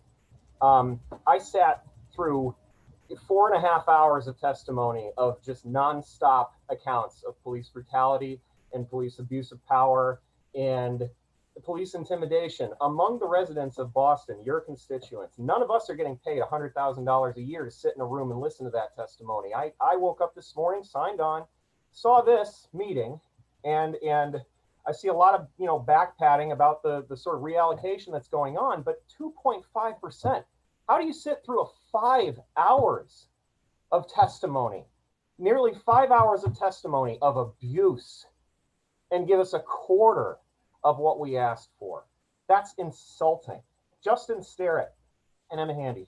I heard you talking to Ricardo Arroyo, who brought up some really, really good points. Every single person on this council should be listening to him when he's pointing out the absolute incredible imbalance in the budget that you're seeing here, okay? He's pointing out percentages that all of you seem to be sort of equivocating and explaining away with these sort of like, okay, well, we can't realistically do it this year, realistically do it that year. People are dying. People are being abused. People are losing their jobs. People are getting killed because of this abuse. And we're not considering that with the same severity as the labor rights of police officers. How can we do that? How can we look at Black lives and people being killed and considering that, you know, the labor rights and financial concerns of police officers are the same as people being killed? Okay, so some police officers have to get laid off. Some things have to get cut from the budget. Real moves have to be made. We can't cut 20% of the overtime budget, which Councilor Royal very effectively pointed out, isn't beheld to any sort of standard, any concrete standard. So anyway, I'll finish with Matt O'Malley. I'm in your district, okay? And there was a rally in your district where a guy in a pickup truck was holding a facsimile of a black baby out the back of it, okay? It was a pro-police rally, and I haven't heard a single word from you on this matter regarding that rally, okay? I want to know if you're straddling the line here, because if you're straddling the fence on this issue, you're not on my side, okay? Thank you very much for your time, Councilor Bach, and thank you, Council, for letting me speak today. I yield my time. Thank you, Joshua. All right, Veronica is back with us. I'm going to go to Veronica, and then it'll be Saba Ejadi. Veronica Serrato. Thank you, council members. Boston is the diverse and economically successful city it is because of the immigrants that are here and the talents and skills they bring to the city. The proposed budget provides critical support for Moya and Citizenship Day in Boston, which is a collaboration between Project Citizenship and the Mayor's Office for Immigrant Advancement. Since 2014, we've partnered to host Citizenship Day in Boston and to allow hundreds of immigrants to achieve citizenship. It commemorates the signing of the US Constitution on September 17th. I'm the executive director of Project Citizenship and testifying before you today to ask you to support the proposed FY21 budget. In years past, we've gathered at the Reggie Lewis Track Center and assisted over 450 immigrants to complete their citizenship applications with the assistance of over 400 pro bono attorneys from Boston's top law schools and law firms. It's a celebratory event full of excitement and joy as immigrants take the first step on the path to full civic engagement. The mayor has attended several years and spoken about his support of immigrants, his immigrant story, and the importance immigrants play in the success of Boston. This year, because of social distancing, we'll provide a month-long series of virtual services helping people to apply for citizenship over the phone. We hope to be able to assist nearly 400 people this year from September to October so that they can begin their life-transforming journey to own the American dream. Since 2014, our organization has helped over 7,600 immigrants to achieve citizenship. We're relentless in removing obstacles to citizenship by offering free legal expertise to each client. But only 10% of eligible immigrants apply each year. The investments proposed for Moya are important to support immigrants in the Boston area. I ask you both as a North End resident and as the lead at Project Citizenship to endorse the budget before you. Thank you. Thank you so much. Next up is Saba Ejadi, and then we'll hear from Alexandra Oliver Davila, and then Mina Carr, and then Carolyn Chu. Saba? Hi, city councilors. Thank you for this time. My name is Saba Ejadi. I'm testifying today to urge you to vote in favor of the proposed Parks and Rec department budget for 2021. I work for Southwest Boston CDC, Community Development Corporation, who's been working for a long time to get these kind of changes passed. So I hope you will vote in favor of that. During this time, we should be prioritizing investments that have the goal of changing the underlying issues that have plagued us for generations. The proposed budget from Parks and Recs will take steps towards achieving that goal. For way too long, the urban environment in low-income communities and communities of color hasn't been providing benefits to those people. Instead, it has contributed to health disparities, such as childhood asthma. In Boston, according to a report from the Boston Public Health Commission, childhood asthma is much worse in communities of colors than other communities. For example, a Black child in Boston is 4 times as likely to be sent to the emergency room for asthma-related problems as a white child in Boston. And for Latino children, the rate is 2 times as high. So in order to address these, we need to also be thinking about what our urban environment looks like. Instead of getting green space and parks where people can relax mentally and physically, our communities have been getting highways and busy roads that could pollute our lungs, pollute our air, and cause us to have health disparities. Instead of preserving our trees and forested areas and planting new seedlings, those trees and vegetation are cut down, and then in their place, housing developments that no one can afford to live in. We need to buck this trend and reverse it. We need programs and policies that address the social determinants of health and better prepare our communities for the impacts of climate change. So this new budget proposed by Parks and Rec will do that and more. In particular, please support the increase in the operating budget by $330,000 to hire more arborists and allow them to support and maintain the urban wilds and our tree canopy, as well as the increase in capital budget for $1 million to plant trees and $3 million in climate resilience reserves, as well as $500,000 for the development of an urban forestry master plan. I think we need all of these things to better prepare for climate change and to address some of the underlying issues that lead to health disparities in our city. Thank you. Thank you, Saba. Next up is Alexandra Oliver Davila, who serves on our school committee, and then we'll have Mina Carr, and then Carolyn Chu, and then Cheryl Hamilton. Alex? Thank you, Councilor Bach, and thank you, city councilors, for taking your time. I am talking as myself as a resident of Boston today, a resident in Rosendale, and I wanted to ask the city council to vote on the proposed budget as is. If we do not vote on the budget as proposed, there are many services, many departments that will be affected, and that includes some of the things you heard around the Immigrant Defense Fund, programming for young people in BCYF, violence prevention grants that actually support youth programming, rapid rehousing for young adults, adult and family homelessness, as well as new funding for youth engagement and employment, and also will affect our Boston Public School students.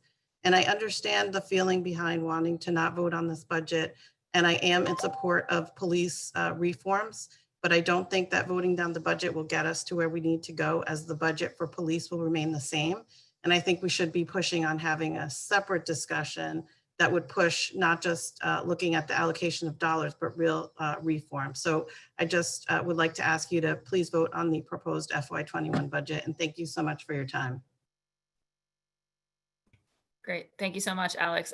Ms. Mina Carr, I see we've got video and not audio for you. So if you can manage to turn your audio on, otherwise I'll skip you for a minute and go to someone else.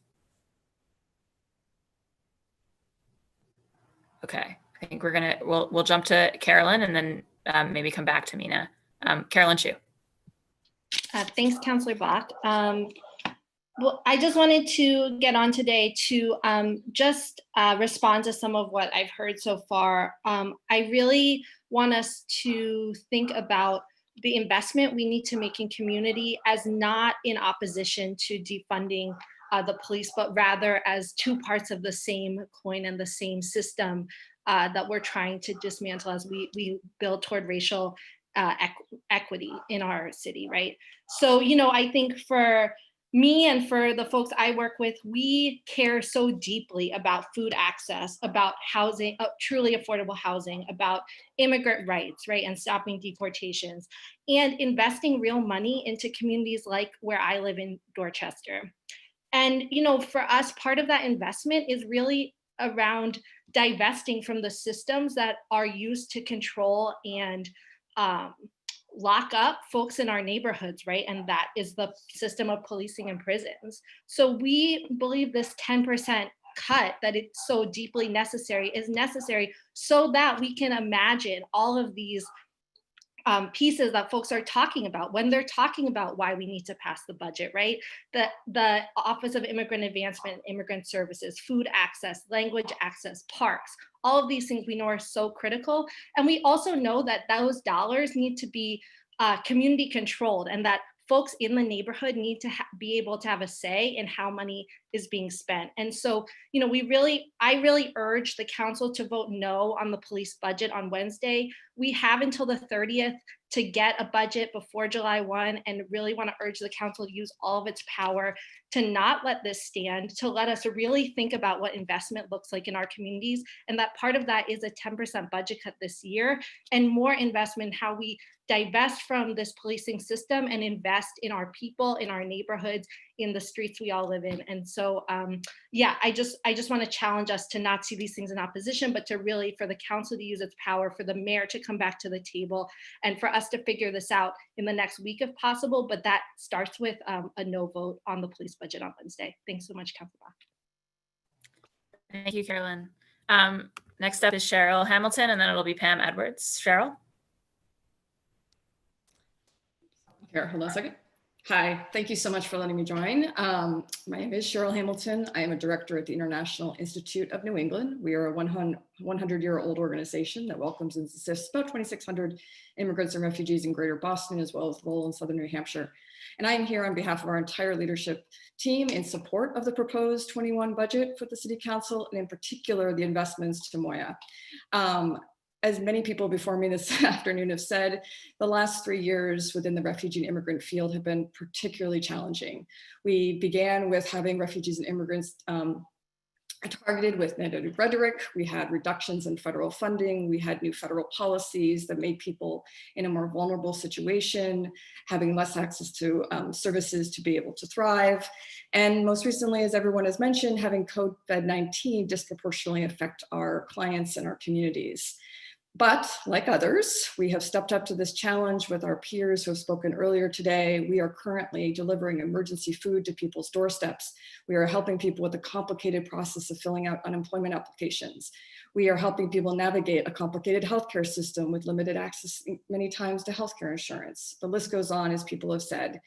But we've been able to do that because we're working collaboratively, and particularly because of the leadership of Moya. We have seen our relationship just continue to advance and improve and work more collaboratively and with much more strategic thinking over the last years, and it's been very inspiring. Now, on a particular level, we were particularly excited about some of the investments in their budget around a public communication campaign to continue to raise the voices of refugees and immigrants in our communities. It's through their stories, their experiences, that we can better understand and create policies and programs that meet their needs. And this is something that we have begun doing. It's actually an extension of work that the International Institute began a few years ago, where we've been finding ways to bring voices forward. We've had more than 200 people share personal stories of their lives. And it's not just their stories that are important, it's the outcomes of sharing their stories. We've had immigrants describe not only the pride and confidence, but more importantly, the social networks that it has introduced them to. It's also led to job offers. It's led to speaking engagements. It's led to meaningful friendships, which have been vital during this time when people have needed more need. And Moya and the International Institute was committed to doing more of this important work so we can continue an opportunity to create more welcoming and inclusive communities, which I know is of interest to all the counselors and something that Boston has a long history of wanting to invest in. So with enthusiasm and an acknowledgement of this historic period we're in, I truly hope that the council will see that investing in our immigrant neighbors is more important than ever. Thank you. Thank you, Cheryl. And I see Miss Mina Carr there. So Mina, is your audio working now? We can't hear you. So see if there's a way to turn a microphone on or give it permission to access your microphone, maybe.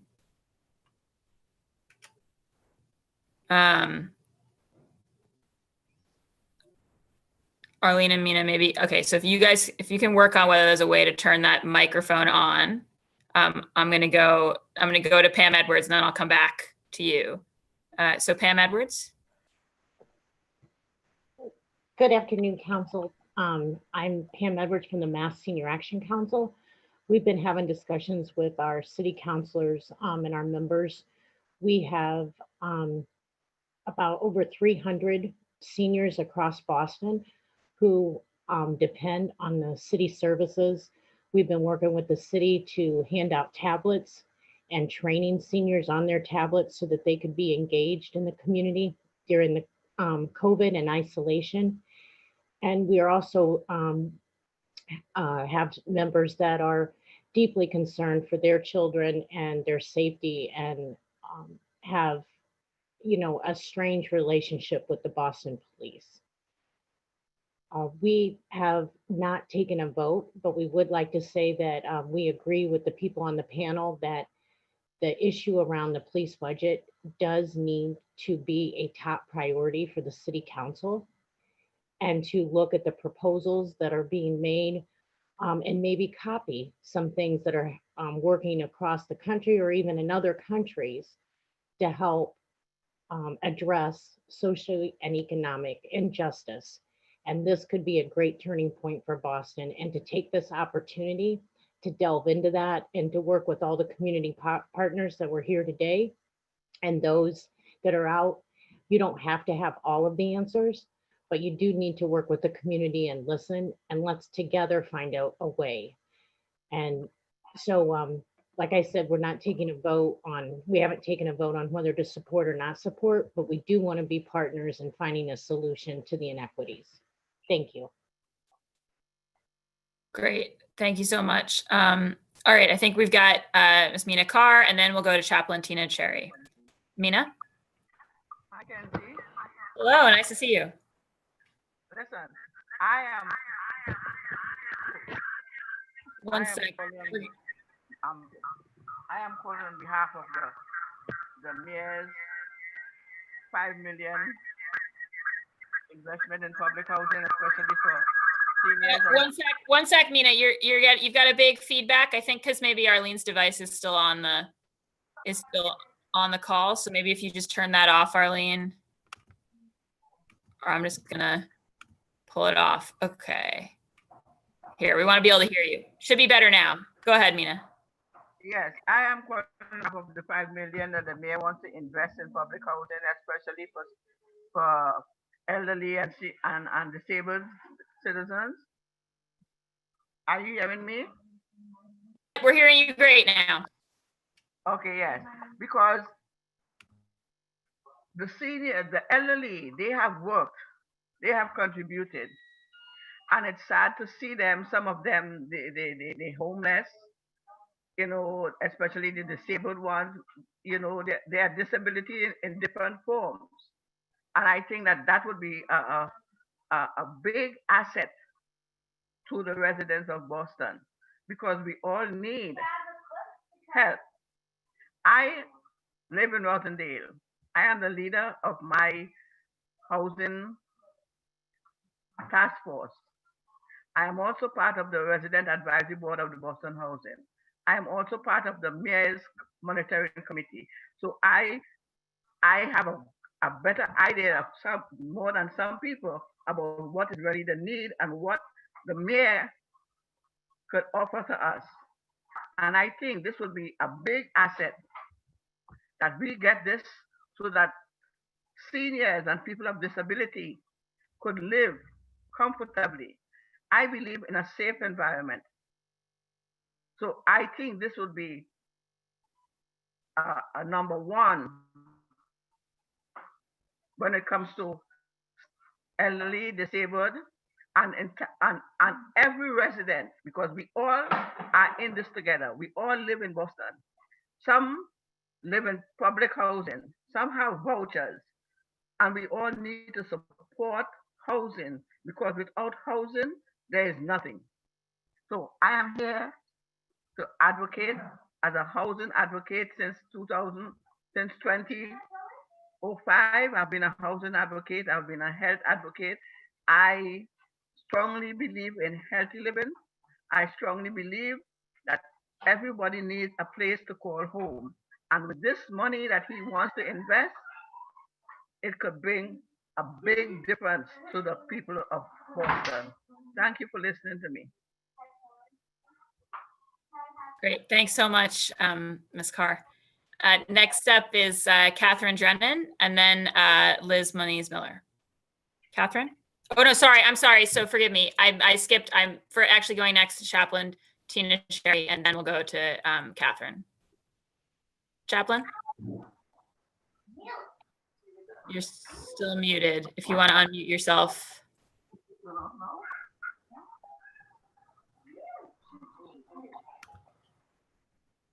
Hi. Hi, there we go. Oh, sorry about that. Thank you so much.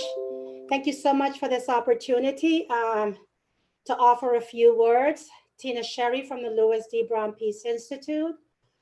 While I am not prepared to speak in broad strokes today, but I am concerned that if the budget is held up, then the people that we serve in the city of Boston may not get what they need in their greatest time.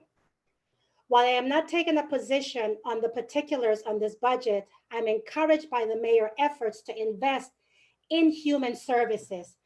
It has been 26 years since we partnered with the city of Boston, and yet we're here today. We must not let perfect be the enemy of good. Our people, your constituents, are hurting and they need us now. Between the COVID-19 crisis and the fact that homicides and shootings continue to happen in our own backyard, it's essential that the people we serve have uninterrupted and immediate access to the services they need, and the services are complex. The city of Boston has taken important steps in trauma response by establishing the neighborhood trauma teams in places hardest hit. We appreciate the chance to participate in that work.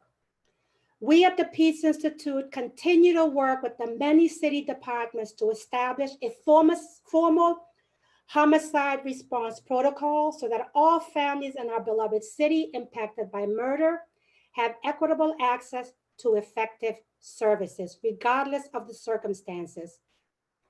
A crucial part of that is adequate investment in the work, which becomes more challenging, but even more critical.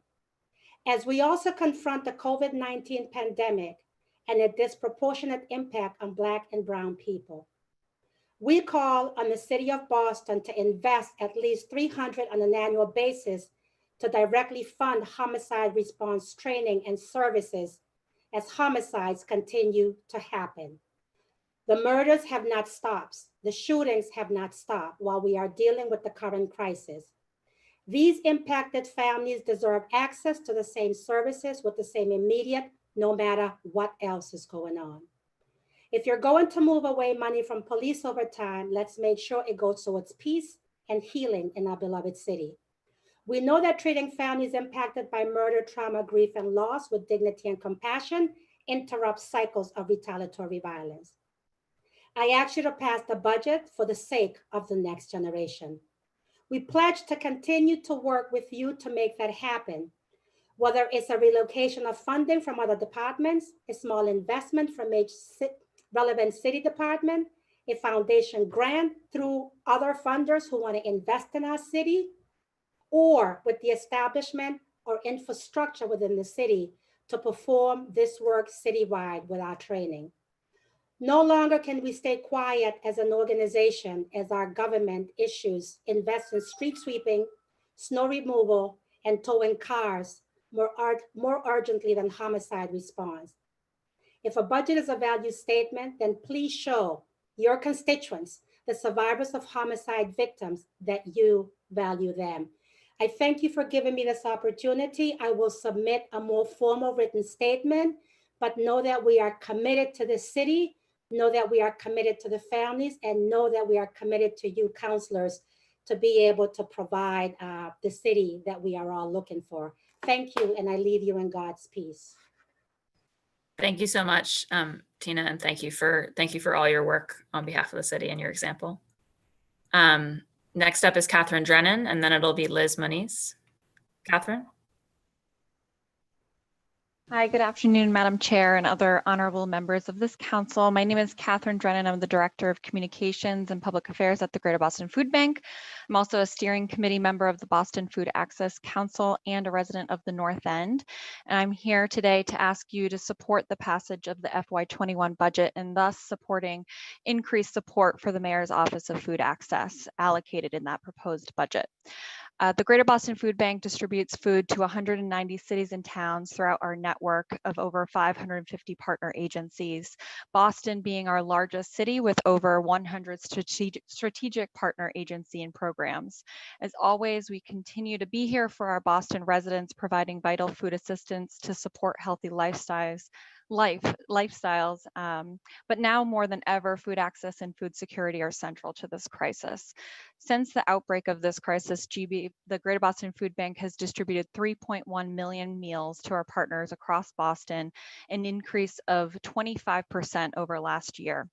According to Feeding America's new estimates of the impact of this crisis, 1 in 6 Boston residents have been estimated as food insecure as the result of this pandemic, a rate much higher than experienced during the Great Recession, and about 23% increase over pre-COVID numbers. This pandemic has stretched the limits of emergency food assistance and the system. And without the partnership of the city and the Office of Food Access, we really would not have been able to respond in the way that we have been able to in the last few months. Thanks to the partners in the mayor's office, we were able to identify key new partnerships to move food through neighborhoods and to new audiences, people in need, and provide direct delivery to homebound individuals. New relationships with the Boston Housing Authority, where we've been packing 2,400 boxes of fresh produce a week. And thanks to the partnership with the city and the Boston Housing Authority, we've been able to move that food to residents. New partners with YMCA and BTA, these were all critical partnerships that the city helped forge for us. We know that these government partners are critical, but they're stretched to the max, and there's capacity restraints. We know that the city was only able to do this by reallocating personnel and resources to this Office of Food Access to help us through this crisis. And quite frankly, that support should exist every year, all year long, not only through crisis. The city was nimble enough to respond to this immediate crisis, but we know that now that personnel that has been redeployed, that was helping with food access, has now gone back to their day jobs. And we need to ensure that the Office of Food Access has the resources to continue to carry through the work that has been established and to build on that work. It is our understanding that if the budget does not move forward, additional support that was allocated that would result in some reallocations. 350,000 increase is what is being proposed. Quite frankly, that's not enough, we know, but it is a start, and it will help to continue the work of that office and the support of our agencies on the ground. One other concern that we have is a key program that supports our partners on the ground is the Mayor's Grant that supports about 70 agencies, $100,000 annually to support, and the Greater Boston Food Bank is a pass-through for those funds. For 45% of those agencies, the Mayor's Grant counts for at least half of their total dollar spend, which speaks to this critical funding. These are really small dollars and pale in comparison to the overall budget, but are crucial for these small pantries who are lifelines for various communities to continue their operation. I have a couple of testimonies about this grant that I just wanted to read from some agencies that are not able to be with us this morning. From the Alston Brighton Food Pantry, quote, "Our church's food pantry runs on a shoestring budget, depending primarily upon community grants and individual donations. The Mayor's Grant allows us to expand the nutritious offerings of food that we distribute to help our food insecure neighbors, many of them senior citizens and public housing." One more from the Franciscan Food Center in St. Anthony Shrine. We are thankful for the grant of the Mayor's Office because it gives us the buying power to purchase a variety of nutrient-dense foods that we distribute to our 400+ members weekly. This was pre-COVID actually, so I'm sure those numbers have gone up. We have also been able to buy diapers, baby wipes at low cost through the food bank co-op program, which helps young families tremendously. These are just a couple of examples of the 70 programs that benefit from this grant, and we're really concerned that if funding doesn't go through to continue to support the entire Office of Food Access, that there will need to be cuts made. We understand the Greater Boston Food Bank fully supports the council in these difficult decisions and the long-term goal of reinvesting city funds to support social services here in Boston. We recognize and appreciate these efforts, and we hope that this can be done not at the expense of the critical support needed immediately in this time of crisis, and investments can be made long-term in next year's budget and in continued conversations. We welcome working in partnership with everyone on the City Council and the City of Boston. Happy to answer any questions directly on our work and experiencing working on this issue over the last few months and decades before this. We believe everyone should have food access that supports their health and well-being regardless of the community and neighborhoods they live in. And thank you very much. Thank you, Catherine. Yeah, and if you send an email to ccc.wm@boston.gov, we can make sure that everyone on the council's in touch. Wonderful. Thanks. All right, next up is Liz Moniz, then it'll be then it'll be Sean Cahill, and then Sareen Mansouri. Liz. Hi, everyone. Thank you for this opportunity. My name is Liz Moniz Miller. I am a resident of Roslindale, lifelong resident of Roslindale. Currently raising my daughter here in Roslindale, but I'm also a former employee of the Mayor's Office of Food Access.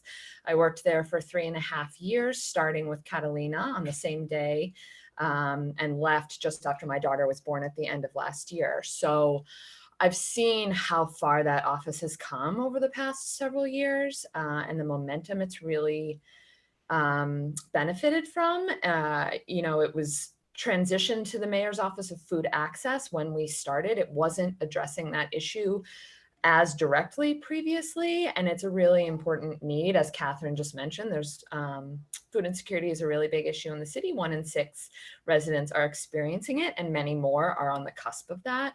So, that's even more of an issue now in COVID days. But if the budget, so I'm urging you all to support this budget, especially the budget for the Mayor's Office of Food Access, because if it is not, if it doesn't go through, staffing will have to be reduced in that office. And it's always worked on a very lean budget with a very small team and has been able to grow and thus really increase the programs. Specifically, the Double Up Food Bucks program, it doubles the value of SNAP dollars for SNAP users, which is a really critical support for people who are using SNAP benefits. There are plans to increase that program, and that wouldn't be able to happen with this.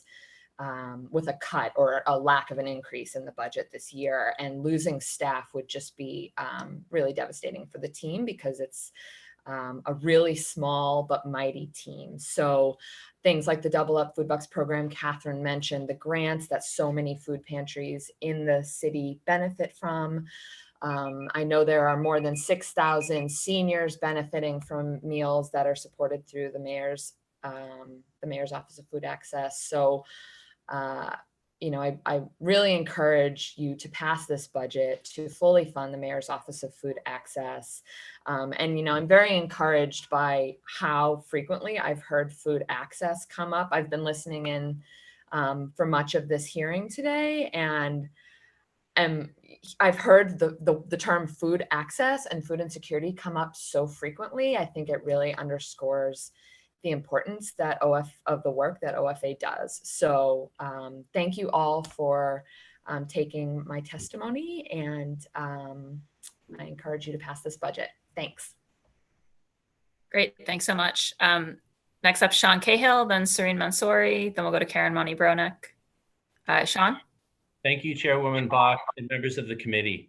My name is Sean Cahill. I'm Director of Health Policy Research at the Fenway Institute at Fenway Community Health Center at 1340 Boylston Street, We're the research, education, and training and policy arm of Fenway Health. And I'm speaking today in support of the budget and particularly the new investments in the Boston Public Health Commission. I'm especially excited about the enhanced health of Boston population level data and information acquisition part of that budget. This would allow the Boston Public Health Commission to collect a larger sample of the LGBT population of Boston with more statistical power for LGBT health analyses. And this will allow for an analysis of, for example, how racial ethnic health disparities intersect with sexual orientation and gender identity disparities. I just want to give you an example that's really relevant now in the time of COVID. Boston Public Health Commission shared with us a preliminary analysis right before the pandemic hit. They pulled data from 2010 to 2017 for the city Behavioral Risk Factor Surveillance Survey. And they found higher rates of asthma in the LGBT community compared to the straight, cisgender majority population. So in the heterosexual cisgender community, 11% of Boston residents have asthma. However, for lesbian and gay Bostonians, 15% have asthma, about 40% higher rate. For bisexuals, 22% have asthma. And for transgender Boston residents, 30% have asthma, 3 times the rate for the straight cisgender population. We heard earlier about the high racial ethnic disparities in asthma. It's quite likely that LGBT, Black, and Latino Bostonians have the highest rates of asthma. And since COVID-19 is a respiratory illness, people with asthma, as well as other chronic conditions, will have a more difficult time with COVID-19. So it's really critical that we have these data on our community, particularly on people of color in the LGBT community. Thank you. Thank you so much, Sean. Next up is Sareen Mansouri. Then we'll go to Karen Monty-Brodek and then Michael Kane. Sareen? Hi, can you hear me? Yes, can hear you great. Hi, yes. So my name is Sareen Mansouri. I'm a resident of Boston. I've lived here for over a decade now. I'm currently a resident of Brighton, and I just wanted to ask my city councilors to vote no for the budget.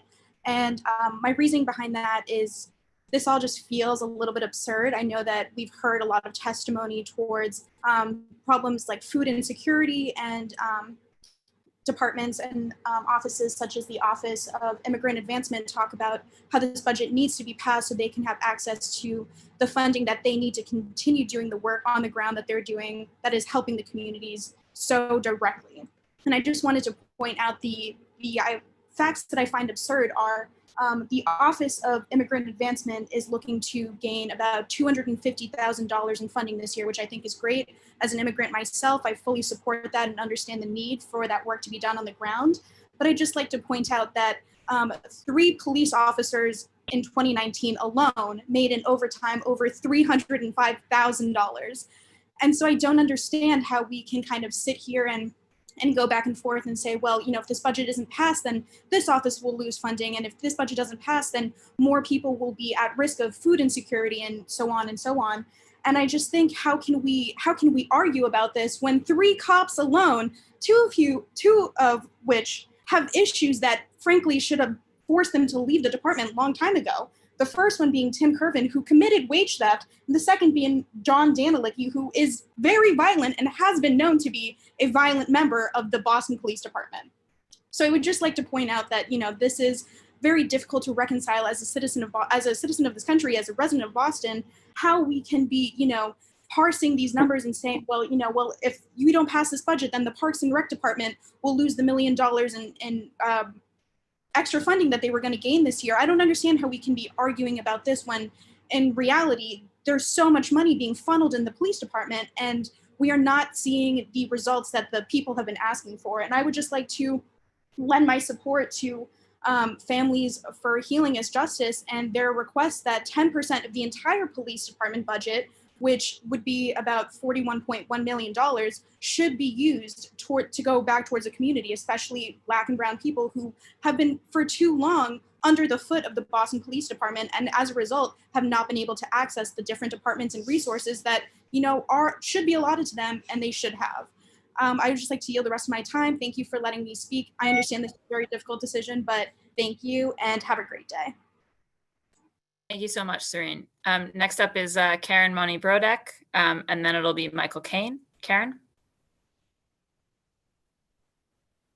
Karen, you're muted and not on video, so.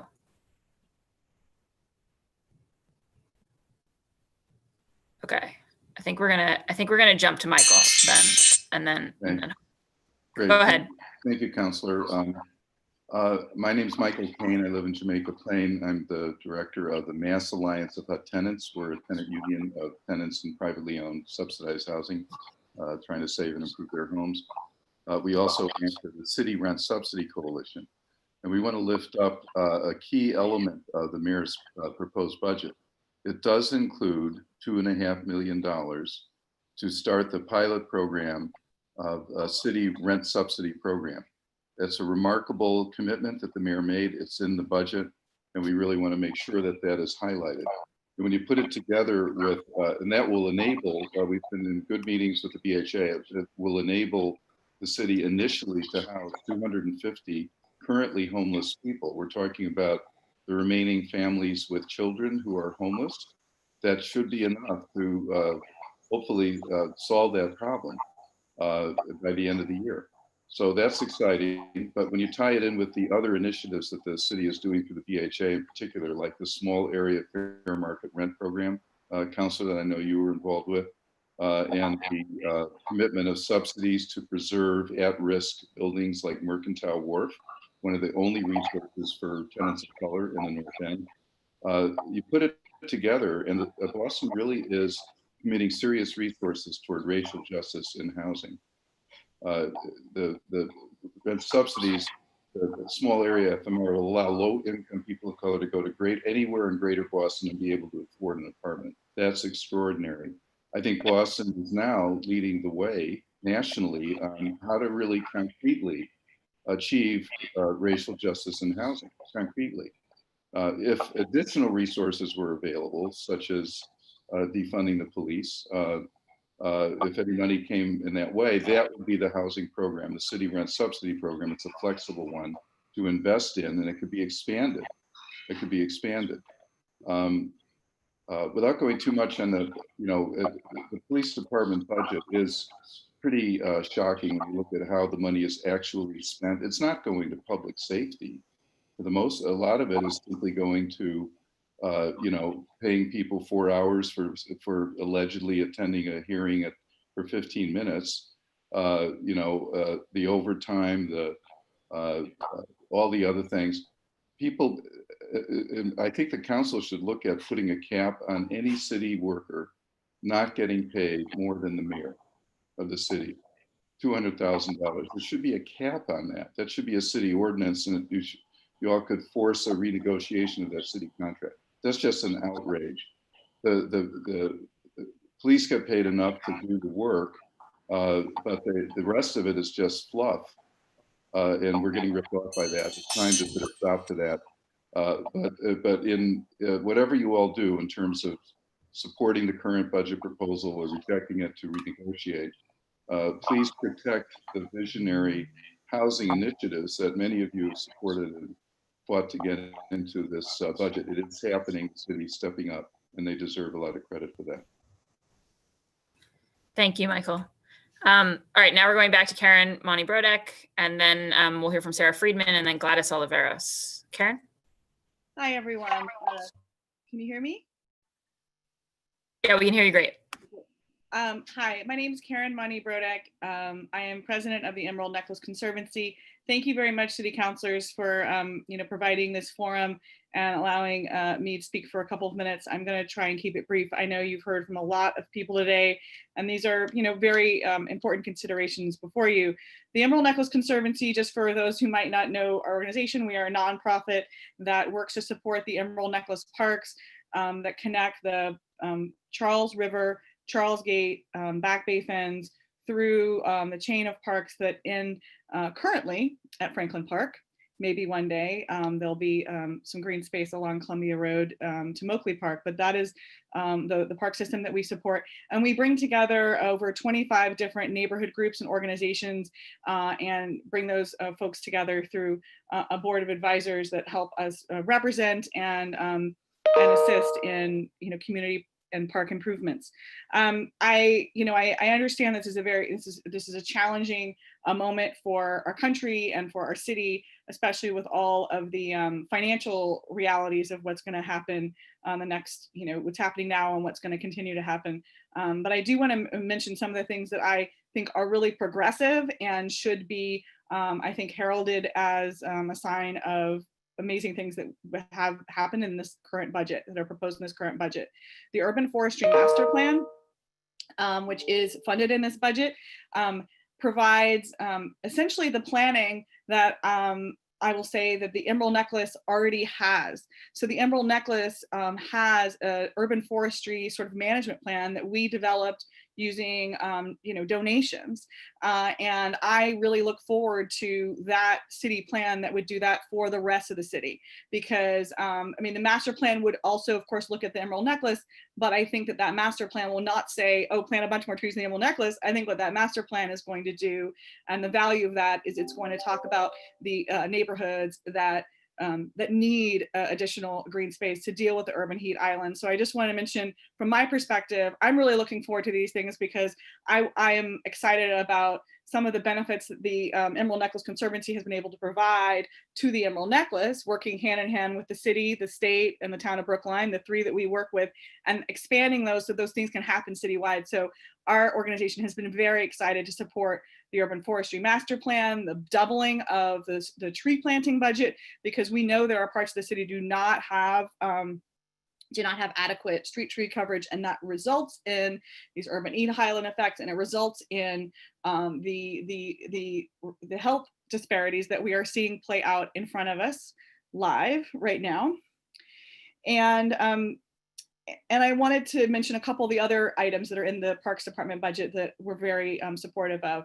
The addition of swing shifts, so additional staffing that would provide more coverage during times when parks are often more heavily used in the evening and weekends. The parks really it's everyone's backyard right now. It's the only place that a lot of people can go as schools are closed, as museums are closed, as everything is closed. The parks really are those spaces for health right now. So I know that a lot of times we think of the parks budget as this extra thing, but it really is core to healthcare, to social services, and to all of those basic needs.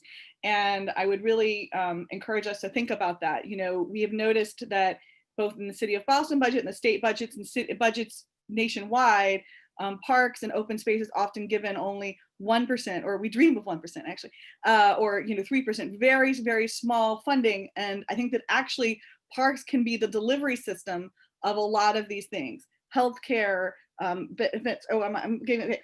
There's also funding for Franklin Park planning in the project, and doing those improvements, and those are really important. Back Bay work in the Back Bay fens. I really support these kinds of programs, and I hope the council and the mayor continue to. Thank you very much. Thank you so much, Karen. Next up is Sarah Freeman, and then Gladys Oliveros. Sarah? Hi, everyone. Whoops. Can you hear me? Yes, we can hear you and see you. Hi. Thank you all for the opportunity to comment. I wanted to testify to ask the council to please support the budget proposed for all the reasons described by the speakers before me.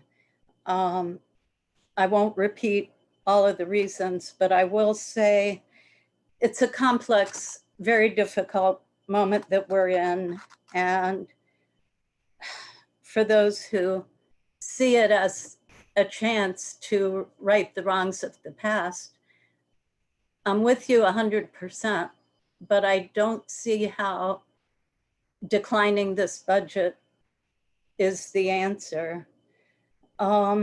I don't mention this often, certainly not in public hearings, but I'm an immigrant. I'm a child of Holocaust survivors, and you'd be hard pressed to find a stronger supporter, for social justice I went to one of the public demonstrations, even though I'm in the at-risk age group. We didn't get to this point quickly, and I think it's unrealistic to expect to figure it all out by the end of June. So I heartily recommend accepting the increased budget that has so many benefits for the parks, for transportation, food programs, immigrant programs, and take this as a step in the right direction with a heartfelt commitment to do better next year and every year after. And when it comes to policing, for the reason not to rush, there's so much to be learned. I heard just today an example from Camden, New Jersey. I think I had the Today Show on in the background while I was getting mobilized. There's a lot to learn for how to do better. And I encourage the council and the administration to really wholeheartedly jump into the issue, but not at the cost of the gains in this budget. Thank you for the opportunity to speak. Thank you, Sarah. Next up is Gladys Oliveros and then Gretchen Rabikin. Gladys? Yes, thank you. Thank you to having me, okay, for giving me this opportunity. And first of all, thank you to the city councils right there for everything that they did already for our community. But today I came from East Boston Main Street, and as director, since this breakdown 4 months ago, I had the opportunity to bring food to the tables to those employees who was laid off. And beside that, to those families who was struggling for food. And thank you for the mayor's food access. I was able to do that. And please, I came today to ask you and beg you that please support this budget. We need programs like this to keep going, reaching our families, our immigrants. And thank you. I'm short. Thank you, everybody. Have a good afternoon. Great. Thank you so much, Gladys. Thank you. Next up is, and thank you for all your work. Next up is Gretchen Rabikin, and then it'll be Joan Quagenti. Hello, and thank you for this opportunity to testify today and to really so many people for being part of this conversation. My name is Gretchen Rabikin. I'm the executive director of the Boston Society of Landscape Architects. We're the Massachusetts and Maine chapter of the American Society of Landscape Architects. Our members include nearly 800 landscape architects and students across those two states, with the vast majority in our home city of Boston. I would like to underscore comments already made by Liz Visa, Karen, and others today. The pandemic has made abundantly clear how vital park and open spaces are and how much more work needs to be done. So I'm testifying in support of the Parks and Recreation budget for fiscal year 2021. Our public parks, urban wilds, and open spaces are an essential public health infrastructure that warrants protection and investment. Critical ingredients in dealing with excess heat and excess water, impacts that will only increase over time, and in supporting individual and community public health and healing. The proposed budget funds critical park improvements. Boston is currently working on the renovations and master planning of its 3 largest open spaces, Boston Common, Franklin Park, and Moakley Park. With those 3 together, this is a once-in-a-century opportunity to substantially improve our biggest open spaces in ways that will benefit our residents today and generations to come. Objectives include accommodating increased population pressure, responding to climate risk, and perhaps most important, increasing the support that these parks provide for public health, especially for our most vulnerable and disadvantaged citizens. The proposed budget also boosts funding for city trees, including tree planting needed in neighborhoods lacking trees around Boston, the urban forestry master plan Karen was just talking about, and other investments needed to build public health and climate resilience. And the proposed budget funds vital additional staff for the care and upkeep of parks citywide. And this is critical for all residents of Boston.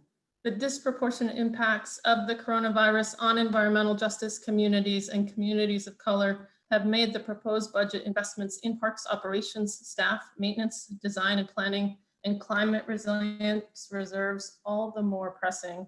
Our parks have never been more important, serving as places of refuge in this time of COVID-19 and as vital spaces for us to gather and protest. They are also spaces of healing.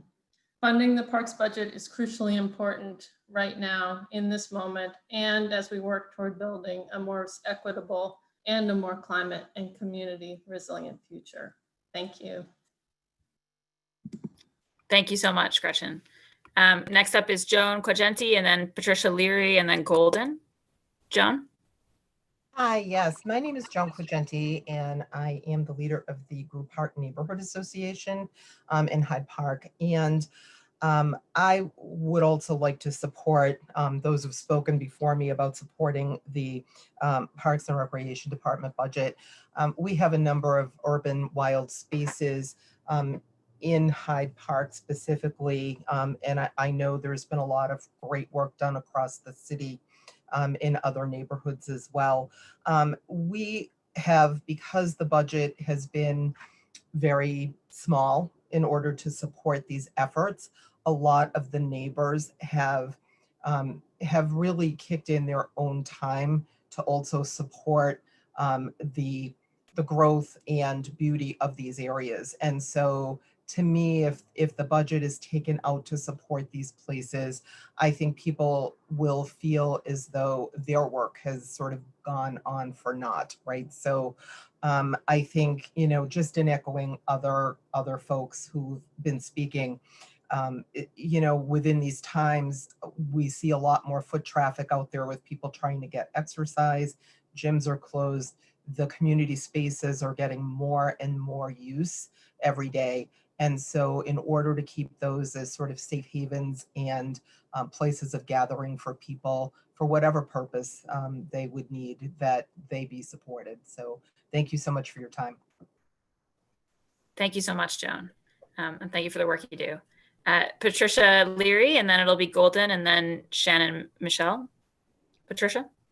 Great. Thank you, Councillor Bach. I appreciate the opportunity to spend a couple minutes sharing our support of a few issues in the budget. So I'm going to focus mostly on the funding for the Office of Food Access, which we of course support, but also just on the record wanted to say, you know, we certainly support many of the kind of health related portions of the budget, everything from the increased funding to Boston Public Health Commission. I saw that there was a lot of funding in there for expanding bike lanes and other ways to get folks out walking and being active safely. So obviously, we love seeing all that in there, very much in support of all those initiatives. So good afternoon, my name is Patricia Leary. I'm the Community Advocacy Director for Boston at the American Heart Association. Again, thank you for the opportunity to provide some testimony in support of the budget. I was really excited to hear that the mayor proposed an increase of, I believe it's $350,000 to the Office of Food Access budget, which would, you know, bring the FY21 budget, I believe, to more than $688,000. As other folks have stated on the call, you know, prior to me, you know, it's a small but mighty office that just does really great work for the city. So they've been, you know, surviving somehow on a pretty small budget for the past couple of years, really small staff. So this funding, you know, would really go a long way in helping them provide these critical services during this time of need.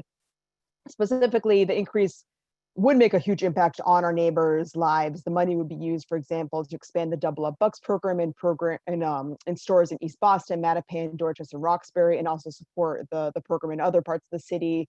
They could hire an additional staff person to really help with a lot of the outreach and education around SNAP. So certainly this is a service that we've all heard has, you know, really gone up in demand. Unfortunately, I mean, fortunately it's around, but unfortunately the demand is so high. So it'd be a huge help to kind of get more staff in there to help, you know, support that service and get folks signed up and connect to the right stores for them to utilize those services. And then it would also, you know, the funding could be used to implement the mayor's food access agenda, which, for anyone that's familiar with it, it really makes a bold commitment to end food insecurity in Boston by 2030. So I think that was a really bold, ask prior to the pandemic, and now with all these issues happening now with access to food and food insecurity, making a commitment like that is even more important. So again, certainly we support the increase in the budget for the Office of Food Access. Food access is at an all-time high. Many of our neighbors are facing additional roadblocks, additional obstacles that make getting food even more difficult for them, whether it's lack of transportation, lack of, if they live in a food desert and they can't get healthy and affordable food in their neighborhood, there could be language barriers, there could be cultural barriers that prevent them from accessing the food they want and need. So certainly the Office of Food Access is there to help mitigate some of these problems. Obviously, it's a big problem that we all have to work together to deal with, but they certainly do a lot of really great work in helping to close this gap. On the flip side, just to reiterate why it's so important to support this budget increase, if this portion is not accepted, I believe their funding will actually go back to FY19 funding levels. And if that occurs, it actually would lead to a cut in staff, it would lead to a cut in programming. They couldn't expand the Double Up Bucks program. They couldn't, do all this extra work that they want to do. So kind of the opposite of what we're hoping will happen. So again, I really appreciate the opportunity to speak for a few moments, and I hope you support the Office of Food Access budget in the FY21 budget. Thank you. Thank you so much, Patricia. Next up is Golden, and then it'll be Shannon, Michelle, and then Monet Vance. Golden. Good afternoon, Councillor Box, the council members, and those watching from elsewhere. My name is Golden. My pronouns are they, them, and I'm an artist in residence for the city of Boston, currently partnering with the Mayor's Office for Women's Advancement, or MOA for short, a luminary fellow at the Isabella Stewart Gardner Museum, and a community member of Jamaica Plain. I don't have too much time today, so I want to be very direct and cognizant of my time, and to be very clear, I'm making this testimony to name and to hopefully find allies in holding accountable the ways in which Boston's Black, Indigenous, and person of color populations, specifically women, trans, and queer folks' concerns and needs from the city's policy work and research are being erased under the FY21 budget. As a person working in partnership with the city, I find it to be a great disservice to the public and overall human rights issue that under the FY21 budget, originally and in its resubmitting, there are no goals to invest in an LGBTQIA department, task force, or in a committee analogous to that under this budget.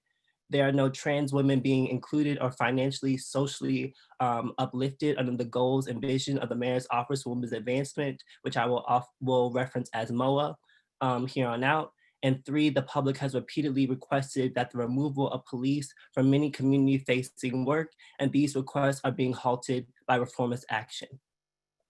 In my brief residence working in collaboration with MOA, I have found that under these pillars in their work, which for those who do not know are pay equity, safety, focus under sexual exploitation, which is defined as anyone who participates in the selling or buying of sex work and human trafficking and childcare, that none of these policy work or research includes trans women. I would locally give you the statistics on the ways Black trans women and femmes face pay disparities to their counterparts, but no one at the city has thought to do this work.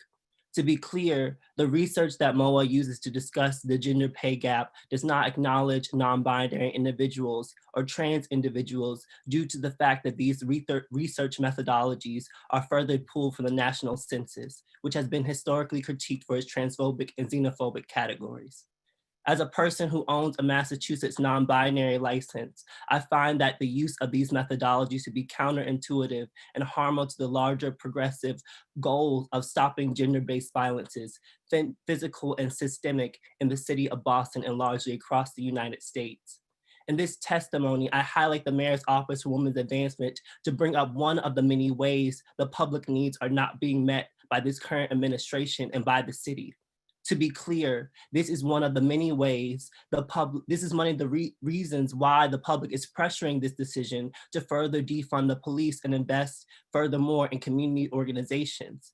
If the mayor's office of women's advancement cannot be a beacon of hope for trans women and non-binary individuals, if there are no jobs to center and uplift Boston's trans community to center our voices directly in this budget, if there is no plan to create an LGBTQIA department in this budget city, where do we, the Boston trans and non-binary community, turn to? Why would we not further pressure this decision to further invest in organizations currently doing the actual work to center the most marginalized in Boston? This decision is larger than those privileged enough to be a part of this conversation. As a Black trans person and as trans people of color, we are currently being defunded and overlooked by past and current budget decisions. How we are currently undervalued and undermined daily. Oftentimes when people talk about after the pandemic or after this moment in conversations of revolution, they forget that many Black trans and non-binary people and trans and non-binary people of color have never felt safe to be our authentic selves in our own communities and neighborhoods.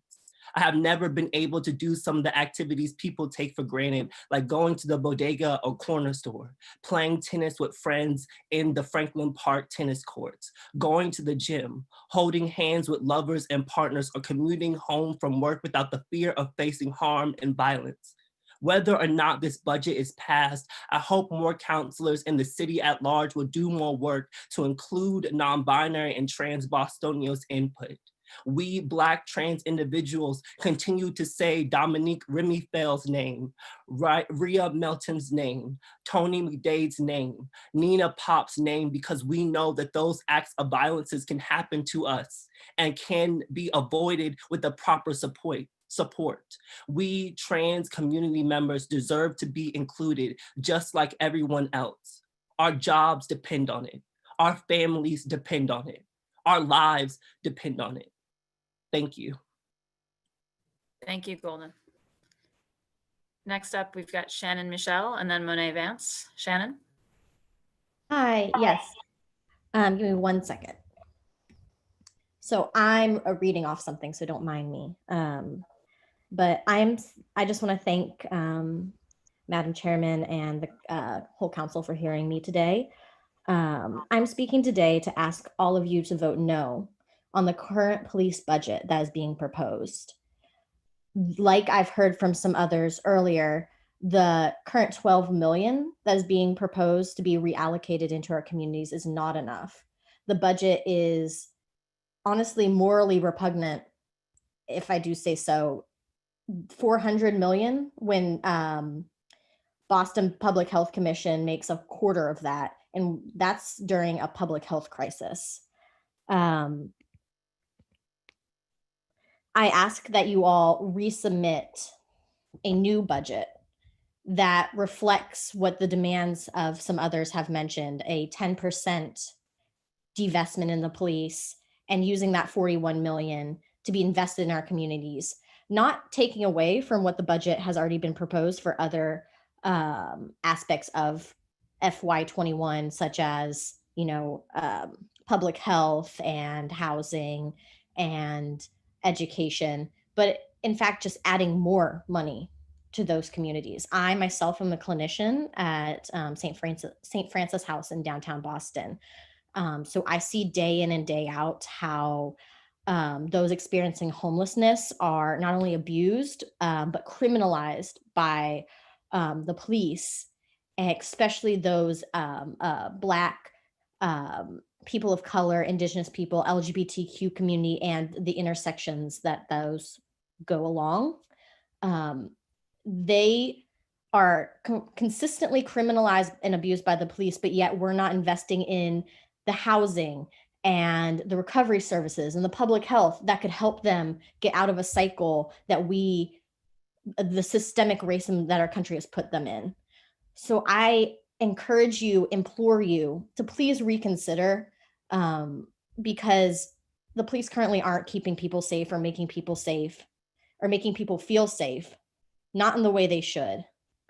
And we could be doing a lot more for our communities if we invested in them. Thank you. I yield the rest of my time. Thank you, Shannon. Next up is Monet Vance, and then it'll be Lisa Morashanti. Monet? Hi there, can you hear me? Yes.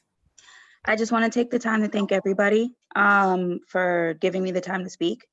I want to speak on behalf of as a member of the Boston Food Access Council in support of the Office of Food Access and also for the Age Strong Commission. The work that these offices do not only support all of our seniors in our communities, but we need to make sure that we think about them when we are thinking about this budget. Without having this budget passed, we won't be supporting all of the emergency services that have been happening since the beginning of COVID-19.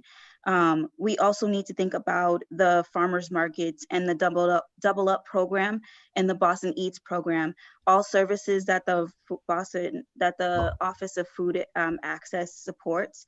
And we need to make sure that we think about these programs when we are thinking about the budget. So I just want to say thank you so much for your time, and want everybody to have a wonderful day. Thank you, Monet. All right, next up is Lisa Marchanti, then it'll be Lulu Montanino. And then if Lou, I'm not quite sure whether Lulu Soilis is here, but if so, if you could just raise your blue hand, that would be great. So Lisa Marchanti. Thank you so much, Madam Chair and members of the City Council, for listening to all of these testimonies today. I am the Director of Resident Services for Trinity Management. I also sit on the Board of Directors for Madison Park Development Corporation, as well as the Network LaRed and an advisory committee of Home Start. I'm here really to speak to the resident communities that we work with in partnership with, and really to support the allocations in the budget for food access, and namely the work that the Age Strong Commission has been doing to support some of the most vulnerable communities that have been impacted by the pandemic. To see the food insecurity issues that have really erupted in a way during this pandemic like no other time in our history has been truly humbling. And each time that we deliver the boxes of food to our various households, they're literally households that just break down in tears. And so we know that this is a significant issue. It's an issue that will continue, especially as there is no virus to address the pandemic. And so I strongly do support the additional $450,000 that has been allocated within this particular budget for older adults through the Age Strong Commission, as well as the monies allocated for food access. In addition to that, and this is Lisa speaking for herself as an individual resident of the city of Boston, I am so strongly in support of the conversations that have taken place in regards to really looking at the police budget and really taking a much more deliberate, sort of doing a much more deliberate analysis of how monies is being spent. I could tell you that, our communities are suffering in so many different areas, and it's so critical for us to really think about how are we allocating the resources that are available and making sure that those resources are being used and in the ways that make the most sense. There's expertise within multiple fields that could really use additional funding to be able to really have a more significant impact around the issues of homelessness and housing and mental health and so on and so forth. So that's all. I want to thank everybody, and I wish you the best. Great, thank you so much, Lisa. Next up is Lulu Montanino, and then we'll have Nicole Barnaby and then Mark Stoughton. Lulu?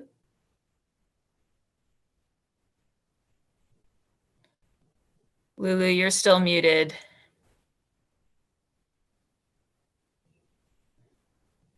I'm gonna skip you for a second. If you can figure out how to turn your audio on. I'm gonna jump to Nicole Barnaby. Nicole, you there?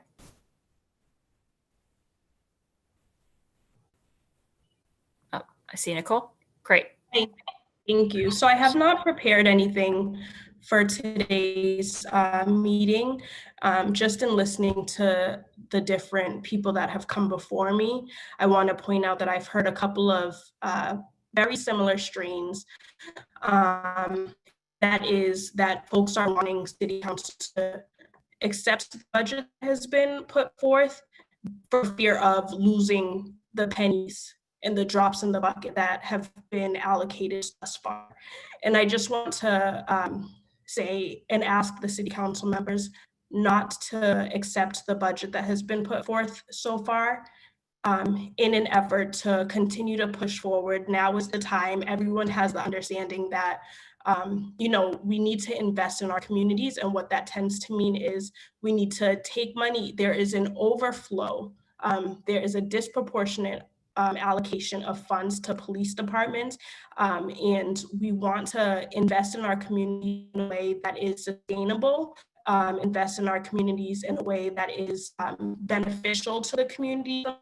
And while, yes, we can continue to push forth in other ways, right now, I think since we're all talking about it, present time is something that is time sensitive, we can push as much as possible now by declining the budget as it stands, and then continue to do other work, because as a lot of people have pointed out, things are not going to change over time. However, we are in a movement moment here, and a lot of people have been talking about this and have been screaming it at the top of their lungs for a very long time, and for the first time heard.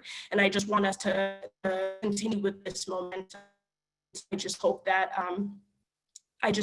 we can reallocate more funds to the community than has been than what has been suggested thus far. Thank you. Thank you, Nicole. And next up's going to be, well, first I'll check. Lulu, are you here? Okay, still gonna, Lulu, if you just check back in. I'm gonna jump now to Mark Stoughton. Mark? Sure. Thanks, counselors, for giving me the chance to testify. This all feels like a masterclass in leverage over the past handful of hours. In the earlier discussions, what I heard is that if the budget is rejected, there were sort of veiled threats of layoffs and the removal of funding for a handful of programs that were going to get the money that would have been reallocated. To me, to be clear, this doesn't feel like 1/12 budget process thing. It's about the police's unwillingness to budge on anything more than a small, unenforceable change to their budget. They have power, they are using it. To me, that is the single best metaphor of the same power that the police abuse and the countless stories we've heard in the past days, weeks, months, years, and decades in this city and across the nation. You have a tough problem.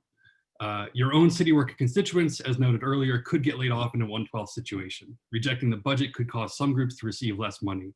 But what's the alternative? The continued growth of power of the police? This isn't a problem that just goes away on its own. It takes sustained pressure and needs to start with some decisive and deliberate action. To go back to an earlier testimony, one person had mentioned that someone had gotten a gun pulled on them in the Newmarket area. The response to that wasn't, we need more police. It was, we need more mental health counseling. And I think that perfectly sums up everything we've heard over the past hours here and days and weeks in the previous testimonies. Thanks. Thank you, Mark. And then I've got some people on this list who I think may be in the waiting room, but I can't identify them. So if Ronald Johnson, Elizabeth Greenhall, Josa Marie Timas, Lula Soiles, C. Paul, Fran Carbone, or Lucille Monito, if any of you are in the waiting room and you just want to raise your blue hand, that would be helpful. Okay, I see.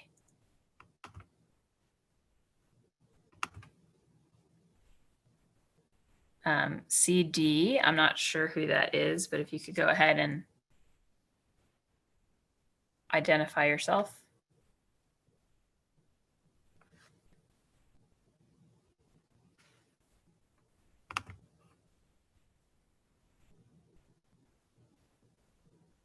Hi, who's this?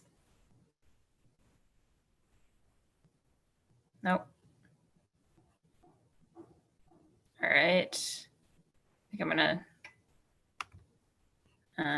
Let's see. So can you, one second. I'm going to give a couple of people. I think, see, Paul, I think that you are here, but I can't transfer you into the right room. So if you want to do something on your device to allow us to move into the panel. And then I see I've got a login from, sorry, everyone. Let's see. Folks who haven't testified yet, who are here, Mehdi Islam, Kenya Beeman, Nyana Tobin, Diane Morad, John Daly, Elizabeth Fawn, Patricia Spence, Bill and Liz King. If any of you are here to testify this afternoon, if you could just raise your blue hands. Or if you're having trouble with the blue hand, email Shane Pack, SHANE.PAC@boston.gov. Because we want to make sure everybody who's here to testify gets a chance to testify. But obviously, we've been running the hearing for north of 5 hours now. And once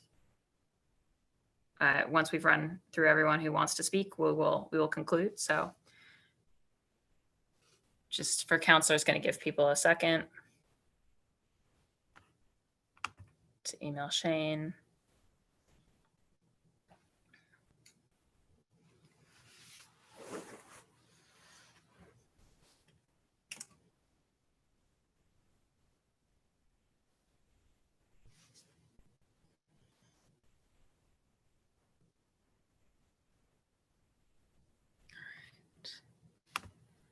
Hello? Hi. Is this? Hi, I'm on the phone. Great. Okay, we haven't been able to get you into the panelist room, but now it sounds like we can hear No, you. I am not. I am logged in through my computer, but I don't have audio on my computer, so I am calling separately on the phone. Great. Why don't you go ahead and give your testimony and just identify yourself. Okay, thank you.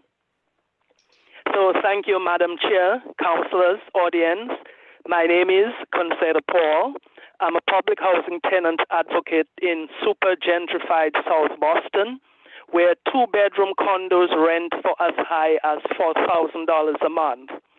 Lower wage earners can only rent comfortably in this city because of the Boston Housing Authority, BHA, and similar providers.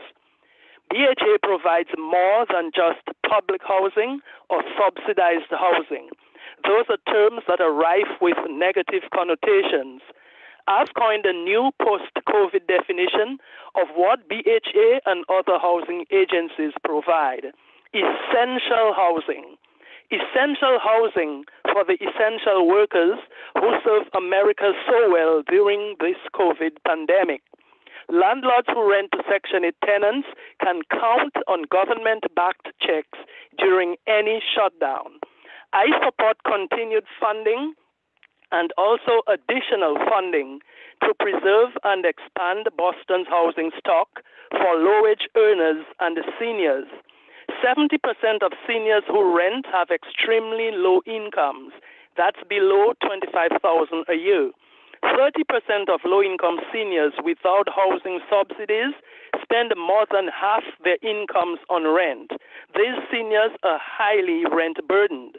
Boston ranks 7th as the most expensive city in the world for housing, yet 20% of Boston's population, that's nearly 150,000 people, live in poverty. 2 wage earners, working adults earning minimum wage at $12.75, make $4,000 a month pre-tax. Renting a 2-bedroom condo for $2,800 on the lower end leaves them with about $500 each. To compete with faster-growing cities like Phoenix, Arizona, and Austin, Texas, we in Boston must preserve, protect, and expand our low and moderate income housing stock. Blocks of empty luxury towers with absentee shell owners may generate taxes, they don't generate community. I'm also a founding member of the group that pushed for the city rent subsidy. Thanks to the council and the mayor, it's a start, but it's not enough.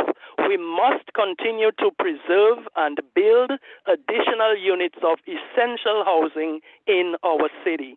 Mayor Walsh has declared racism a public health crisis, essential housing must play a major role. Housing is a leading determinant of socioeconomic stability. High rents and substandard housing lead to overcrowding and help spread infections like COVID-19. I urge everyone, therefore, especially policymakers, to read the book Evicted by Harvard-Princeton sociology professor Matthew Desmond. Housing first. It is harder, often impossible, to be healthy, civically minded, and excel in school when one is homeless. I support the council and I trust you will do your best. Thank you. Thank you so much. All right, I think I see now that we've been joined by Lulu Montanino, so I want to give her a chance to testify. Lulu, you have the floor. Thank you very much. My name is actually Louise Montanino, but I am president of the Golden Age Club in East Boston, and all the ladies call me Lulu. I represent approximately 100 seniors who were all set to call in today, but due to the complexity of trying, I had trouble getting on myself, and most of them don't have computers. So there was no way they would be able to email you. I had thought that this was going to be done the same way as Age Strong did it, where you just call in and then put a number in. But I guess I was wrong. So I guess I'll have to speak for them. We understand that the budget, until the budget is passed, our senior center is in jeopardy. We would like you to pass the budget so that our senior center construction can go forward in September as scheduled. It has been delayed for 6 years already. Please pass the budget. Thank you so much for listening to me. I appreciate the time. And if I have to get out of this somehow, I don't know how, so you'll have to take me off. No, thank you. Thank you so much for being with us. And I am sorry about those limitations. There is a number, and so for future, we should figure out how to better publicize how to call in that way. But I'll just say for anybody who is missing testifying today, but who wants to submit testimony, ccc.wm@boston.gov is the email. And so we also will take stuff after the fact that way as well. But thank you so much for joining us. And let's see. Again, I think that we have come to the end of the folks who, so again, I'm just this one more reminder, anybody who's in the waiting room who is looking to testify, that you should raise your blue hand now, because otherwise I think we're going to wrap this up.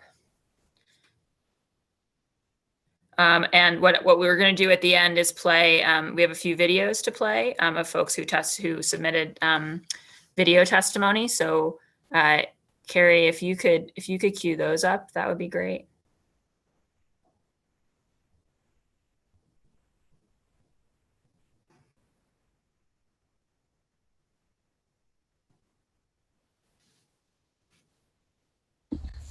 Hi, my name is Jessica Feldish, and I'm a resident of 240 Heath Street in the Back of the Hill neighborhood of JP and Mission Hill. I'm testifying today to say that this city's fiscal year budget does not meet community demands. I'm asking the mayor and the city council to cut the operating budget from the Boston Police Department by at least 10%. If you're not sure where the money would come from, here are a few ideas. First group of ideas: abolish the gang unit, gang database, and BRIC. New York City just disbanded their plainclothes police unit, and Boston can too. Portland and other cities have shut down their gang databases, and Boston can too. San Francisco has recently suspended their police department's cooperation with the JTT, and guess what? Boston can too. Group of those things can save the city of Boston money. Another thing we could do is stand with Boston students and the Boston Teachers Union by doing the important work and building the leaders of today. Remove police from Boston Public Schools, including Boston School Police and Boston Police Department officers. Guess what?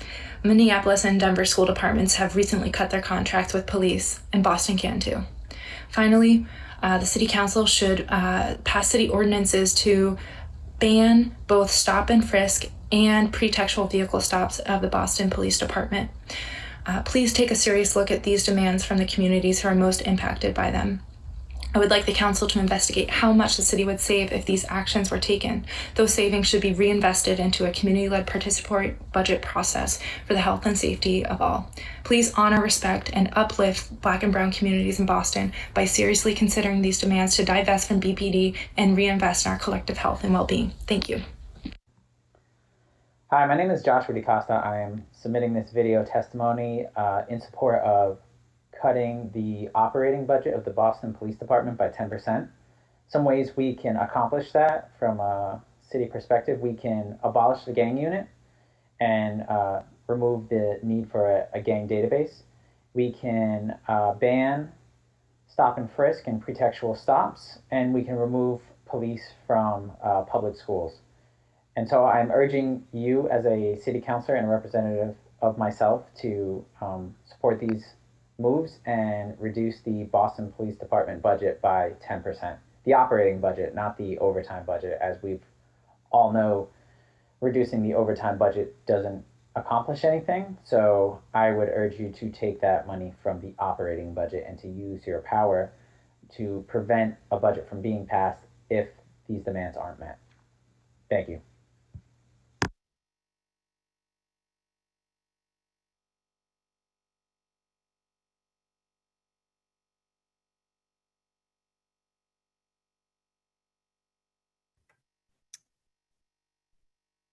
And then, there we go.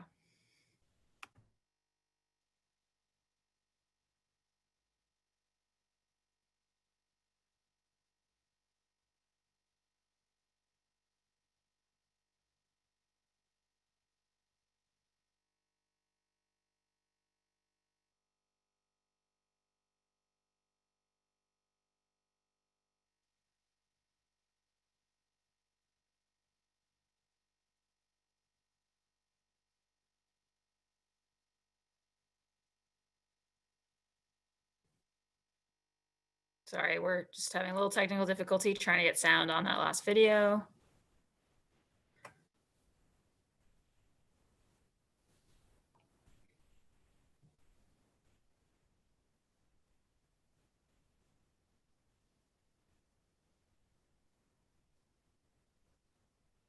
While we're waiting, just want to thank everybody for testifying today, and my many council colleagues who are still here, who have been listening to all this testimony. Yes, hi Julia, hi Anissa, hi. I see Liz, Lydia, Michael, Matt. No, it's great. It's great to have so many folks here when we have so many people from the public joining us to weigh in on this important decision. And grateful also to the administration for presenting earlier this morning. Madam Chair, I actually have a hard stop at 3 o'clock, so I am sorry I'm going to miss these last few videos. Thank you very much for chairing this meeting. Thank you. Thank you for being here. And I'm sure we can send you, I think it's literally just one last video, so we can forward it your way. So that you see it. Yeah. Madam Chair, this is Councilor Edwards. Also noting I have to leave as well at 3 o'clock, and I will look forward to the video.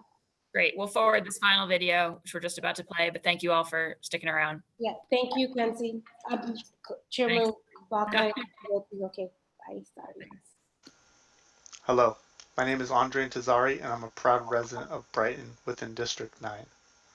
As you all know, Boston's food service professionals are struggling to participate in the local food economy. One reason for this is that our health division currently doesn't permit residential kitchens in the city. We need Boston to provide program-specific funds for residential kitchens. Since May 2020, 56,781 Bostonians have filed for unemployment, and almost a quarter of those claimants are coming from the food preparation and service industry. In countless other cities and towns across the Commonwealth, these workers would be able to use their home kitchen to make certain low-risk foods for direct sale to the public. However, Boston has thus far elected not to follow suit with other local boards of health in permitting residential kitchens. Currently, I'm a part of an ongoing campaign urging Boston City Council to work with Boston Inspectional Services and Boston Public Health Commission to permit residential kitchens by ordinance. However, for the purpose of this budget meeting, we encourage City Council and the Mayor to include a line item earmarked for funds specifically for licensing and inspections of residential kitchens for fiscal year 2021. Thank you for your time.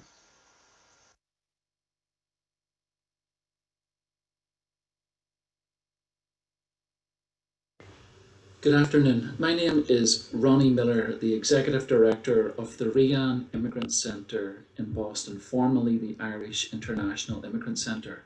I also serve on the steering committee of the Boston Immigrant COVID Collaborative, and have been connected to the Mayor's Office of Immigrant Advancement for the past 9 years. I'm testifying today in support of the FY21 budget, and in particular, the proposed investment to the Moya's budget. The Rian Immigrant Centre helps over 3,000 immigrant families from 120 different countries. We provide immigration legal, wellness, and education services. And the Boston Immigrant COVID Collaborative was formed 3 months ago by 11 different community-based organizations in response to the pandemic. And with Moya's support and the Boston Resilience Fund support, we have helped over 20,000 immigrants with cash and food assistance. And I have to say that none of that would be possible without the partnership of Moya. Under the leadership of Chief Martinez and Yusufi Valley, I have seen firsthand the value and the importance of Moya. They are a focal point, a hub for all of the immigrant support groups in Boston. They have information sharing. They really are go-to people in Boston to get things done. And we really need their help, especially as we move into COVID recovery. We really need the help. We've got a big agenda, an important agenda, and I ask for your support in supporting the FY21 budget. Thanks so much for hearing me today, and all the best.